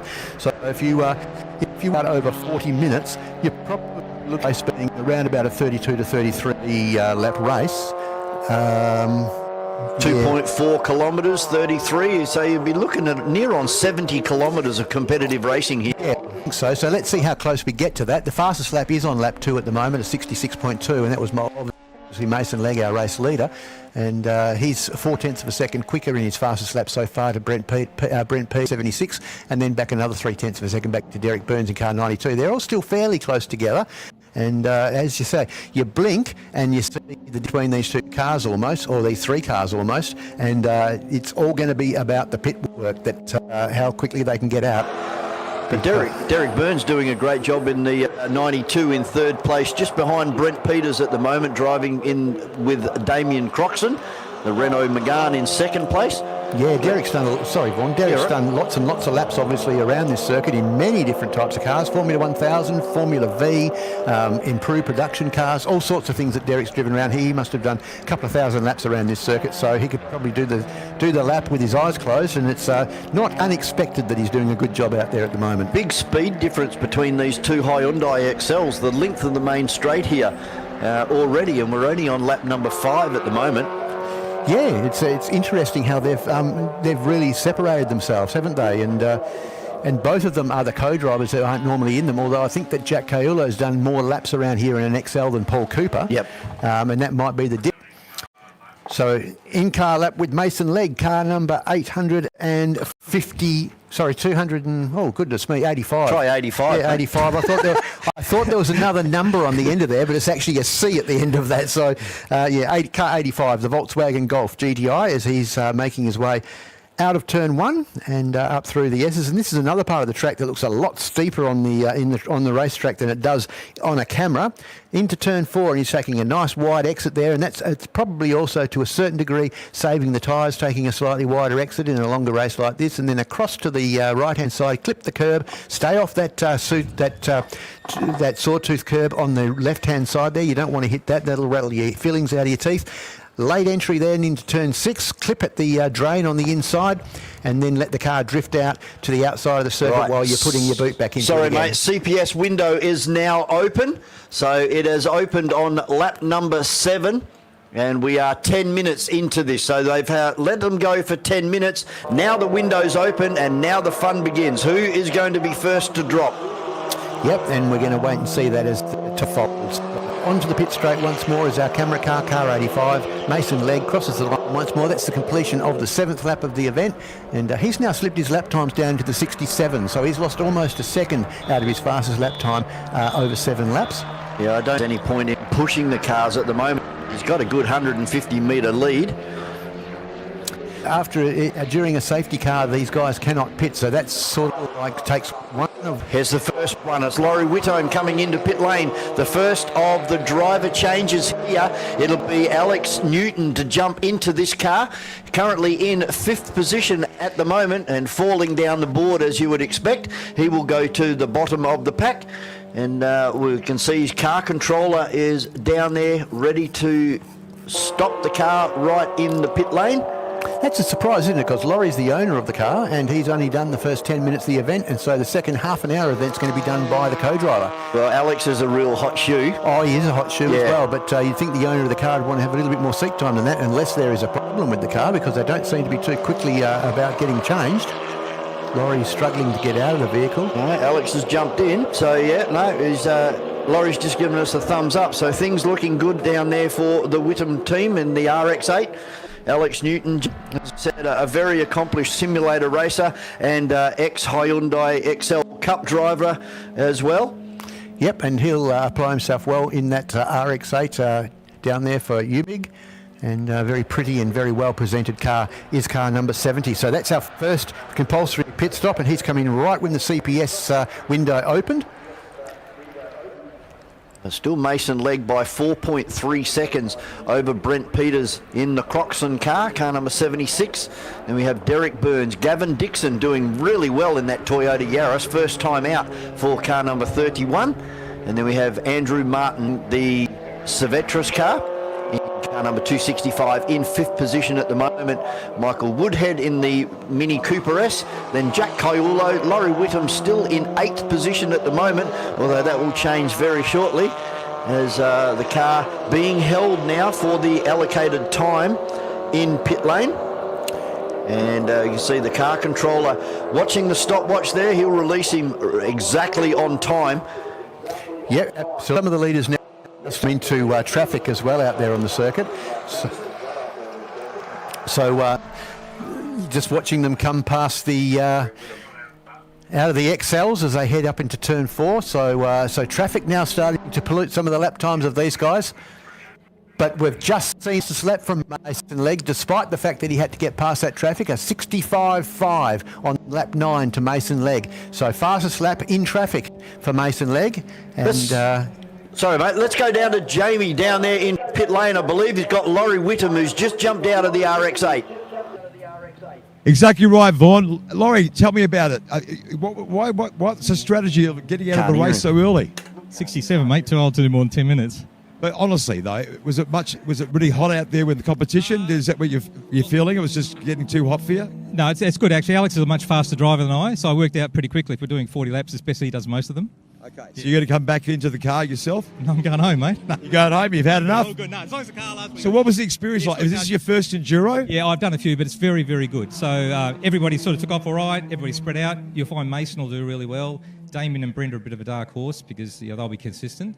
But no, it was very good. Really enjoyed it. Vaughan warned me before the Enduro race that it was all about strategy, and obviously you guys had a strategy pre-planned before you got in the car. Yeah, seniority, age first. Young guy second. That's it.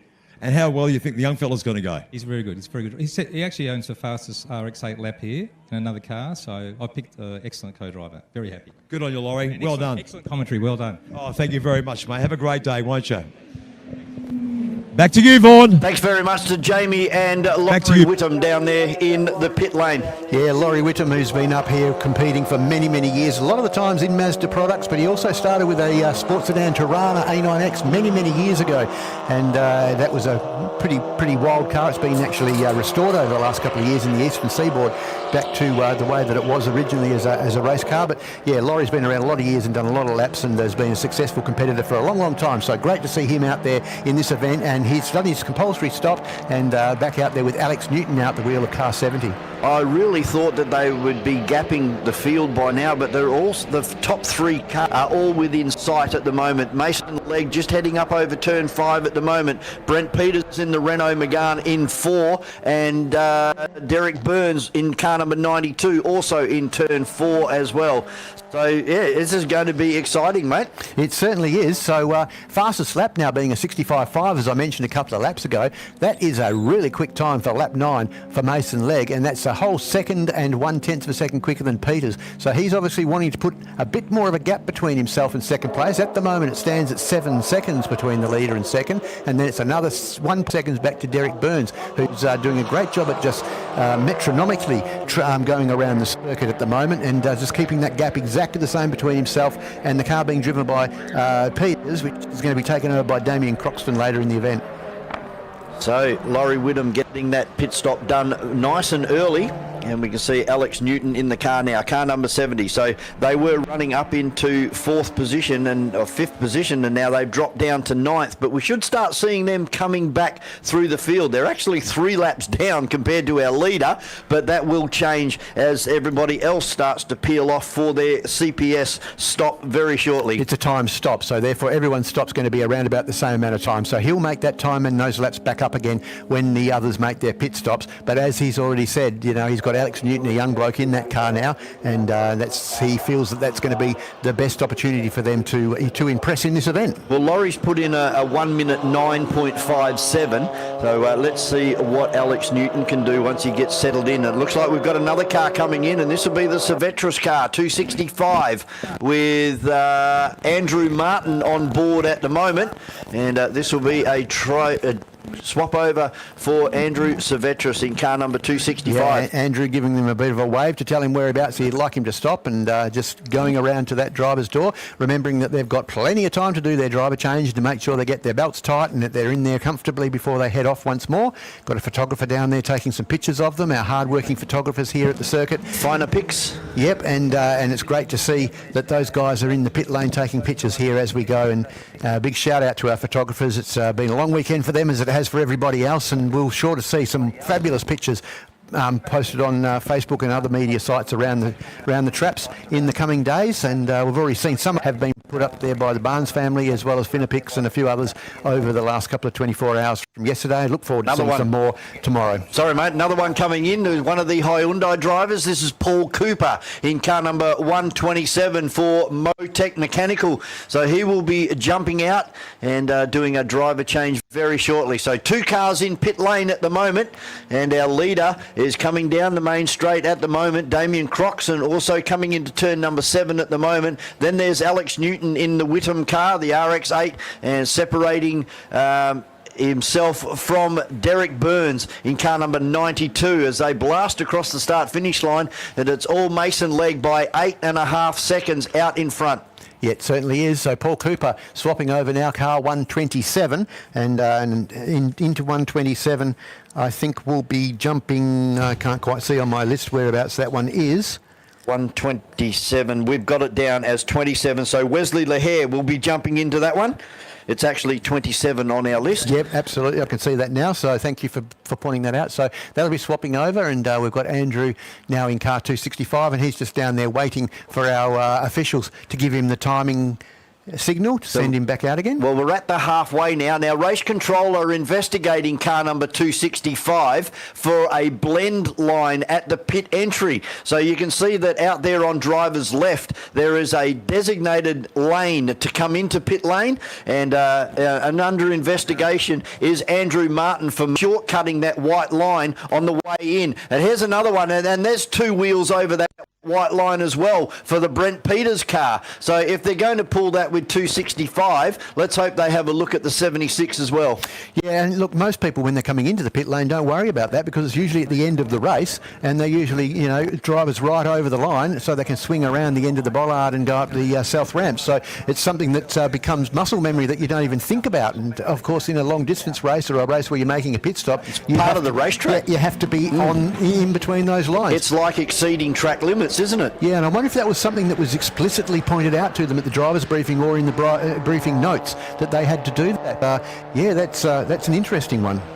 So Brent Peters jumping out. Of course, the man behind Lux Performance for all of your motor racing safety equipment. Jump on board all of the social media sites and get hold of Lux Performance.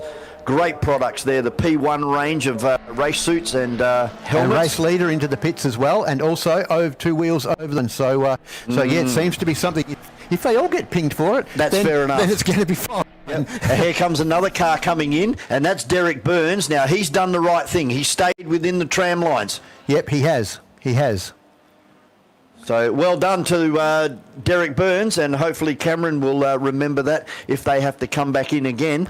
Yeah, well, I mean, at the end of the day, I guess it's going to be up to the Clark horse, not up to us to call that. So we never saw what happened with car 265. It could be for something much worse than what we just saw with those two cars. So we'll wait and see what happens with the investigations for those as we watch the car of Ferreira. And Leg's in now too, mate.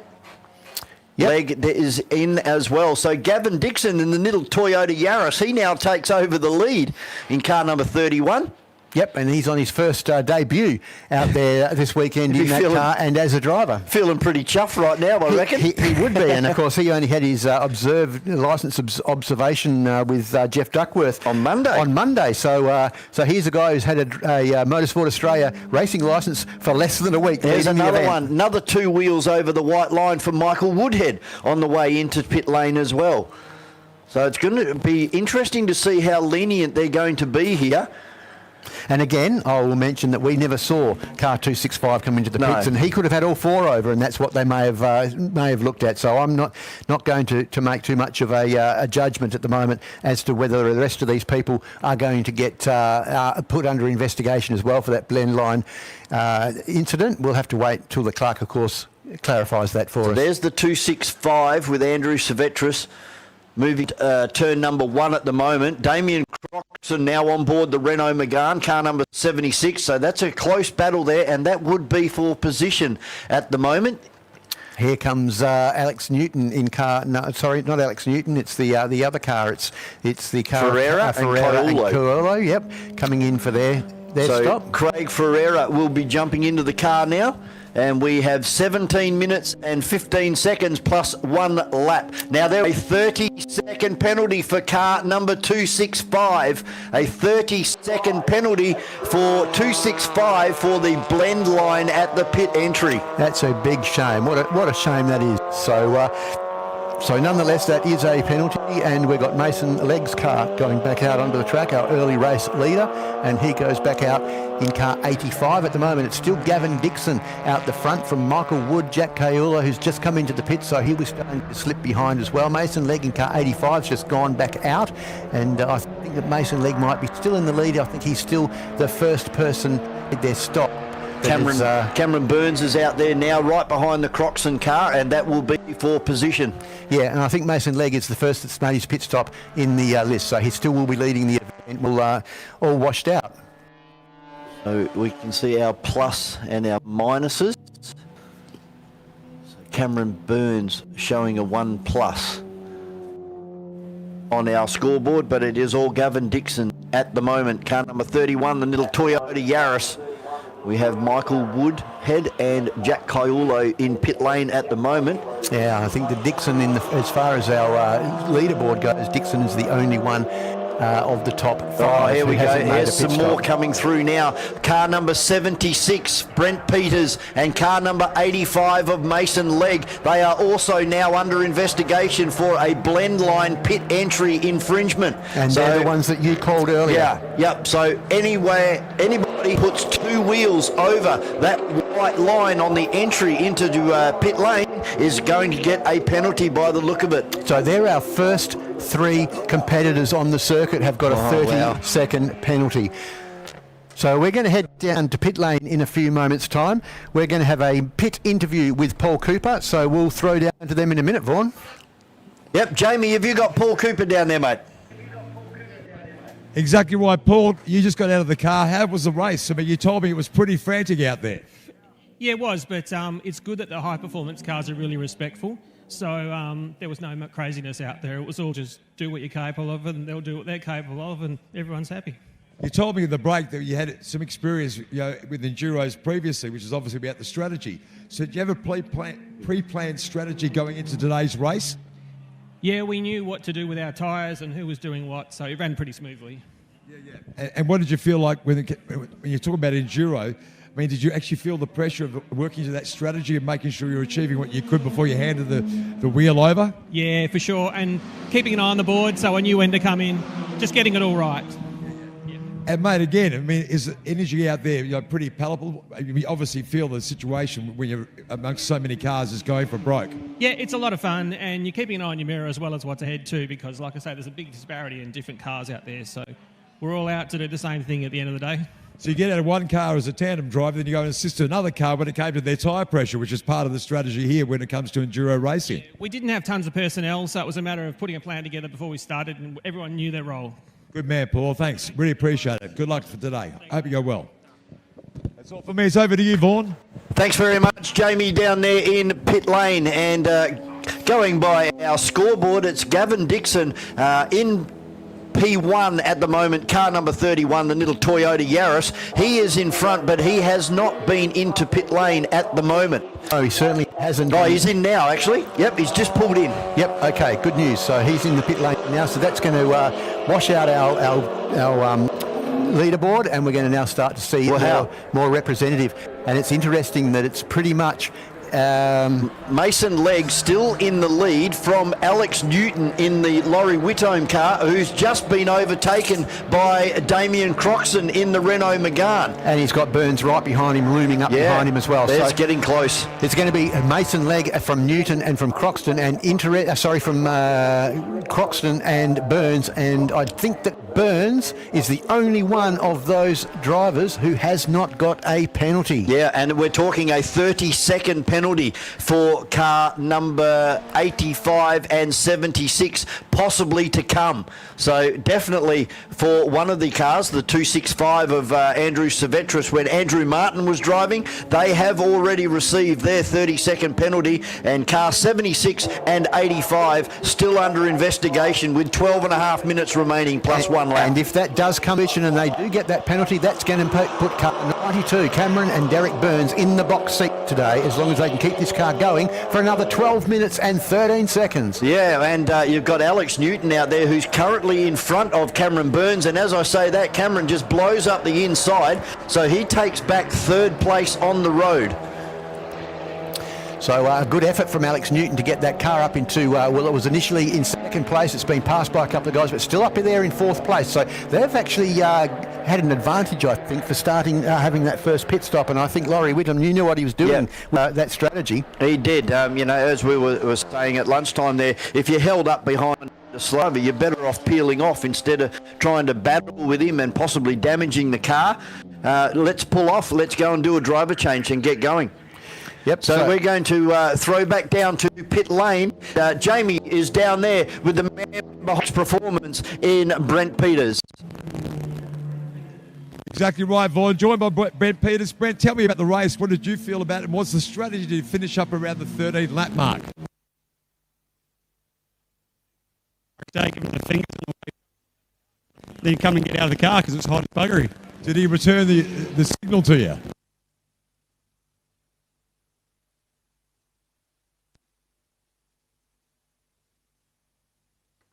Yeah, unfortunately, we've got a few technical issues down there with Jamie and Brent Peters in pit lane at the moment. But we'll go back and have a look. We're still under investigation. Car number 76 and 85 at the moment. But definitely 265 of Andrew Martin and Andrew Silvestris. They have incurred a 30-second penalty for that pit entry. So Mason Legg still has that hanging over his head, and so does Damien Croxon and Brent Peters. They certainly do, and we're now down to 10 minutes and 22 seconds before we're going to see that last lap board come out. So it's getting coming down very quickly. Currently they've completed 22 laps for the leader. So 20 till usually they complete about another 10 laps in this sort of like time. So yeah, I reckon probably around about 30 laps, 31 laps is whereabouts we're going to be at the end of this one. Hasn't this time gone quickly in this event? It certainly has, and there goes the siren. So I think that may be, yep, the CPS window has closed. So everybody has effected their compulsory pit stop within that window. So there'll be no penalties handed out for that. It's just we are waiting for Motorsport Australia to give us the result of this investigation with car number 85 and 76. Yeah, absolutely, and isn't it interesting how well all of those CPS pit stops took place? They were all very smooth, or well done by all of our officials to keep that timing all on top of everything, and yeah, they all happened pretty seamlessly, except for some of the entry to pit lane infringements that it looks like we're going to have. Yes, so 9 minutes remaining plus one lap, and we're still waiting for the result of that investigation. It may actually happen after the race meeting, so we're going to have to wait and see. So I believe that Jamie McCandy is down there in pit lane, and he has the man behind Lux Performance with him in Brent Peters. Exactly right, Vaughan. And of course, we got a microphone that actually works, which is really good. So, Brent, tell me about the race. Was it a strategy for you to get out of the race at the 13 lap mark? No, I just wanted to, round up a couple of cars. So we overtook a couple of the XLs, we left them, and then I just wanted to get past Alex and give him the friendly one-finger wave in the RX-8. It's good to get out on the grid with him again. It's been a long time, so yeah. It's not your normal category, mate. So how was it getting against another car and having a race with these production vehicles? Yeah, well, I used to run that Renault a few years back, so it's good to get back in, and it's way better now we've got a gearbox in it. But yeah, compared to running over east, it's good to have these longer races here in WA. It's a true credit to the committee for putting it together. It's absolutely awesome, and to kick it off on a beautiful day like this, you can't ask for anything more. And working as a tandem driver, I mean, you obviously got to work in tandem in the sense that you've got responsibilities both ways. You said you got ahead with a couple of guys you wanted to get ahead of. So what's the second part of the strategy to finish the Enduro off? Yeah, well, Damo's just got to find 30 seconds after my penalty for coming over the blend line, and I swear I couldn't see it, all the black rubber down there. But yeah, he's just got to come in and bring it home. Hopefully a good second place for the day, new trophy for the cabinet, and a few sherbets tonight, I think. Is it really competitive out there through the Enduro, or people are sticking to the strategy, sticking to a plan? No, it's pretty good out there, man. Pretty competitive because you get to overlap some of the different class cars. So you're racing in your class and you're racing against the other cars, and you know, just that red mister wanting to overtake someone, that's the fun. Yeah. Brett, good luck with today, mate. I hope the other driver does well for you as well. And listen, it's going to be a great level of energy going on at the end of this race for sure. 40 laps plus one. It's a real enduro, isn't it? Well, it's good for us. It's as good as we get here, so it's really good. And yeah, Damo will bring it home solid. He's better behind the wheel than me. I'm a bit of a cheesehead compared to him. Thanks, Brent. All the best to you. Just while you've got Brent Peters down there, the driver or co-driver of car number 76, Motorsport Australia, no action for car number 76 on your blend line pit entry infringement. No further action for car number 76. However, for our race leader, car number 85, he has been pinged 30 seconds for a pit lane infringement. And as I say that, the BMW of Andrew Silvestris is coming back into pit lane, and this is unscheduled. Yeah, it certainly is. And I'm a little confused. Gavin Dixon, I don't remember Gavin taking a pit stop. Now, I may have missed that. Yes, no, he was in. Yep. He was definitely in, yep, was he's definitely come in. Well, have a look at that. Gavin Dixon in car number 31 is currently in second position. And when this washes out with Mason Legg having a 30-second penalty, it could be that we see Gavin Dixon actually taking the lead and winning this event, because Damien Croxton behind him doesn't have a penalty, but he hasn't passed him yet. So only got 6 minutes left in this event. Oh, how exciting is this? This is brilliant. And if Gavin Dixon takes this, how about that? He only got his CAMS licence on Monday. Yep. Amazing. Here he comes now down into turn number 7. And who would have thought a little Toyota Yaris, a little front-wheel drive, well, four-wheel drive, I think they are. It's a GR. So yeah, GR. It'll be front-wheel drive, four-wheel drive. Yep. A little four-cylinder. Yeah, there's nothing wrong with those, but he's got the length of pit straight between himself and the Croxton car number 76, and he's got 76 has got around about 5.5 minutes to catch him. So that Mason, little GR, let's have a look at the lap times for a moment. Sorry to jump over. All right, mate. He's about 2 seconds a lap quicker than him, and the gap is, well, I can't see what the gap is at the moment. I think it's around about 11 seconds. So that's going to take him 5 laps to get onto his tail. And we've got 5 minutes left. I think Mason Legg has done enough. He's 1 lap plus 7 seconds in front. So with his 30-second penalty, I think car 85 can hang on and still take this. I can't see how Mason Legg would have got that advantage, though, because when they came into the pits initially, he was only probably around about 200 metres in front of the Croxton car. So we're going to have to wait until this all works out, because if, as you remember, Legg and Croxton, also the Burns car, were very close together for the whole first stanza of the event. Yep. So see how he could possibly be a lap in front. So we'll wait and see what the wash-up is of this. But the gap. Yeah. Oh, the gap. Yeah, and it looks like, to me, that's saying he's a lap in front. The 5 cars. And then we're 2 laps down to Craig Ferreira and 3 laps down to Wesley Lahair. Yeah, look, I'm not going to pay too much attention to that. I think that's actually wrong, but we'll wait and see. But at this stage, I'm still fairly impressed with the effort of Gavin Dixon. He's done a brilliant job out there to make sure that he's put himself into a position where he can be competitive at the end of this event. Certainly is. Here he is on our live stream now, the little Toyota Yaris GR. And Gazoo Racing. Yeah, quick as aren't they? They are very quick little cars, and hopefully the reliability will hang on. Well, the Jellin family had one of these at one stage. I don't know if they've still got it, but they certainly ran one earlier on. I think it might have been last season, and it'd be good to see that car back out if they do have it. But nonetheless, you can just see the sorts of speeds you can get out of these cars. So there's Andrew Silvestris just moving the car down pit lane at the moment, and it looks like that will probably be a remnant, unfortunately, for the BMW car number 265 for Andrew Martin and Andrew Silvestris. So they have fallen right to the back now in car number 265, back in 9th position. So Croxton has halved the gap between himself and Legg. 3 minutes. Yeah, it's taken him just over 2 minutes to do that, and he's got 3 minutes left. So he's going to get onto the tail of the Dixon car. Will he be able to get past it? Well, there's first in 4th, turn 4, second into turn 4 now. Then we go back to the Burns car in, 3rd on the road. Yep, although Mason Legg's still showing as being first on the road, and we're looking at 2nd, 3rd and 4th. I think there'll probably be an adjustment made to this.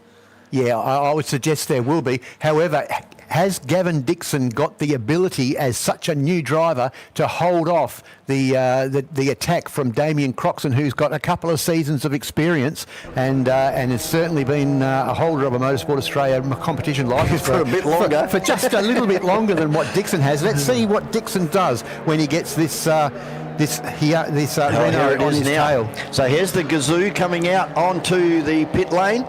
And Damien Croxton really going to start to mow him down now. Car number 76 down into turn number 1. And this will be for effectively the lead of the race, we believe. 2.5 seconds he took out of him on that last lap. So if he does that again, he's going to be game over. You're dead right there. So, but great effort by Dixon for his very first run in any competition car here at MotorMall Wanneroo Raceway. A 6-day licence holder.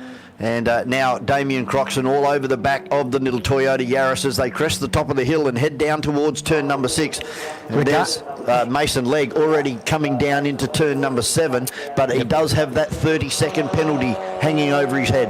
Yeah, and regardless of whereabouts Dixon finishes, you've got to say that, under investigation again, car 76 pit lane entry they've just put up there again, and they've already told him that there's no problem once, but we'll wait and see.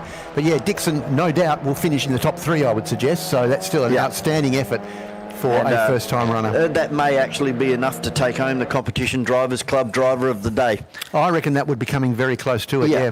I think so. He's had a great day. He's also had to race in 2 other races previous to this one as well. And he hasn't got a mark on the car. He hasn't gotten in anyone's way, and he's done the right thing all day. So I reckon that I'm with you there. I think that probably will deserve a Competition Drivers Club Driver of the Day. So for our drivers of car number 76, that's Brent Peters and Damien Croxon. If Brent can hear me, you guys look like you're under investigation again for your blend line pit entry. So not sure what's going on there, mate, but car number 76 under investigation for a pit lane blend entry. Yeah, and we've already seen once up on the screen that there was no further investigation into that one, but there's an investigation. We've got a slow car into the Burns car. Oh, that's the Burns car. Very slowly up into turn 4. They've got around about 21 seconds before the last lap board comes out. 2 laps from home. Yeah, come on, guys, let's get this car going again. It surely isn't out of fuel.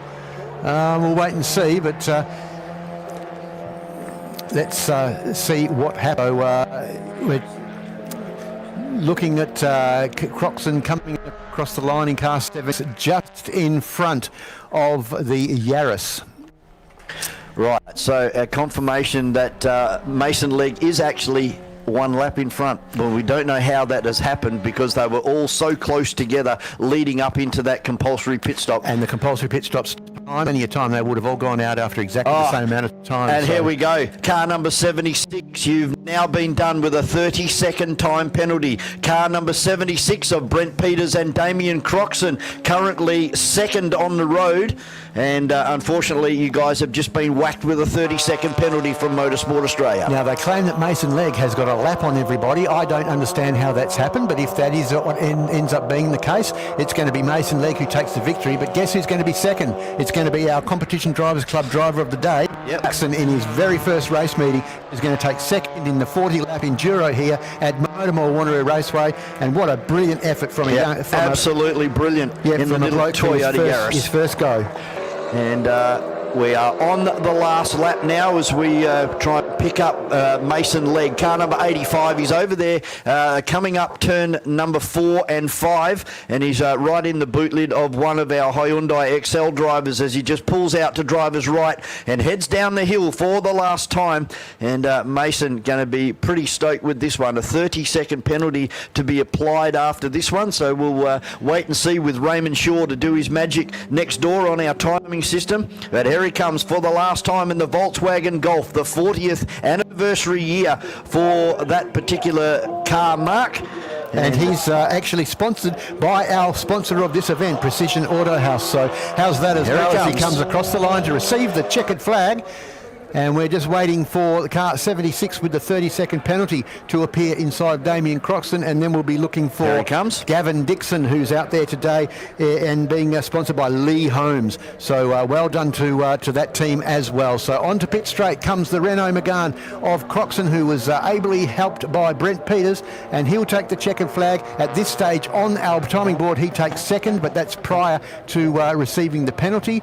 And here's our debut, third position, regardless of whether there's any penalties or not. Third position to Gavin Dixon for Lee Holmes, coming across the line in car 31. Yeah, a fantastic effort. They're a guy that's had his licence for 6 days, and he will be stoked. There'll be a few sherbets going down in that family tonight. I tell you what, I reckon he's done enough laps to get off his P-plates the next event. I know you've got to do 3 or 4 events, but he's done 3 or 4 events worth of laps today. He certainly has, and like you said, there's not a scratch on the car. Yep. So who will be across the line next? It's already Alex Newton gone across in the Laurie Whitome car. They'll come 4th place on the road. I wasn't too far.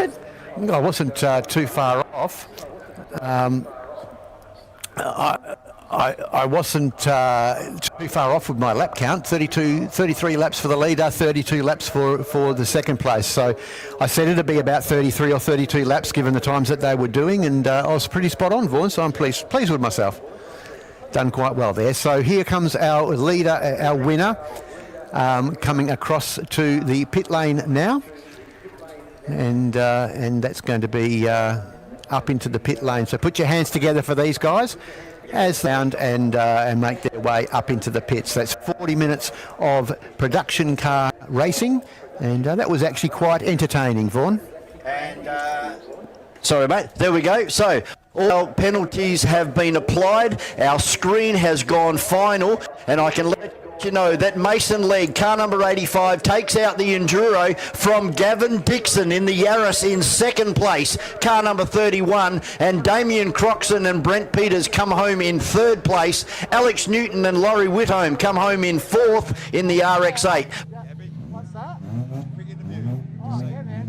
Number 98 in fifth, and then we have Craig Ferreira and Lahair in seventh. Cameron Burns unfortunately didn't finish, and the same for car number 265 for Andrew Savetris. We are going to drop down to Jamie down there, and I believe he's got Mason Legg, a pretty happy driver of the Volkswagen 40th year anniversary model Golf.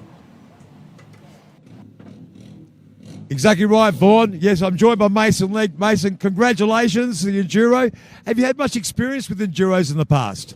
Mate, I've done one of those Bears 24-hour events. That's about it, but I'm planning on doing a lot more, and this is just the icing on the cake. It's perfect preparation. So do you enjoy the fact there's a strategy attached to a race like this, that you have to sit with the mandatory pit stops and so forth? I mean, is it like, you know, working on a strategy, is that part of the buzz about this sort of racing? It's so cool, man. I'm so lucky to have Brad from Precision Auto House here give me a hand, and the boys that come with him, because strategy is so important, just knowing when to push, knowing when to hold back.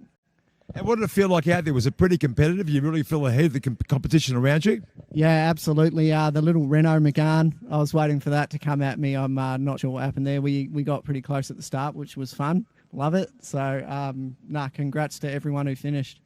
So you've been really pumping this car hard today. It's obviously come up with the goods just when you wanted it. Yeah, absolutely. I mean, the dream is to take this car to the Bathurst 6 Hour, but I'm not sure if we got the finance to do that, but let's see. Let's hope you do. All right. Well, congratulations again. Well done. Enduro number one. That's brilliant, mate. Well done indeed. Joined by Mason Legg here, obviously. And it's back to you, Vaughan. Jamie Demelza, who's had to leave a little bit earlier today. Thank you very much for all of your hard work over the weekend. Rob, a fantastic for round two of the day two of round two of the West Australian Sporting Car Club Racing Championships for 2026. I don't want to go home. I've enjoyed myself so much up here these last 2 days, and really looking forward to round three, which will be happening in June. So keep your eyes on the WA Sporting Car Club website and the social media to get the date for that. And we're really looking forward to seeing lots of people watching us on the live feed, as well as having heaps of people up here to enjoy yet another race meeting here at MotorMall Wanneroo Raceway. I've really had a ball this weekend. Mate, thanks for your company. It's been a pleasure as per always. Again, thank you to all of our officials down there. I'm not going to go through everybody again, just all of our officials. We are very appreciative of your efforts this weekend. I'm going to get going and get down to McCracken House, where we'll do a wrap-up of today's racing with Jamie McCanty. We'll be coming up very shortly, probably some adverts and some replays happening on our live stream until then. And until I see you again, it'll either be very shortly or at the next race meeting. On behalf of Rob Haggerty and myself, Vaughan Brewer, a very good evening from MotorMall, Wanneroo Raceway. Place, which is what we need to keep.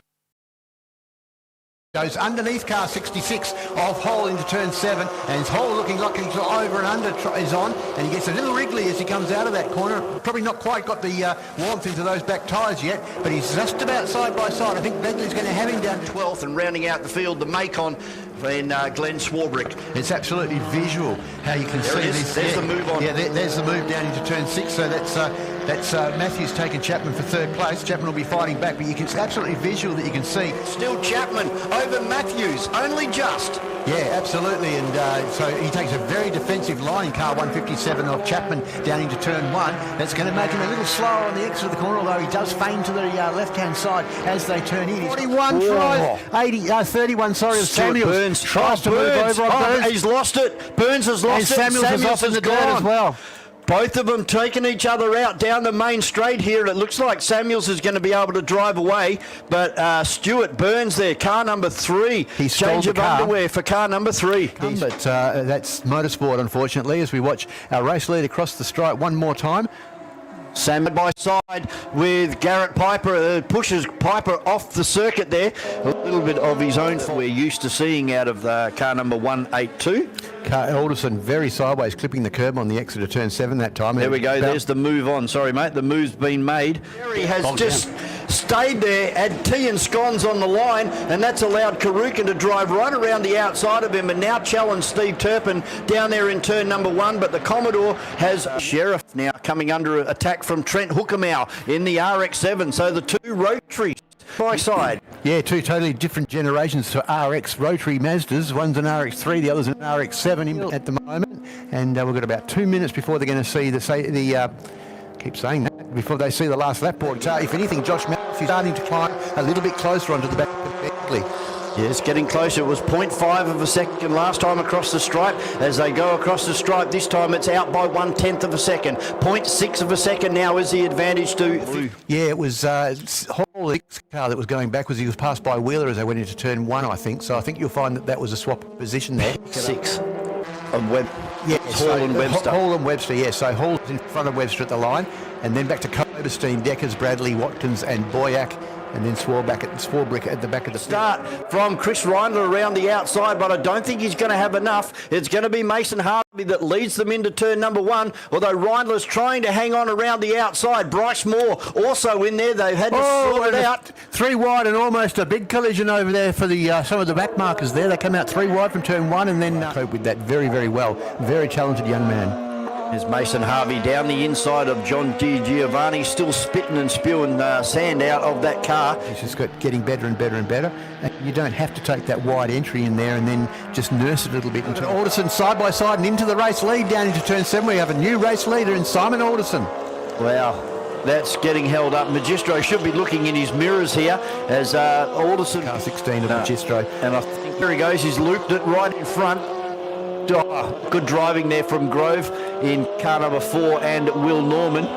But yeah, that he set earlier today when he came across the stripe last time. Let's see what he can do this time as he crosses the line. And that's he's about 7/10 away now. So he's getting Burns out there as well. Just moving up. Cove behind Derek. Yeah, car number 36 in front of Rob Lance. Oh, Rob was at the back. Obviously, the off that he had.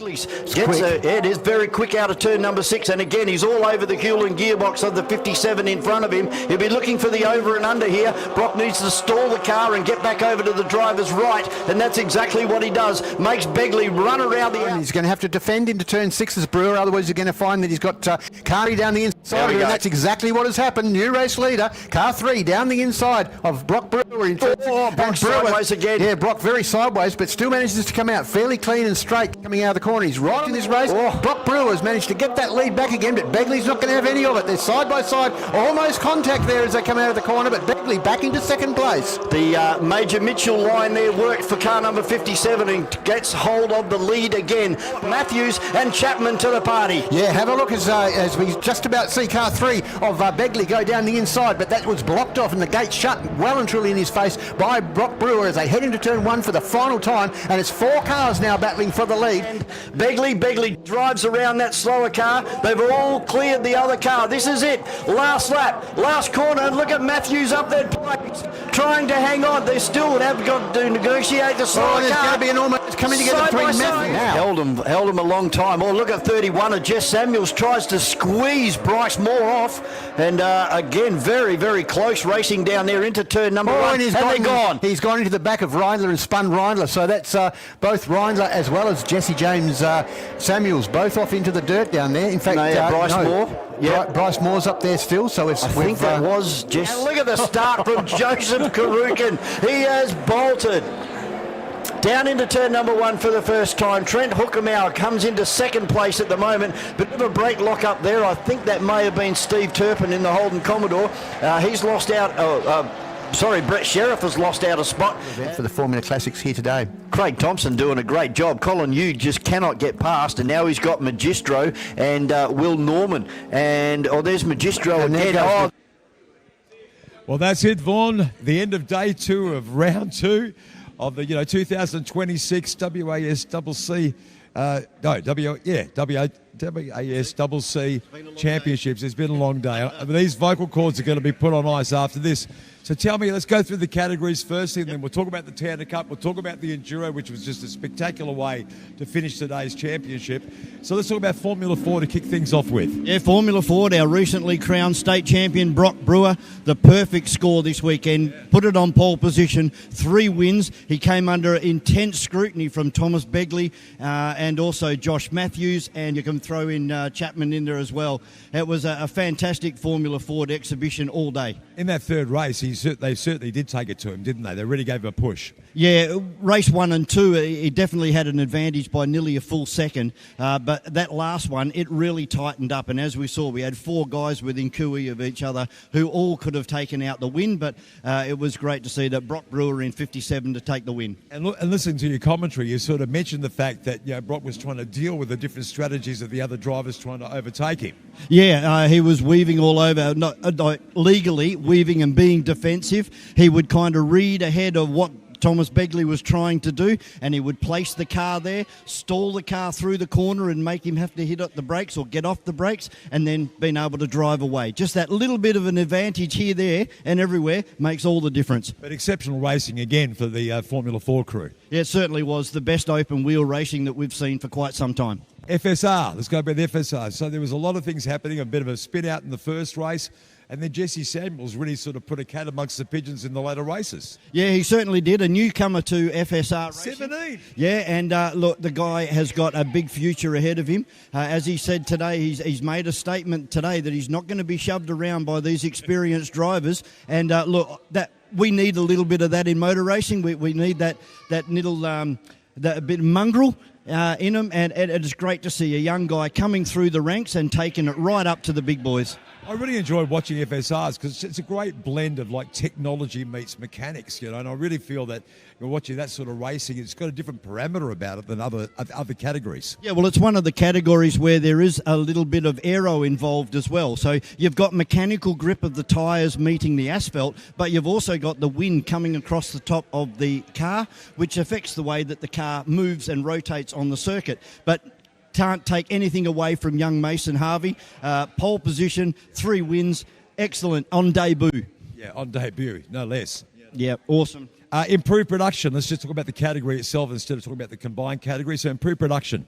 Yeah, Improved Production had a great day out there on the circuit today. We've seen Matt Cherry take home the Tander Family Cup again this year in the Holden Monaro. But the race was happening a little bit further back down the road between the RX3 of Brett Sheriff and the RX7 of Trent Hookemow. Those guys were going hammer and tong all from qualifying and through the 3 races today. So well done to the RX7s and the RX3.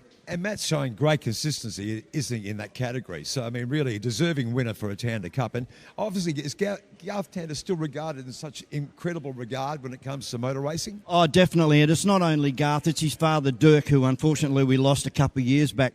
Their contribution to WA Motorsport and the achievements that Garth has put on, a Bathurst winner and now a full-time commentator with V8 Supercars. Yeah, you can't take nothing away from Garth. He's proud to be a homegrown boy. Let's review production cars. Yeah, production cars. We have just seen one of the best Enduros that we have ever seen here at MotorMall Wanneroo Raceway, taken out by Mason Legg in his brand new Volkswagen. And in second place, an unbelievable effort from a guy that's had his licence for 6 days, and that was Mr. Dixon in the little Toyota Yaris, and in third place was Brent Peters and Damien Croxon in a Renault Megane. But a fantastic race. A lot of very different strategies that certain people took, especially with the tandem drivers, in that Enduro race, which I thought was quite fascinating. As you said, you really don't know the quality. Sorry, the winner's never assured until you get to the end of the race. No, that's right. And we saw Laurie Whitome. He was the first car in. As soon as that compulsory pit stop window opened, he was the first car in. Gave it to Alex, who's a little bit quicker for the rest of the race. So Alex had a good 20 minutes in the car, and he was able to get the car from position 7 up, and I think they finished in position 4. But then Towards the end of the race, we had a few Motorsport Australia investigations into guys coming into the pit lane, and normally it's not a problem. But today there was a tram line, and they had to stay within the tram lines, and unfortunately for 3 cars, they put some wheels over that tram line and were given a 30-second penalty. If they're the rules, they're the rules. And let's be honest, the officials that were down there were doing an excellent job. Yep, they were up and down pit lane. They were making sure that the belts were all done up safely on the new drivers. There was speed limit checks. There was the entry into pit lane. So, yeah, a fantastic effort by all of our officials here today, and, of course, our Motorsport Australia officials upstairs. Yeah, but the regulations really are for the sake of safety, mostly, aren't they? Yeah, they are, because you can come off turn 7 at a good 100 kilometres an hour, and you've got to have those tram lines which are slightly curved like a chicane, and that's to help wash off the speed before you come in to pit lane at 40 kilometres an hour. Okay, the final category we're going to review is the Formula Classics. Yeah, Formula Classics, a great battle all day between Will Norman in the Rolt RT4, having a great run with Simon Alderson in a little 2-litre Formula Ford. And unfortunately there for Will Norman in the last race, he pulled off to the side of the track and went 1 lap down to Simon Alderson, but I think he's still got enough in the tank to take home the day. He had 2 wins and also stuck it on pole position this morning. So 2 days of incredible competition here. Really, the categories really put a show on for everybody. So if you came down here, you would have experienced some great racing. And I'm sure the people that have been watching this streaming service have actually seen the same thing. So when it comes to, the championship weekends that we do enjoy here almost monthly, do you think the Enduro should be like a permanent fixture when it comes to the actual championship rounds? Well, we do have endurance races in the years. We've had the Hyundais mixed with the XLs, and that was a great success a few years ago when the XL had a smaller field. We've also had other improved production endurance races as well. And then when we see the FSRs, those actual cars are built for endurance. So when our Arise racing team go over east to the Nationals, they're racing for near on an hour. And of course, I just imagine that under that sort of duration of time, the stamina of the driver is going to be really tested, both mentally and physically. Yeah, definitely. It's not easy driving a race car, and for an extended period of time. Even that 40-lap race, those guys will be absolutely exhausted after that. We're used to doing 10 laps around here. These guys have just done 40. Incredible. Vaughan, can't thank you enough. You and your commentary team have done a wonderful job all weekend. As I said, put that voice box on ice, get us sort of repaired for the next time we meet. And, of course, if anybody out there wants to know what's happening here at MotorMall Wanneroo Raceway, go on to the wannerooraceway.com.au to get all the details about what's coming up, things you can participate with, and also if you want to get involved in racing, this is a perfect way of getting onto the website and finding out how you can be a part of it all here. It's been a wonderful weekend again, as always. Vaughan, thank you very much, and thanks to Demelza by default. Thanks to our production team, and on behalf of Turn 7 Media, it's been an absolute pleasure. Look forward to your company again in the very near future.